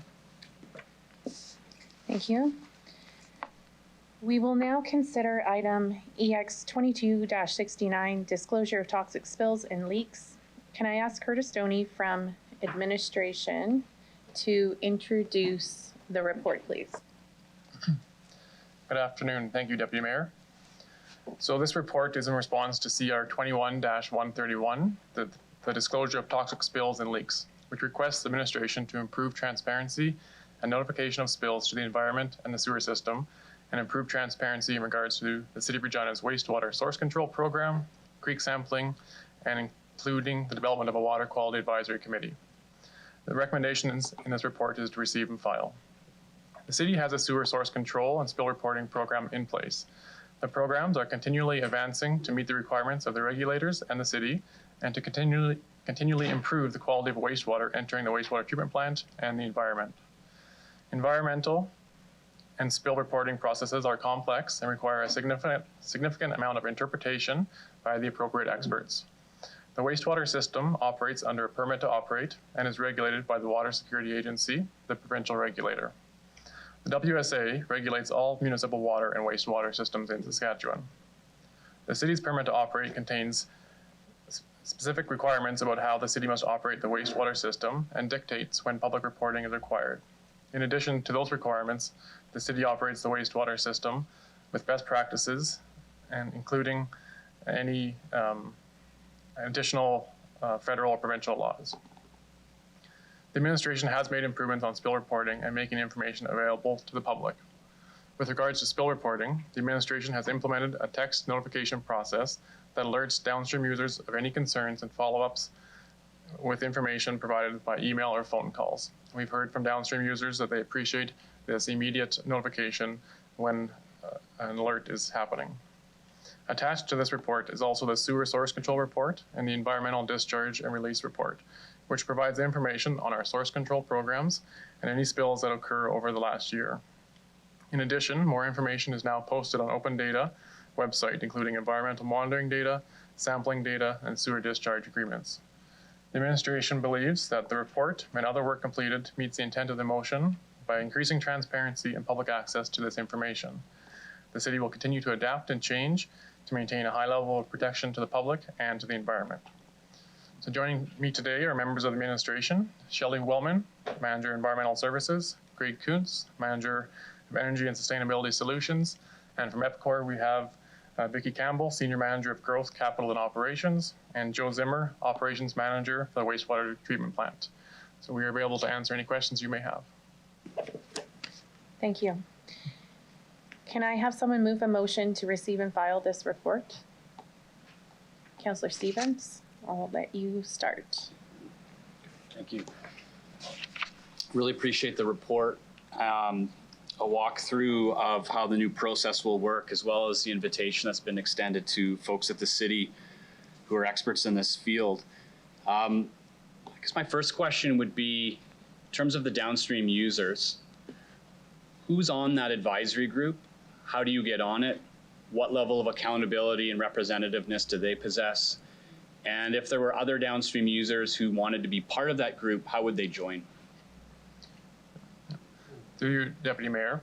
So we sent out a list of invitations to downstream users earlier this year and got good feedback from majority of them, and looking to bring in as many people as possible, but then groups of people that will represent other groups, so we can have a useful conversation and have a smaller group. So we're now in the process of setting up this committee and gonna have an actual meeting in the coming months. And so we're basically open to anybody that is downstream. We send that invitation out, and now we're starting to gather that information and move forward with our first meeting soon. Thank you. I'll ask specifically about downstream Indigenous communities and First Nations. Who is on that group and on our stakeholder list? And what's their response been to this policy, as well as the history of, wastewater effluent being pumped into the water system? What's their response to the changes, as well as the past practices? Through you, Deputy Mayor. So thanks for the question. So that is part of the process that we are implementing, is to understand and learn from our past. So we've engaged the help of an elder's helper to start that process. And what I've learned is that this is not a quick process. And so this is something that this committee will be struck, and there is no end date for this committee. So we will listen, we will learn, we will engage, and we'll have conversations and share knowledge. Obviously, there's knowledge that the city has, there's knowledge that EPCOR has, there's knowledge that the researchers at the U of R have. There's also lots of knowledge from the First Nations and others that we're looking to learn from them. So there's definitely an excitement to join and to be part of the committee, but we're really early in that process to continue to engage. This might be a matter of, as an undertaking, would it be feasible to consider adding a member of council, mayor council, as a member of that group? We sit on a whole bunch of advisory groups. Is that feasible? And where would be the most appropriate venue to make that addition? Through you, Deputy Mayor. So the question was, would there be, or would a member of council be able to join that committee? Definitely, that's something that is available, and we can reach out to councillors. If someone is interested to be on that committee to hear the conversations, to be able to report back to your colleagues, that is absolutely something we can consider. In addition, we'll be reporting back to council in a public forum here on a regular basis as part of that. So that's something we can take away for sure. Thank you. I'll ask that you walk me through some of the details of an event. So in isolated incidents, major rainfall, so a major storm event, our lagoons are at capacity. We end up discharging untreated effluent into the water system. How does this revised process look? So one, who is the point person in the city that finds out about this? And walk me through what their next 10 seconds looks like from that moment, how they're communicating, what channels they're using, and then what kind of feedback might be offered from the downstream users. Thank you for the question. And through you, Deputy Mayor, I'm going to start, and I expect there'll be a few gaps in my response, and I'm going to ask Ms. Wellman to fill in some of those. So when this event happens in the past and in the future, the rain is falling. There's a significant rainstorm event, and what is happening is that storm water is getting into our wastewater system, filling up the wastewater pipes, overloading the wastewater pumping stations, and starting to back up into people's homes. And so we've got a couple locations throughout the city where we have the ability to protect public assets and discharge wastewater to the creek or the storm channels. So as soon as that happens, the operators make that decision based on their expertise and based on their knowledge. They work with the manager of the area and let me and Ms. Wellman know. As soon as that happens, an immediate alert is sent to downstream users to let them know that wastewater is now being discharged untreated from the wastewater treatment plant.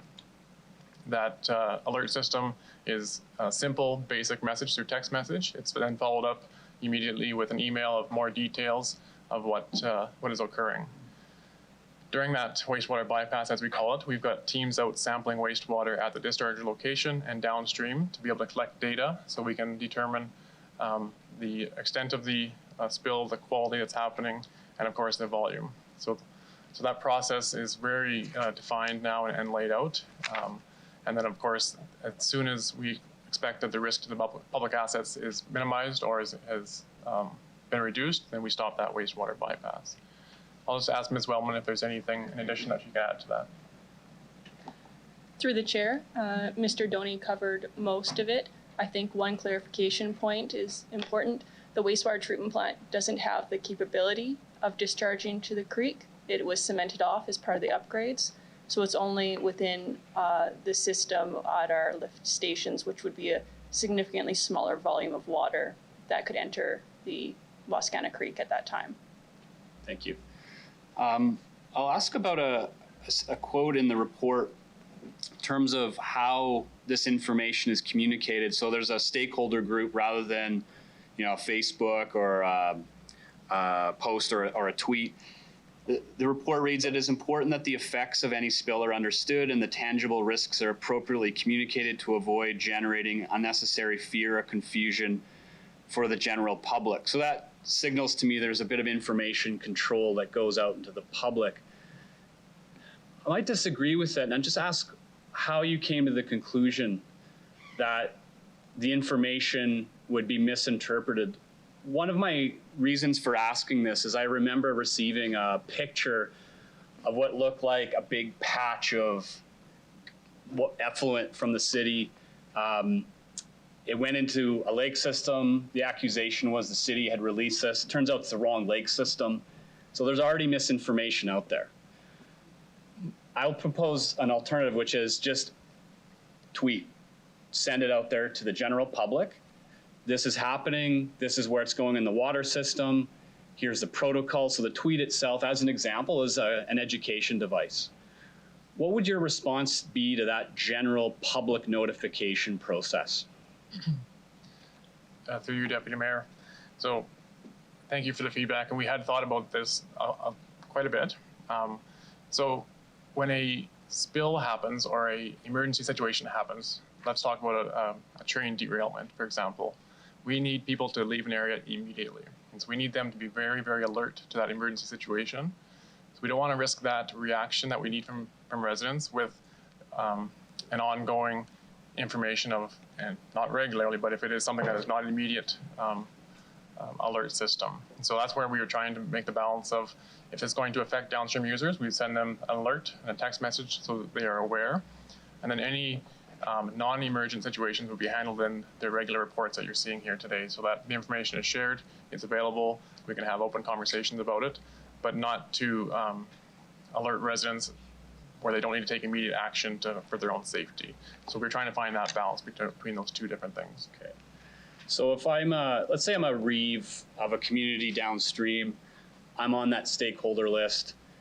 Is it the assumption of the city that that individual then communicate to their residents who might have homes on a downstream lake to take precautions, et cetera? So we just assume that they'll then follow another process. Is that correct? Through you, Deputy Mayor. So we've reached out to the downstream users and asked for phone numbers and emails who they want to be representative or who they want to be notified. And so we can extend that as much as needed. But in general, yes, the expectation is that they've given us a contact information that then they'll take the information and share it on with their constituents. But there's no limit to how many people we can do through the text messages and emails if that RM or that REIV wants to add more people to that. Great, thank you. In the decision-making process outlined in the report, seems to be someone is differentiating between a spill or a discharge that has an immediate threat to human safety.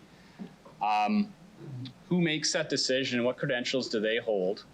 And secondly, what about a spill or a discharge that can have cumulative effects in the ecosystem? So it's not a threat today, but yes, this is a carcinogen.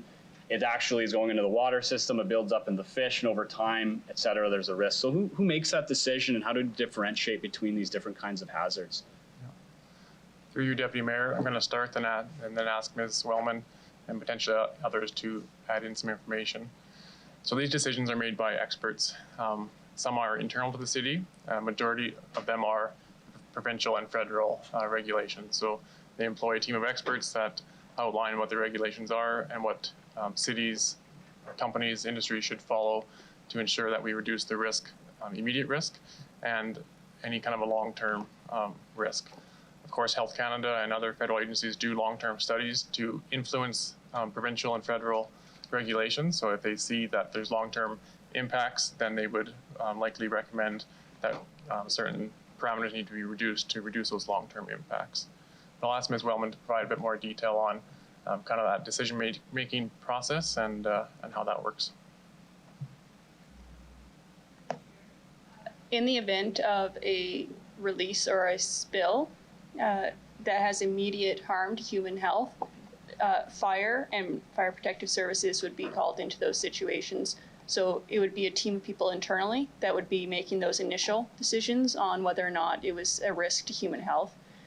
At that time, we would also be contacting the regulators, and they would become involved, and their expertise would allow us to make those short, quick decisions on whether or not human health or acute environmental damage could be occurring. Outside of that, with the chronic, like Mr. Doney had stated, it's through literature review, through regulations that have been determined through research, and the regulatory bodies, if there was potential chronic, generally there's short-term and then there's chronic within each parameter of concern. And so they would then require us to continue testing, continue looking into the situation and ensure that the cleanup was done appropriately to mitigate any chronic effects that may occur. Perfect, thank you. My next question might be for legal. The report speaks to freedom of information request legislation, privacy concerns, et cetera. And I'm just kind of curious as to why we're being fairly conservative with what kind of information we disclose. For instance, on a regular basis, I'll receive information from the Regina Police Service along with the media about individuals who have been charged but not convicted of crimes. Why would we not pursue something very similar in this instance, where we know someone has been an alleged offender, there's enough evidence to suggest that they are responsible, and not make public that information? And secondly, in the report itself, it also identifies specific companies. So if you could just clarify how privacy is wielded here and why we're being so cautious about disclosing information. Mr. Weary? Certainly, anything that the city does in its role as a regulator would be subject to laws of general application, provincially and federally. And so this Freedom of Information, it's called the Local Authority Freedom of Information Protection of Privacy Act, applies to all municipalities. So that's the governing legislation. And so we need to be careful in anything that we do not inappropriately disclose personal information. We have an obligation as a corporation to protect that information. And so we do need to take that seriously and factor that in. The example that you raise, Councillor Stevens, with other examples at the provincial level, in situations where we charge individuals under our bylaws, once the charge is laid in bylaw court, that is a public record. Whether people are convicted or not, the existence of a charge that is proceeding in court is something that is something that can be disclosed to the public. So that's why that example that you raised there. In a number of cases with our investigations into alleged violations of our wastewater bylaw, those are still at the investigative stage, and as you are aware, a number of these will be resolved by way of negotiation and recovery of the costs to remedy the spill. So in those instances, we're a little more cautious about disclosing that until A, we have proof, or B, we are actually going to proceed with a regulatory charge. And then the final thing to note is in the privacy legislation, there's a distinction made between individuals whose information is to be protected, so that we interpret as meaning individual people. It doesn't protect corporations. So the rules are different for, there's less restrictions around disclosing corporate information of wrongdoing. So hope that answers the questions. Perfect, it's very helpful. Page 63 and 74 of the agenda report identifies the actual spill reports. This is much appreciated. It's noteworthy that 4 out of the 10 spills reported in 2021 were traced back to one industrial enterprise in the city that's planning a massive expansion. By my reading, and please correct me if I'm wrong, none of the costs associated with these spills have been recuperated, and all of the incidents are still under investigation, which seems to be a recurring theme. So I'm kind of curious as to what the feedback would be like. There's a comment back that we're working on it from this particular industrial enterprise. Do you follow up to ensure that they're in compliance? Have they made the required investments? And then finally, is there something that's worth pointing out and maybe following up on if it's the same culprit over and over again? Maybe something else has to be done to prevent this kind of spill. Through you, Deputy Mayor. Thank you for the question, Councillor Stevens. And so, as you can see in the report, there are a number of situations that are in litigation, and that process is working itself through the courts. What I can say is that we work very closely with industrial users, and any industrial users that have had spills in the past, we've put a particular focus with them. And so in this situation, we would meet with them on a regular basis. And when I say regular, I'm referring to a weekly basis to make sure that they're making the upgrades and the changes that they have committed to. And in this case, they have implemented and installed new wastewater treatment equipment that is working as expected. However, we are still asking them to make further upgrades to make it more reliable and robust as the situation unfolds. So they have made changes, but we're still asking for more robust improvements. Thank you. My final question, fines. How many have been issued? How much money has been collected through these fines? And what work has been done to engage the province to increase the penalties that we can issue under the Cities Act? Mr. Doney, or is that Mr. Weary? Thank you, Madam Chair. I can start, and Mr. Doney may have some additional information. The fines that we are currently relying on are those that are set out in the Cities Act, which set the limits for fine penalties that we can build into our bylaws. And so currently, the maximum penalty for these types of offenses would be $10,000 for an individual, $25,000 for a corporation. I believe those amounts are the amounts in $2002 when the Cities Act was first passed into law. So it may be time for us to review that the next time the Cities Act is opened up to reflect fines now being in $2022. So we typically do not, we're not pushing the upper limits on the fines that we impose on any charges that we bring forward. They're usually, most of our fines are under $1,000 for the regulatory offenses we have. And I'm not aware that we've proceeded with regulatory charges under this bylaw in recent memory, but I'll just maybe defer to Mr. Doney on that point. Mr. Doney? Through you, Deputy Mayor. So as mentioned, we have not issued or gone after any fines, but what we do and take the approach of trying to recoup costs. So the one table does show costs that have been recouped in 2020 and in 2021. And so I can just share that information as it's in the report. So in 2020, there was just under $72,000 recouped from Procore, and in 2021, just over $69,000 recouped from the Cooperative Refinery Complex. And so our approach is to recoup the costs because, as you just heard, the fines are relatively low and they do not cover the cost of the spills. And so we take that approach to actually recover those costs. Okay. I'll just conclude with a comment. I guess my concern there is it's only a real cost if you get caught.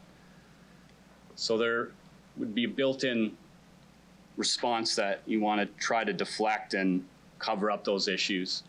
And I think as it pertains to our previous conversation about bylaw enforcement, it always does worry me that we are harsher on someone who parks within 30 centimeters of an alley than someone who might be responsible for discharging carcinogens into our water system. And so I do appreciate the report and the cost recovery model, but there is an interesting signal that corporate crime really doesn't come with any kind of penalty other than paying for the damage. And I think that's something to think about going forward, but I appreciate the approach, the transparency and the accountability model, and I look forward to seeing how it functions in the future. Thank you.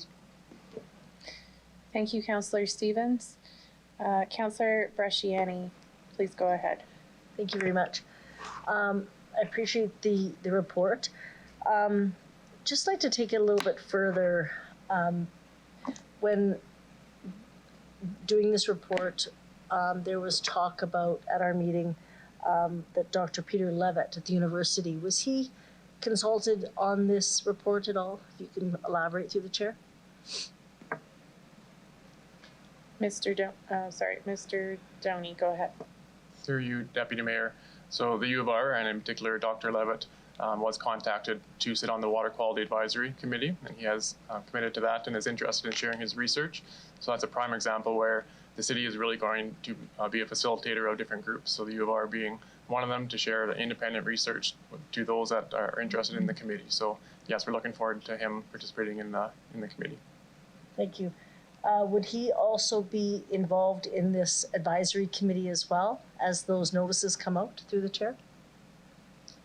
Through you, Deputy Mayor. So he's not on our downstream notification list, or he does not get the text alerts, but he would be on the Water Quality Advisory Committee, yes, that Okay.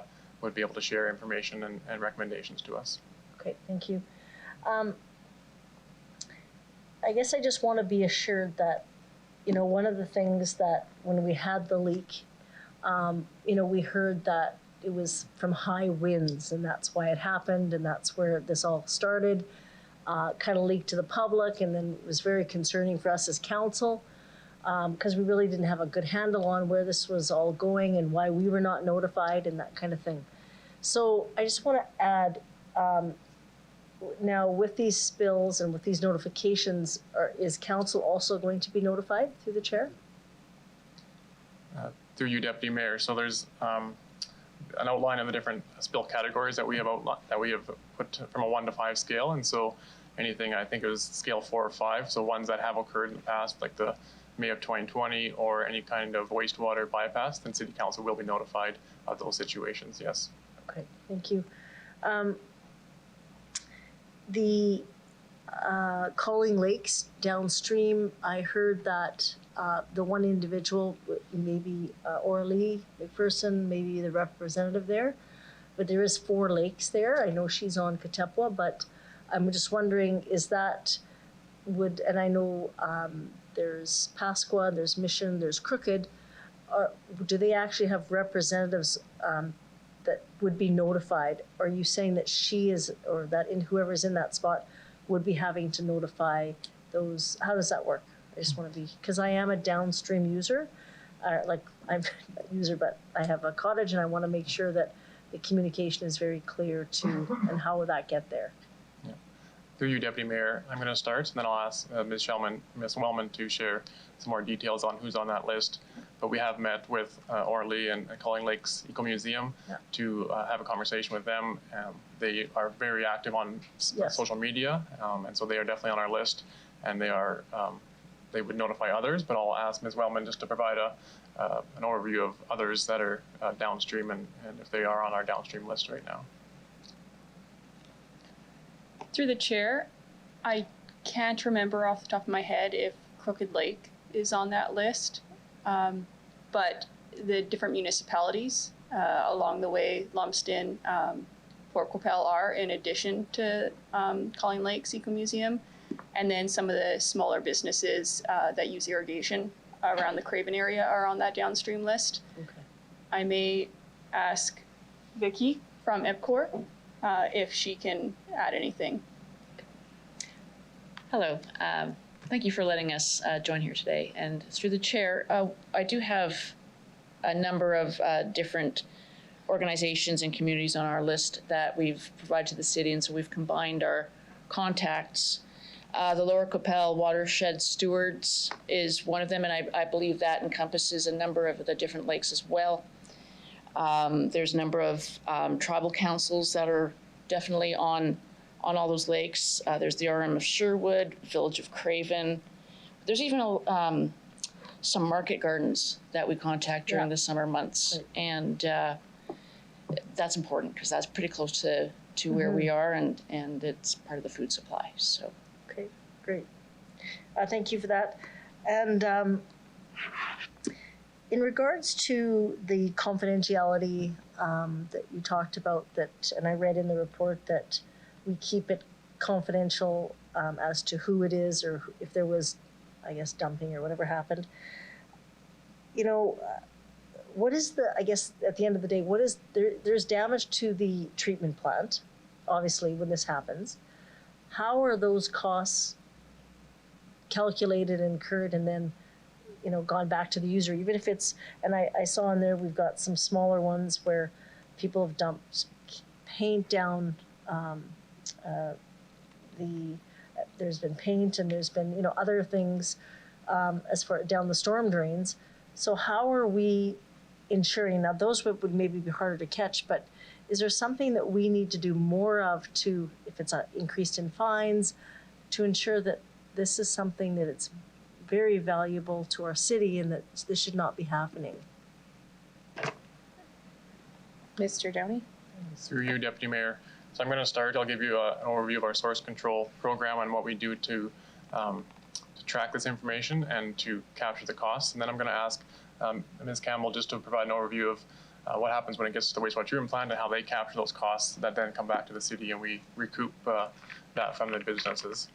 So in recent years, we've installed permanent monitors on our wastewater system. So we are regularly sampling the wastewater to understand if there's any contaminants in there that are of concern or anything that is unusual. We then have the ability to do further sampling back into the system. So we've really broken our sewer system into different pieces and have a lot more data than we did in the past. We've got the ability at our actual McCarthy pumping station to do sampling there to give EPCOR the heads up that certain material might be coming to them, and they would they could choose to go to the lagoons to reduce the impact or the risk of the wastewater treatment plant. And so there's the ability to collect data and to work with businesses. We have done a lot of engagement with the IC&I sector to make sure that they know that City of Regina is generally monitoring and watching, and it's becoming more of a common phrase that you need to be aware of what's going into the wastewater system and to be aware of the source control program. But when something does get to the wastewater treatment plant, I'll just ask Ms. Campbell to provide an overview of how they track their costs in general and some of the impact that can have on the wastewater treatment plant. Yes, thank you. Through the chair, we have a number of different processes set up that if we're not notified that there's a spill coming, we have become quite good at identifying when there's a plant upset, where there's something going on that we're not quite sure. And so one of the first things Joe and team will do is we'll set up a work order, actually, and we're able to track all of the staff time in regards to a particular event, because we're very careful not to intermingle all the costs of regular operations versus a particular contamination event or something to that effect. We'll also be able to put any contractor costs on this work order, any of our internal and external sampling materials that we need to either clean up an event or respond accordingly. So we capture it all in the work order, and that's the first thing we do. And then later we figure out if that's something that we need to discuss with the city or not. So we take that responsibility that we have quite seriously, and we want to make sure that we're good partners with the city. And so we'll capture the cost first, and then we'll discuss later if that's something that we need to go over with the city and pursue in other ways. Okay, last question I have is in regard to hard metals. I understand that we don't have the capacity to do the hard metals. Is that accurate? The hard metals that come through the plant? Is it, sorry, Mr. Downey or? Yeah, through you, Deputy Mayor, I'll ask Heavy metals. Ms. Wellman to start, and then she might get some assistance from Vicky. It's probably heavy metals is the right word, not hard metal. That's heavy hard, okay. Through the chair, the wastewater treatment plant doesn't necessarily treat all heavy metals. But that doesn't mean that it's always going into the final effluent. It might just remain in our sludge or sediment tanks, but it can cause issues to the treatment process depending on the concentration within the effluent entering the wastewater treatment plant. And I will get Ms. Campbell to add anything to that. Thank you. Through the chair, we've had a couple of instances with heavy metals that, at first we see like either foaming at the plant or some other upset condition where we realize we need to grab extra samples. We do not test for heavy metals at our lab at the wastewater plant. That's specialty equipment, specialty needs that we will use external labs for. And sometimes that's the delay in getting the results, is that we have to ship it to a couple of different labs that we use. And we can rush it at times too when we're pretty sure that's something we need to look for. So we use a blend of in-house laboratory testing, and that's mostly focused on our permit to operate, the municipal parameters that we need to measure and watch out for on a daily, weekly, monthly basis. And the heavy metals is more specialty testing that we don't do in-house. Thank you. So the worry is not that the effluent could be, maybe not, could be getting through the waste system and down into the lakes if that the heavy metals are not tested. Is there not a risk there? And then just the last question would be as we look at doing our wastewater treatment plant, is that something that should be considered as we go to move forward for advancements? Is that something that we should be looking at? Through the chair. Mr. Downey? Through you, Deputy Mayor, I'll start and then ask Ms. Wellman and potentially others to assist.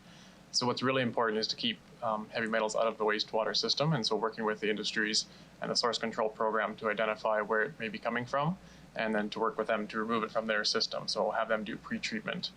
If it does get into the wastewater system, then we do the sampling as mentioned, but we also do downstream sampling to understand any impacts that we may be having. So I'll ask Ms. Wellman just to further elaborate on some of the sampling that we do downstream to understand any impacts, and then potentially Ms. Campbell just to touch on the wastewater treatment plant process again. Through the chair, as Ms. Campbell had indicated earlier, when we see either upstream within the collection system through the city's testing, or we see in the EPCOR's testing, or through poor treatment, or not poor treatment, an upset of some kind at the treatment plant, that doesn't necessarily mean that we're reducing treatment.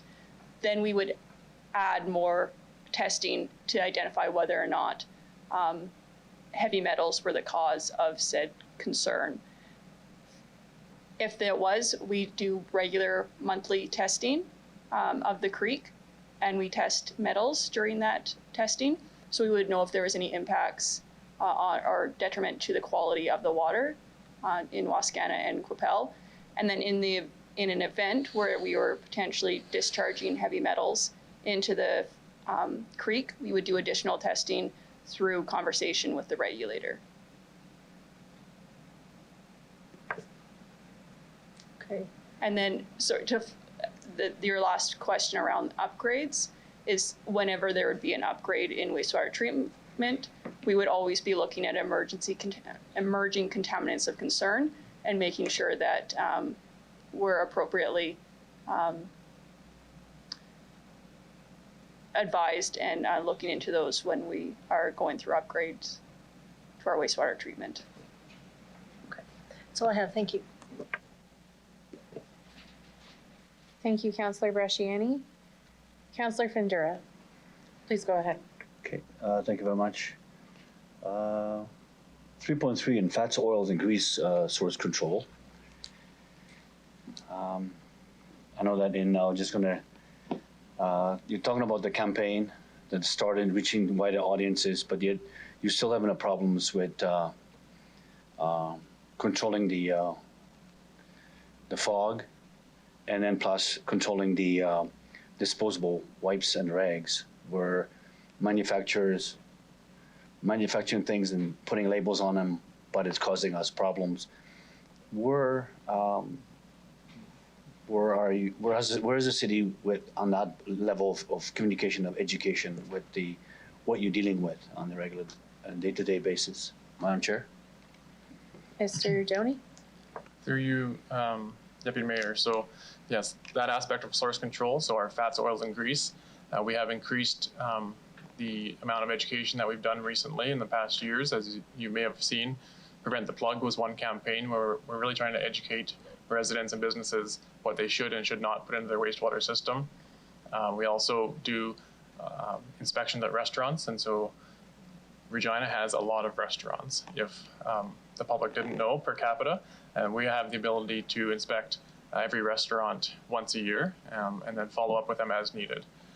And there was some additional resources added in 2022 to be able to expand that program, to do more inspections at restaurants and to expand it into some pits in garages for oil and those kind of materials. So the program is working well. However, we need to do more, and we need to do more targeted education, because we still see fats, oils increase in our pump stations and our lift stations, and that's the ultimate success when we can start to reduce our operating costs, because we're getting less of that in the system. Okay, so just to follow up on this, especially on the rags that are causing problems in your lift stations, seizing up equipment and all that, is that part of the communication with the, labels, manufacturer? How do we go about that? Madam Chair? Through you, Deputy Mayor. So our communication so far has been focused on the businesses or the restaurants that utilize the product, and to encourage them to properly dispose of it. So if it's something that needs to go in the garbage, it goes in the garbage and not into the sewer system. We have not had a larger engagement with the manufacturing industry, across Canada, and that's something that we would obviously work with the province and the federal government to look at, to try to not have disposable wipes when really they aren't disposable, right? They go down the toilet, but they don't go very far. So that's another step that the industry as a whole is working on. So we're involved with many water, wastewater industries, Canadian Water, Wastewater Association, and it's really those associations that have the ear of the federal government or the provincial governments to try to change manufacturing behavior to reduce that risk long term. Okay, thank you. I was trying to going through the report, and I didn't see, maybe I missed it, anything on the parking lot catch basin management, where you have, let's say, a trucking, like a large outlet stores. You have oil, gas, diesels, leaks. Because the catch basins go somewhere, right? So there are a lot, like I said, you have a lot of restaurants, you have a lot of stores, you have a truck stop. How do we manage that? Do we have controls? The oils, things get trapped in something? How does that look like? How does that work? Yeah. So I'm going to start a little bit, and then Mr. Kuntz, I think, wants to add a bit of information based on his background. And so we are looking to expand that program. So in 2022, Council approved some additional resources to be able to go out there and do inspections. And so that is kind of the boots on the ground to be able to provide more information, but also to expand the education program to share with residents and businesses what can and can't go down the storm drains or into the catch basins. So I'll just ask Mr. Kuntz to add a bit more information on that overall program. Through the chair, just to start off, it's important to separate storm and domestic sewer systems, as they fundamentally, they do go to the same place, but through a much different process to get there. With parking lots, something that, nobody really sees, but we do have design standards that require things called storm scepters, or oil water separators, essentially, or grit separators at the outlets of the storm systems on these big parking lots. So they do have a mechanical separation system as they're built and designed and installed to remove things like sediment, garbage, oil and grease and stuff like that before it can get into our system and down towards the creek or the lake through our storm sewer system. Okay, just to follow up on that, who inspects all that? Yeah, it's great, but things plug up, things fail. Madam Chair, who looks after that? So through you, Deputy Mayor, so that's something that we're looking to expand into, because it's designed, it's installed, but is it being operated properly by the private sector is still an unknown. So it needs to be cleaned, it needs to be maintained. So that's something that we'll look to expand to be able to provide that education, but also to provide inspection to ensure that it's being done properly. Okay, perfect. Thank you very much. Thank you, Councillor Findura. I don't see further questions. I have one simple clarifying question. Page 6 of the report mentions that administration attended the Waukwater Annual General Meeting. It doesn't mention whether they will be on the new Water Quality Advisory Committee. I'm just wanting clarification about whether that entity is invited to join that committee. Through you, Deputy Mayor, they have been invited to join, and I expect they would join. Great, thank you. Councillor Stevens, you move this. Would you like to close debate? Okay, so I will ask the clerk to start the vote then.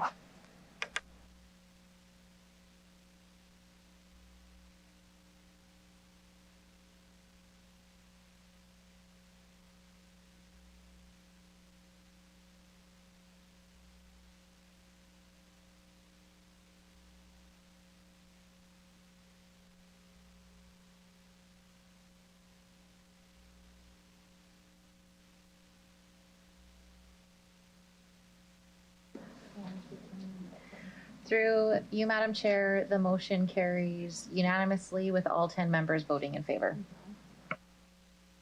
Well, we will now consider EX 22-67 Property Tax and Utility Affordability Program. Oh, I was going to ask Barry Lacey to introduce the report, but he's not there.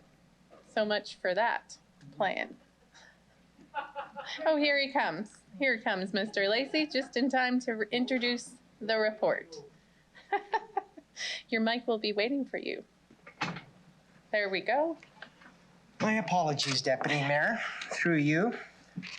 So committee members might remember in fall of 2021, Council requested administration develop a municipal property tax deferral program, a water utility rebate program, and a high efficiency water rebate program for low-income seniors and low-income people living with disabilities for City Council's consideration.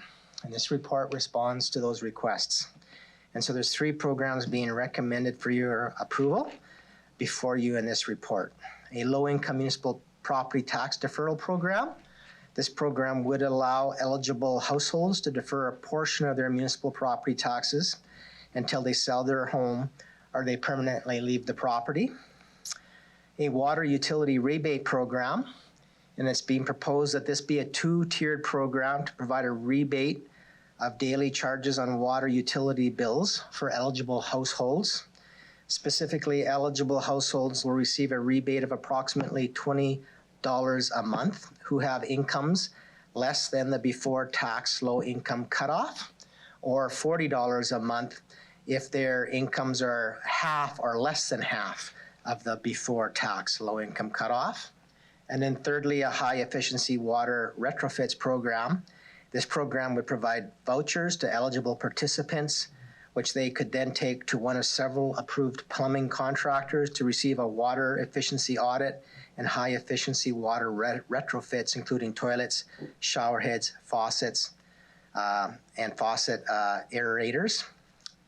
When developing these programs, administration worked across departments to develop a single application process with the Affordable Access Program and the LED Service Connection Payment Plan Program. This improves accessibility by minimizing the points of contact applicants would have with the city and the number of times they would need to submit supporting documents such as income statements. With that, we'd be happy to answer any questions committee members might have. Thank you. Councillor LeBlanc, you already have your hand up. Would you like to move the report? Go ahead and you can start with your questions. Thank you. So I have a couple questions just about the scope of it. So page 1 of the report, recommendation number 1 is about the property tax deferral program. I just want to clarify that I'm right in understanding that would apply only to homeowners, so not to homes in which a low-income senior or person living with a disability rent. So recommendation number 1 only applies to homeowners. Is that accurate through the chair? Through you, Deputy Mayor. So I'm going to seek confirmation of this, but it's my understanding that if there is a eligible individual living in that home, they may not be the holder of the property title, that property still would be eligible for the program. And I would ask if unfortunately, Ms. Mills has lost her voice. So I'm going to ask Ms. Hutch if she could confirm that for us.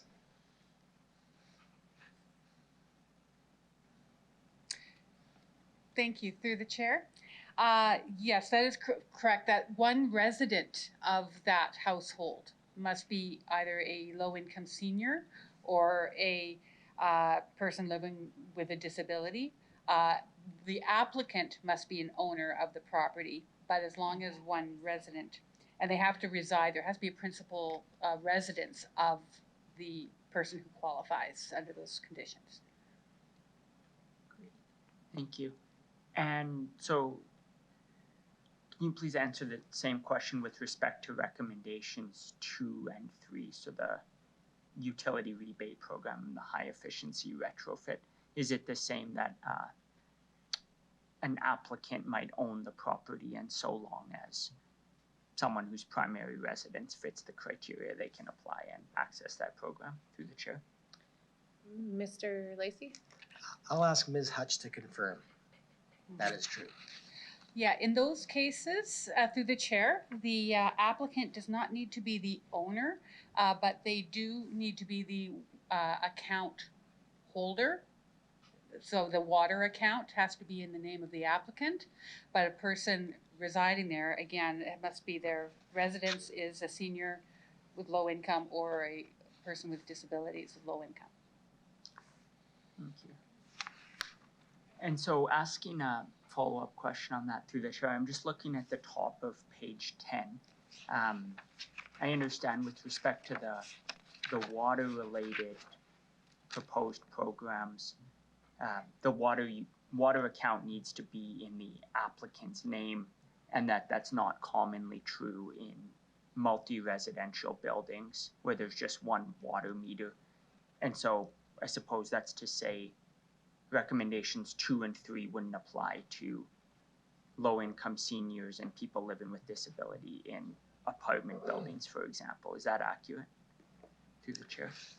So through you, Deputy Mayor, I just want to make sure I understand the question correctly. There are, I know, some multi-unit complexes where perhaps they only have one water meter with residents living in different units, and as a result, would they qualify? And once again, I'll seek Ms. Hutchinson's confirmation with respect to that, but the answer to that, I believe, is no, they would not qualify because there's only one water meter, and it's difficult then to make a determination of which residents may have a qualifying individual or not. Ms. Hutchinson, can you please, she's shaking her head in the affirmative, that's correct. Yes, that is correct. Yeah, it would be administratively much more complicated if there's multiple residents being serviced by a single meter to determine who is eligible, who's not eligible, and how that qualification would be applied consistently. Thank you. And I just want to ask, at the bottom of the first paragraph on page 10, it indicates, while it may be possible to extend eligibility to tenants of social housing corporations, as these organizations have capacity built in to monitor tenant income eligibility criteria, it would be administratively burdensome to evaluate age and disability status. I suppose I have two related questions. One is, can you talk a little bit about who we mean by social housing corporations? And relatedly, can you talk a little bit about what the administrative burden would be in applying the program to those multi-residential units? Through the chair. Mr. Lacey? I'll refer that question to Ms. Hutchinson, thank you. Thank you, through the chair. And that is correct, again, that for those organizations such as Regina Housing or I'm sorry, I can't come up with the names of them off the top of my head, but where their intent is to have to service low income, it doesn't necessarily meet the age requirements, and so it would be.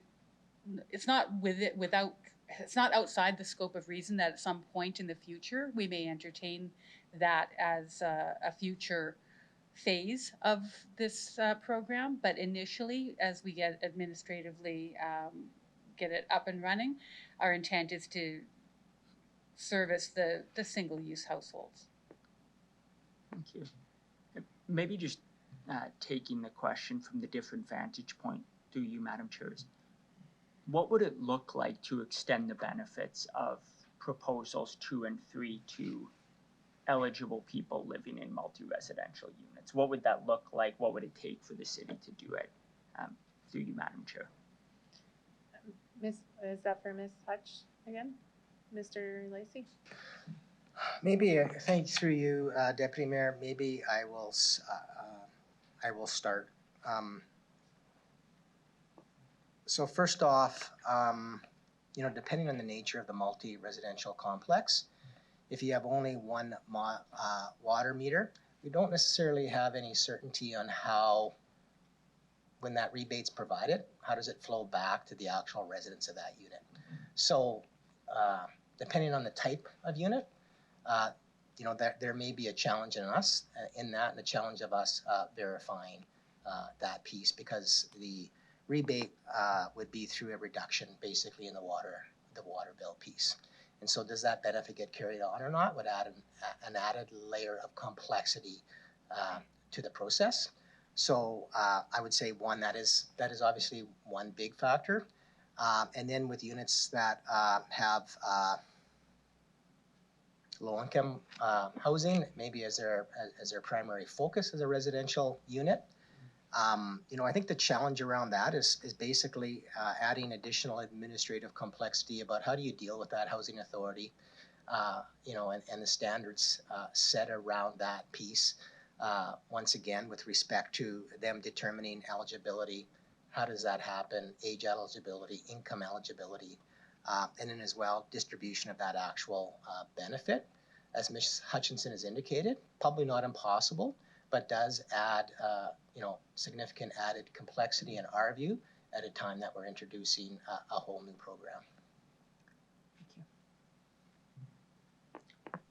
So just a comment to end. So page 9 of the report assesses high efficiency retrofit program. The second to last paragraph there ends, administration would engage with social housing corporations to develop a process where they would grant blanket approval for their tenants to participate.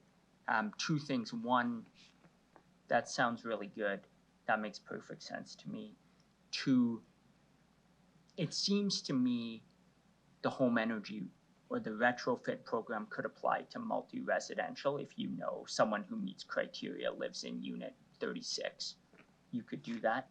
And three, I really support this, but I'm interested in thinking through if there are ways that are administratively tolerable to extend the benefit to folks in apartments. So I'm going to have some more conversations with folks in the ward in the next week and might bring an amendment in that respect next week. But I really appreciate the work into this. I think it's going to do a good deal of good in the community, even as drafted. So thank you.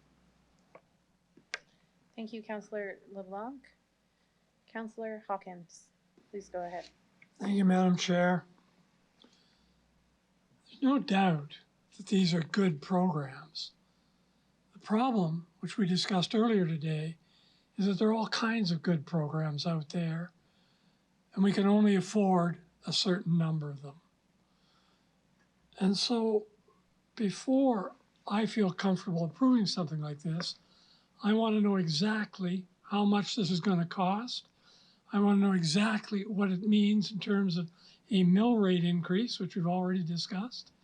I want to know exactly what it means in terms of utility rate increases. And I look at page 3 of 12 in the report, and I sort of get some indication, but I can't figure it out. So I'm going to ask, through you, Madam Chair, some specific cost questions. On that page, it says program costs for the 3 programs total $860,000. How are you paying for that? Mr. Lacey? Thank you, through you, Deputy Mayor. So there are 3 programs, as we've indicated. Estimated annual cost is $860,000 a year is what we're estimating. With respect to the So the utility piece, the two programs as it relates to the utility would be funded through two mechanisms. First off, a recommendation that in the 2023 utility budget, that the utility rate increase by 0.5%. So it would result in a utility rate increase of 0.5% in 2023 utility budget. And then as well, with respect to the retrofits program, a 1 cent per day charge on water, everybody's water utility bills.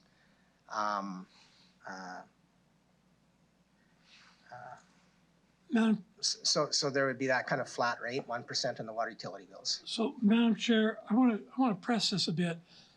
What does 1% per day on everybody's water bill mean in terms of a utility rate increase? I need numbers I can compare. So through you, Madam Chair, I would maybe ask Ms. Hutch if she could give what the estimated impact is on the average water utility bill, or any additional information that she would help put that into context. Thank you. Through the chair. Yes, so to clarify what Mr. Lacey has already said, that to fund the water utility rebate, we're looking at 0.5% utility rate increase. And to fund the high efficiency water retrofit, that's 1 cent a day. And that would translate to approximately 95 cents for the average homeowner per month. So your average household would expect about 95 cents a month increase in their water bill, which would be about $11.40 a year. Thank you, that's helpful. And I know you haven't crunched the numbers to determine the increase in the utility rate for the upcoming budget year.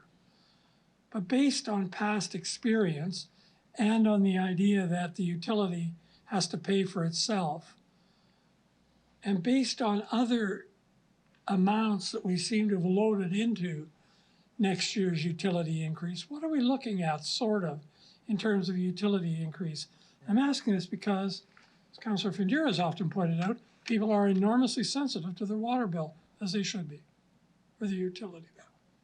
So through you, Deputy Mayor, we're obviously still working through the budget process, but I do envision there will be three components to any potential utility rate increase this fall. The first component is what I would say is the regular kind of operating costs and capital costs to keep the model balanced. In the last couple of years, that's been running about 3% a year. I would anticipate that the number coming out of the model will probably be around 3% again. You have the 0.5% that we are speaking here to you today. And then last week, Council considered additional debt for the Buffalo Pound Water Treatment Corporation, which we anticipate overall over the next couple of years will be approximately require a 2% rate increase to pay the principal and interest on that debt. Now that may not all occur in 2023 as they won't have to access that funding until 2024. So I think there's a decision to be made on that 2% on whether or not any of it's in 23 or part of it's in 23. So I would say, to make it simple, anywhere from 3.5% to probably 4.5% to 5% utility rate increase as of what I know today. Does that include lead pipes? So the lead pipe increase was in place, I believe, in last year's budget. And as a result, that's been built into the base already with respect to advancing that program. So on the utility bill, all other things being equal, if the past is any guide, you're saying 3.5% to 5%. Thank you, that's really useful, thank you. There's 2 FTEs here. I think 150,000 to administer. Is that included in this utility, or is it divided between the utility and the mill rate? I will ask Ms. Hutch to speak to that, please. Thank you. Through the chair. Yes, the 2 FTEs we are requesting, the cost would be split equally between the utility and the operating. So through you, Madam Chair, Mr. Lacey, I'm now adding in 1 FTE into this, 3.5% to 5%. Where does that get me in terms of utility increase? So through you,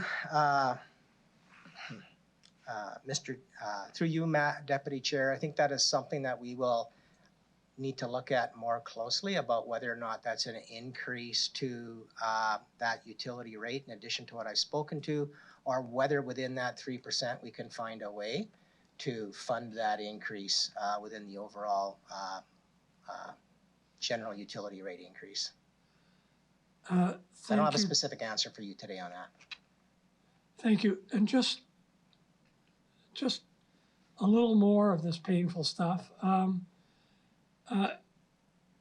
The two all of these programs together, what does it do to the mill rate? Yeah. So thank you, through you, Deputy Chair. So thanks for that question, because I do think it just requires a little bit further conversation on the municipal property tax deferral program. So ultimately there, any tax deferred will eventually be collected by the city. So this is one where taxes will come back in at a future point in time because it'll go against the property, and when the property's sold, we'll be the first to recover our dollars. So really the cost around that is what I would call interest lost. So obviously there's a cash flow component to that, but we believe it would be minimal. All right, thank you for that. These are good programs, but as I mentioned, there are a lot of good programs out there. Councillor Shaw and Councillor Bresciani made a point about a good program regarding accessibility upgrades to housing for disability people. We've had other good programs, and we referred them all to the budget. And the reason we refer to the budget is because as we said this morning, we're going to have to make difficult choices.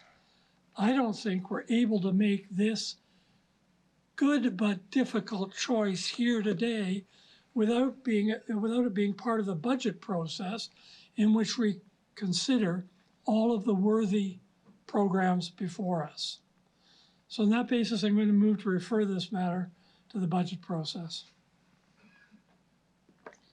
So there's no debate on a referral motion, so I will ask the clerk to call the vote.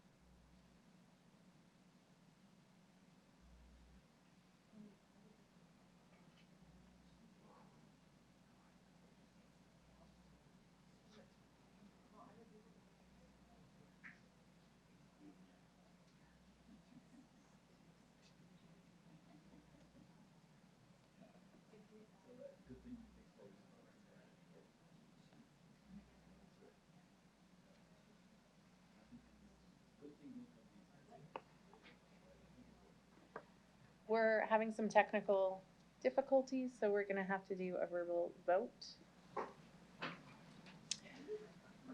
Through you, Madam Mayor, I will start with Councillor Stanachek. Opposed. Councillor Stevens? Opposed. Councillor Bresciani? Opposed. Councillor Findera? In favor? Councillor LeBlanc? Opposed. Councillor Massanelli? Councillor Mole? In favor. Mayor Masters? In favor. And Councillor Zakiniak? Opposed. And Councillor Hawkins? The motion is lost. 6.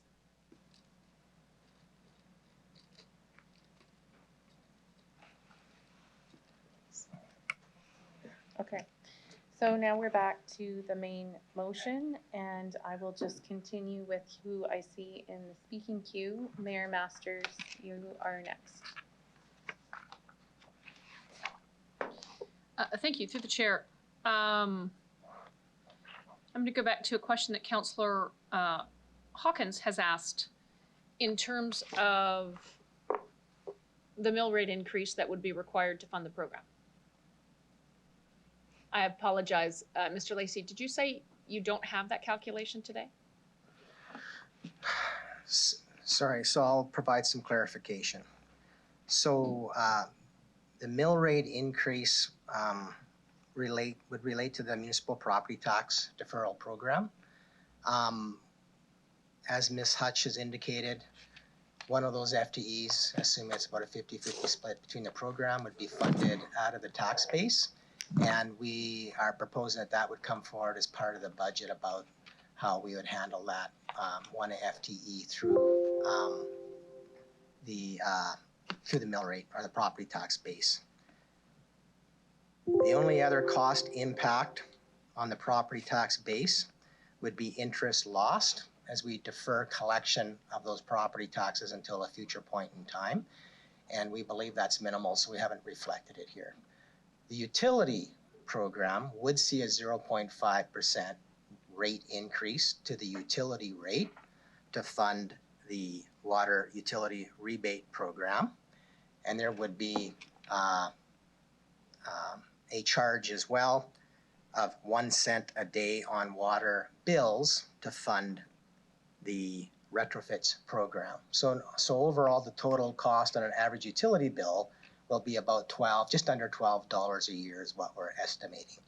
And that the covers, the FTE associated with administering that program as well, we'd bring forward as part of the future budget discussion in the fall. so if we say no to the future FTE request, what then?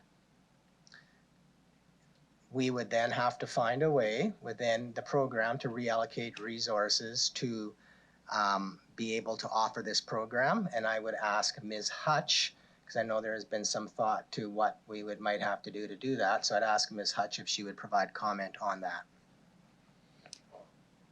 Thank you. Through the chair. Because these programs are designed to support low-income seniors and people with disabilities, we realize that they will require a higher amount of customer service to help with the application process and to help these citizens that we're trying to help who actually qualify for the program to be able to reap the benefits of it. We are anticipating about 1,300 to 1,500 applications for the water rebate program alone. So we do expect as well that there will be required reporting, income verification, coordination with other departments. So there is going to be a substantial amount of work effort required to support these programs, which is why we are asking for the 2 FTEs to support all 3 programs. We have determined that it would be most efficient. That is why these programs are being put forward together to be funded by those same FTEs to support all 3 collectively. If we were required to limit ourselves to, let's say, 1 FTE to support the programs, we just understand that will have to come at a a cost of our service levels either to these programs or the other programs supported by our department, where those resources would then be having to be shared with other responsibilities.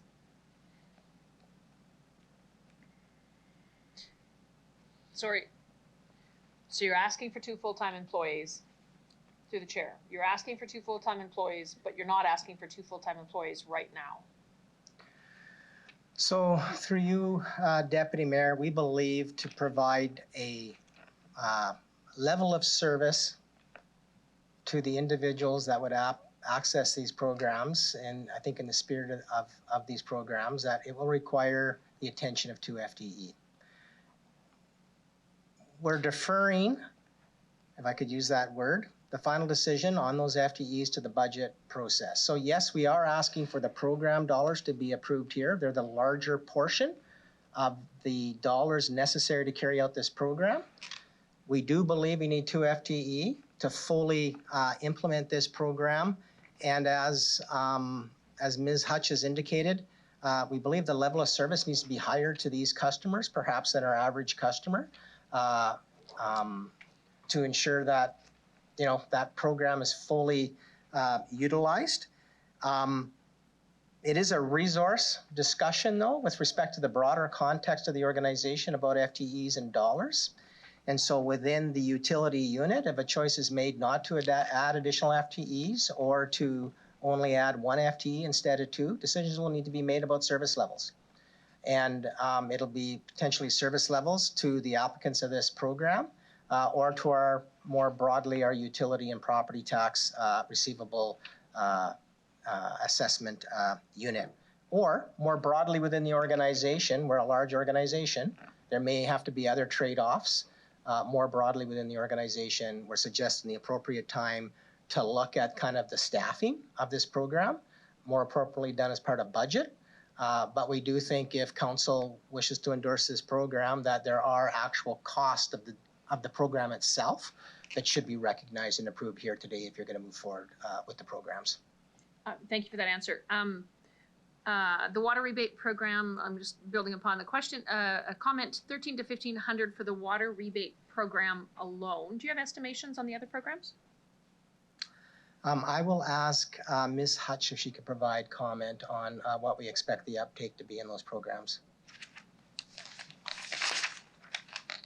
Thank you, through the chair. We are anticipating for the tax deferral program, although we expect about 1,900 households to be eligible, we are expecting a few dozen to actually apply for that program. As I mentioned, for the water utility rebate, approximately up to 1,500 households. And for the high efficiency water retrofits, that one we would be capped because of the nature of the program and the way that the voucher distribution would be handled. It would be to about 100 to 150 vouchers given out annually. Thank you very much for that answer. Through the chair, just to be clear, 2 full-time employees are needed to administer the application process? Through you, Madam Chair, I'll ask Ms. Hutch maybe to describe it a little bit more. We did quite a bit of interjurisdictional research around this and other municipalities that have similar programs. And I think what we heard from them to really make that program successful, there's a lot more intensive work working with low-income individuals to ensure, A, they are aware of the program, that they're filling out the application correctly, and that we're able to advance that application. So I think this is built on conversations we've had with other programs that have been successful elsewhere, but I'll ask Ms. Hutch if she wishes to expand. Thank you. Through the chair, yes, so in addition to just processing the applications, basically many of these customers may move frequently. They may have an increased need for customer service, as I had previously mentioned, just due to the target group that we're making this available to. This would also include the ongoing program administration, delivering, applying the appropriate rebates, distributing vouchers, ensuring there's prompt payment to vendors. We also expect there's going to be a fair amount of income verification, confirming eligibility, managing coordination with other departments, ensuring that private information is handled appropriately. Defining system requirements, because there's going to be system changes to our billing system required as well. Vendor management, as well as evaluation and ongoing reporting to make sure that our measures are fair and accurate. Okay. Thank you. Thank you, Mayor Masters. Councillor Findura, please go ahead. Thank you, Madam Chair. If I just, what is understanding of low income? Are we talking about social assistance, low income? What are we talking about? Through you, Deputy Mayor, so there is a specific well-known cutoff line, and I'll ask Ms. Hutch maybe if she can speak to what that line is and how it's determined. Thank you. Through the chair. Low income would be based on Statistics Canada's low income cutoff, which is when an income level is below which a family would spend 20% more on food, shelter, and clothing than the average family.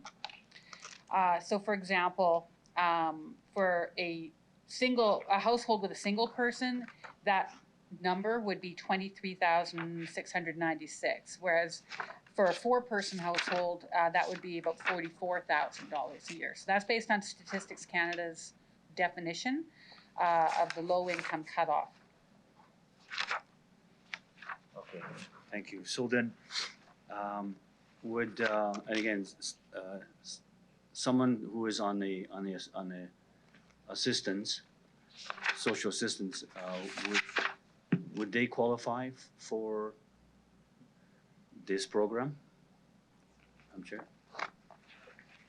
So through you, Deputy Mayor, so the definition that we're using here is, and I always lose my thought on that, is the threshold of before tax low income cutoff, which, as I understand, it's a Stats Canada number that's measured, and it's measured based on size of city. I don't know if we can say definitively where social assistance recipients fall within that cutoff line, likely depending on what program, social assistance program they're seeking. But I'll ask Ms. Hutch if she has any additional information around whether or not this would capture individuals on social assistance. I do believe it will, but I don't know if we can definitively say it captures everybody on social assistance. Ms. Hutch? Thank you. Through the chair, yes, I believe it would capture all customers who are already on social assistance, but we have also designed these programs specifically so that it wouldn't impact their benefits that they do receive, and that is one of the reasons that we have offered these options as a rebate on the water bill and through the voucher program, so that they're not getting, for example, an extra check that would count as income and therefore make them ineligible to receive their social assistance. So these were designed with those people in mind. Okay, thank you. Many budgets, most of the council would hear me speak about asking for reduction on the utility and for individuals. And I voted to take this to the budget so we can figure out what's where. I understand this is, not disputing that this is a good thing to do. I mean, we have a lot of individuals out there that need assistance, but I'm concerned that this would transfer some of the tax burden to others, meaning is someone that's just barely over the line.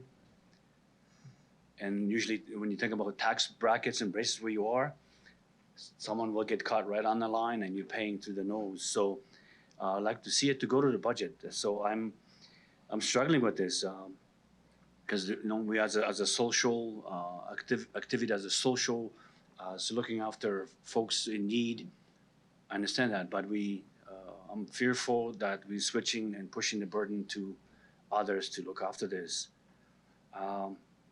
So I don't think I won't be supporting this for that reason. I'm hearing from folks that they need some help, but we need to expand this a little bit more deeper. So I would love to see this at a budget time to figure out what we can do.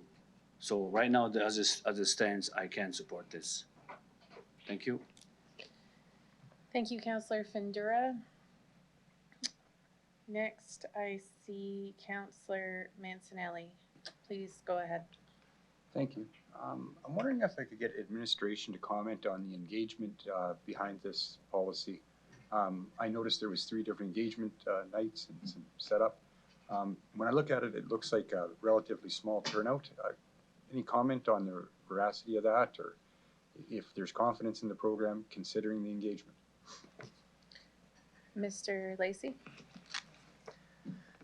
Yes, through you, Deputy Mayor Mass, Deputy Mayor. I will ask Ms. Hutch to provide comment on that. We did reach out to community groups that represent individuals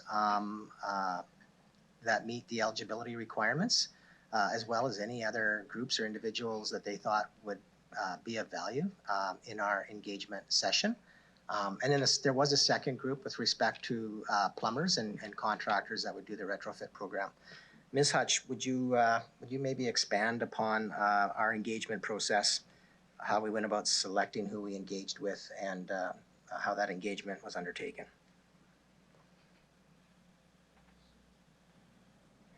Thank you, through the chair. Yes, that basically CBOs, or the organizations, community-based organizations, were identified using ones that had developed the community safety and well-being plan through web searches and through referral from other organizations. So we did conduct 2 engagements, one with those organizations, and that was including senior citizens, people living with disabilities, and low-income people generally. And then we also did another one, as Mr. Lacey mentioned, with contractors and plumbers. I would like to see if Mr. Hurd here can contribute any additional information regarding that. Certainly, thank you, Ms. Hutch. Through the chair. In terms of how valid the engagement was, we had a pretty good turnout for the engagement with the community-based organizations. We identified, I believe it was about 40 of them through the list of organizations that had participated in the Community Safety and Wellbeing Plan, and then through referral from that group to other organizations. We had 15 organizations turn out. Some of them participated in more than one of the 3 sessions. Overall, I would say the discussions were quite fulsome. We got a lot of positive feedback from them, much of which went into the program design. The second engagement with the plumbing contractors, we reached out to, I believe it was about another 30 organizations. Unfortunately, only 3 of them were able to attend due to, an unfortunate coincidence of timing with the home show. So many of the contractors were attending that and were unable to make the engagement. In terms of the validity of that, we have taken it for what it is. There were some lessons to be learned, and a lot of it is going to be used as part of a request for supplier qualification process if council decides to go forward with the program. And that is an opportunity we'll take to receive more feedback from that particular part of the community. Thank you. I appreciate that response, knowing that the CBOs representing the people for the program were well represented. Just a couple comments. I plan to support this. I can't control a 70-year-old water plant or the costs behind having to renew it at this point in time, coming through a pandemic and a supply chain crisis. That price is going to move forward. But the people that this affects aren't necessarily cued in to being able to afford that rising cost as much as those of us who still work and have better incomes. We've talked a lot about those who struggle in our community to make ends meet. I think this is a need, especially in today's time, so I will be supporting this.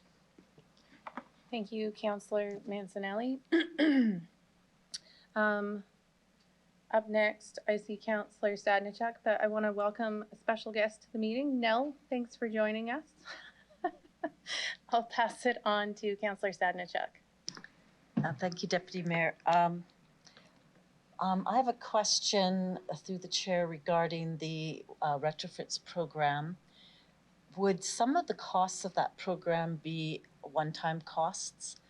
Would there be an expectation that once a number of people have taken advantage of that program to have their have more high efficiency water, faucets, etc., that the costs would go down in that program? Thank you. I'll ask Ms. Hutch to provide comment. Thank you, through the chair. That the ask for the water retrofits, the reason that we had structured the 1 cent a day rate as it is so that it would be ongoing annually to support the new application. So you're right, they are one-time benefits for the people who apply and receive their benefits. But we're anticipating 100 to 150 vouchers being given out annually. And so the following year, different people would be benefiting from that program. Okay. Thank you. That's, I think, the only question I had, because if I had another question, I'd forgotten it already. So thank you very much. I am in support of this. Thank you, Councillor Stadnichuk. Councillor Bresciani, please go ahead.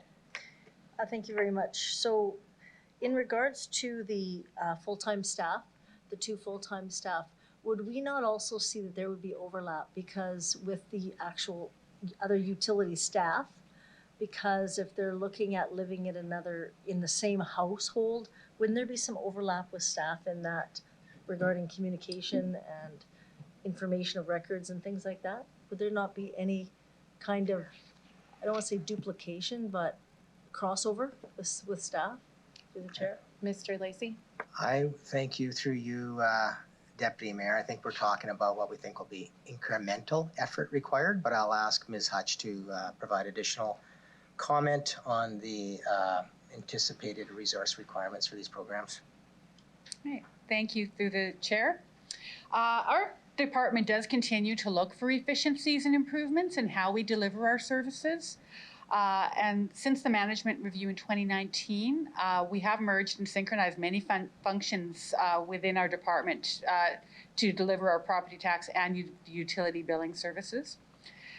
So we do continually look for ways to automate and simplify processes, as well as finding those synergies, as you're mentioning, that we are going to be servicing many of the same customers. But our area has already taken on work resulting from other corporate initiatives where we did not request any additional FTEs, and those would be like the penalty reduced payment program for property taxes in arrears, lead service connection deferral program, food and yard waste program, and the intensification levy reporting. So our existing staff is pretty much already at maximum capacity in terms of the workload, which is why we are requesting these additional FTEs to take on this additional work. And also there's additional costs of these programs have already also been absorbed by the department, printing, postage, communication, and those are not, we're absorbing those costs, those are not part of this ask. So we understand that there are already a lot of financial constraints on the city and budget decisions. That we did reduce our FTE count by 3 in 2021, and that same year we did also add accounts receivable functions. But again, the overall work of our department is functioning as at a high level as we possibly can. Thank you for that. So just walk me through. So if someone with a disability is living with a family, the individual who has the disability is low income, the family also would have to be deemed low income to qualify for this. Is that accurate? Yes, through the chair, that is accurate. Okay. Yeah, the low income verification would be for the household. Thank you. Are the programs that have been recommended here, are they in any other municipalities that you researched or connected with?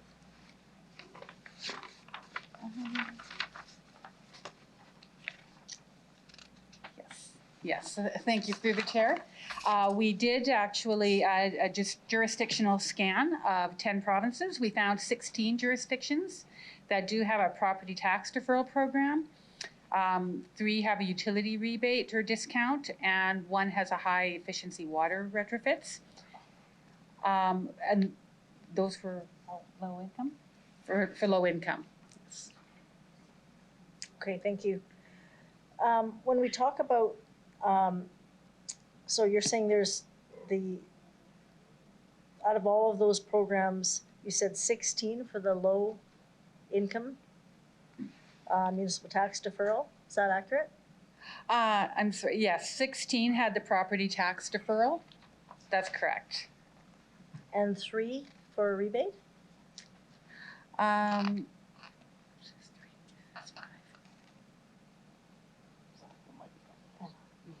Oh, I'm sorry. Yes, there's 3 municipalities that have a utility rebate, but we actually also found some other utilities that also offered the rebate. They weren't a municipality, so there are actually 5 that offered a utility rebate, whether we're counting municipalities and or utility companies, and then 5 that counting utility companies as well that offered high efficiency retrofits. Thank you. So we're leading, we're not following. Okay, so I guess one of the biggest things I would say is that, you know, I can't support it just going to budget night. And I've been through many budgets, and it becomes a fist fight over what you want. And it's hard to do it when you've only got a few minutes that you get to talk. And I think that if you engage our seniors, which I actually think we as a city need to do a better job of. They've been here, they've paid taxes for the lifetime that they've been here. And I would say that many of these seniors want to stay in their home. They've been affected because they have old age security that has not gone up. So this is one piece that I think will absolutely aid. The other quiet voice, and you've heard me speak about it, is the people with disability. They sometimes even have the ability to voice this. So again, it comes down to when we talk about equity, we talk about being inclusive, this is why it's vitally important. The numbers are low, what other municipalities are doing. I think we're going to be leading here. So I don't want to leave it to council floor on budget night. I know many seniors in this city. I know many people with disability that are just getting by. And they can't work. Like, that's the difference. If they can go out and get a job, it'd be different. They are unable to work. So I will be supporting this report, and I thank the staff for it. Thank you, Councillor Bresciani. Councillor Stevens, please go ahead. Great, thank you. Thank you very much for the report. Maybe I'll just start with a set of comments in response to those concerns that have been raised about the cost. You know, in the last decade, we've agreed to dedicated mill rates for stadiums, tax breaks and other concessions for multi-billion-dollar corporations, relief for airports. Earlier today, we approved $750,000 for software.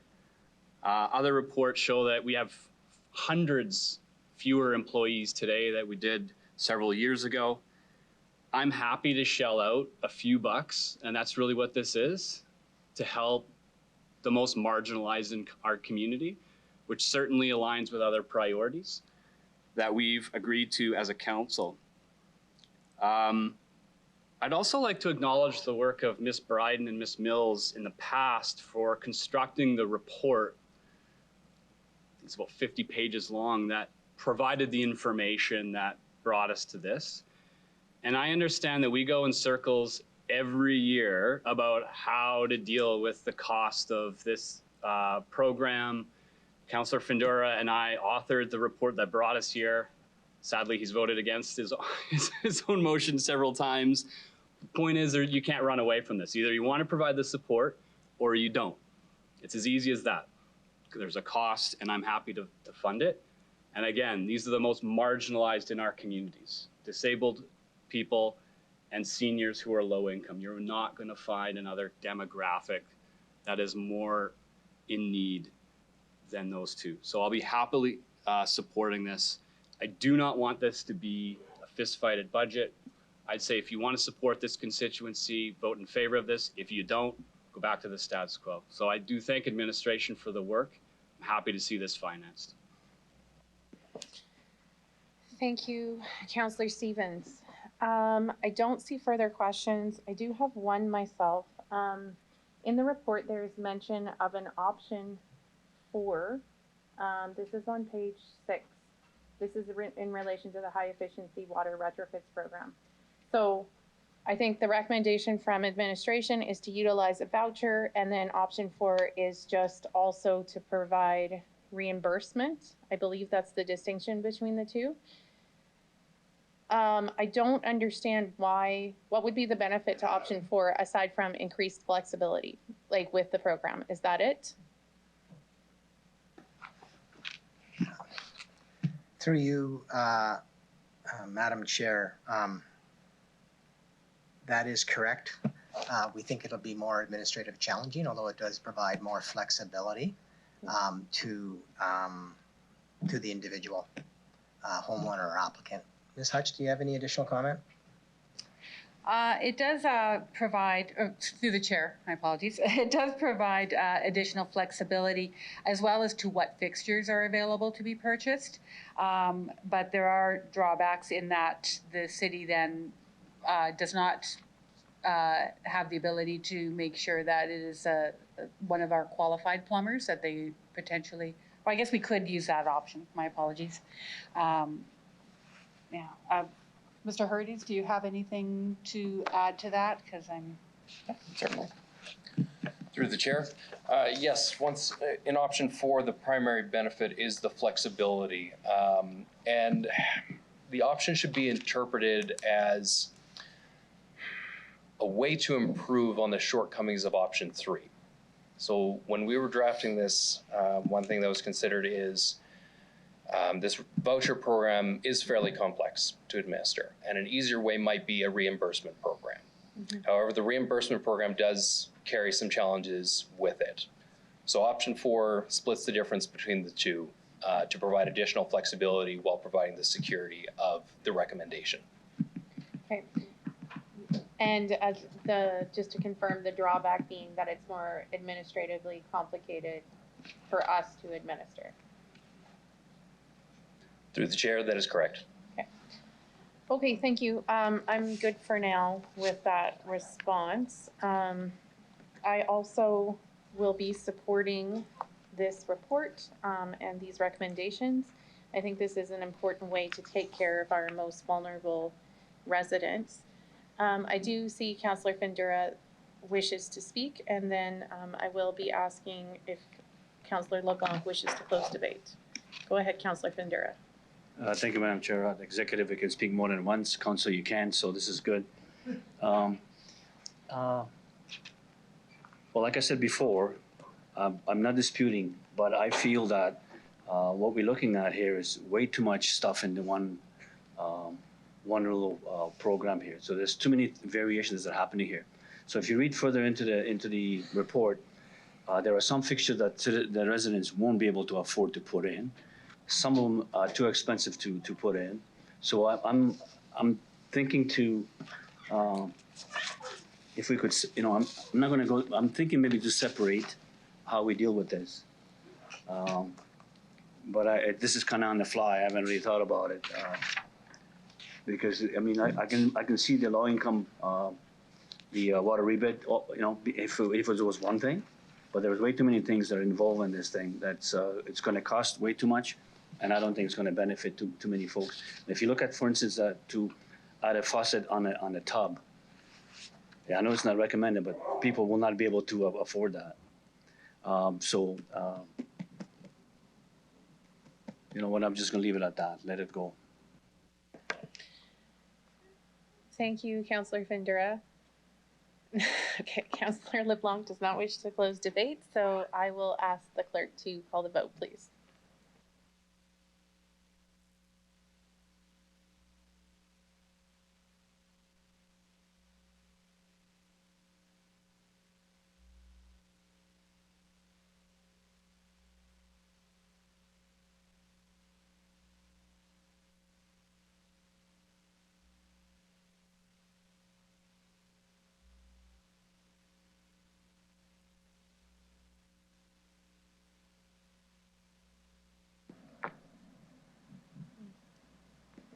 We need Councillor LeBlanc's verbal vote. Councillor LeBlanc, can you give your verbal vote, please?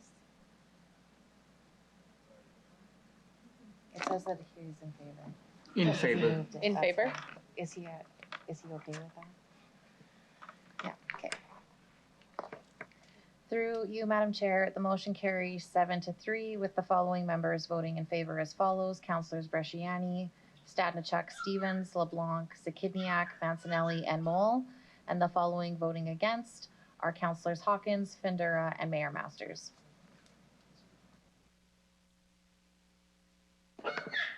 Okay, can I have someone move a resolution for private session, please? Councillor Findura.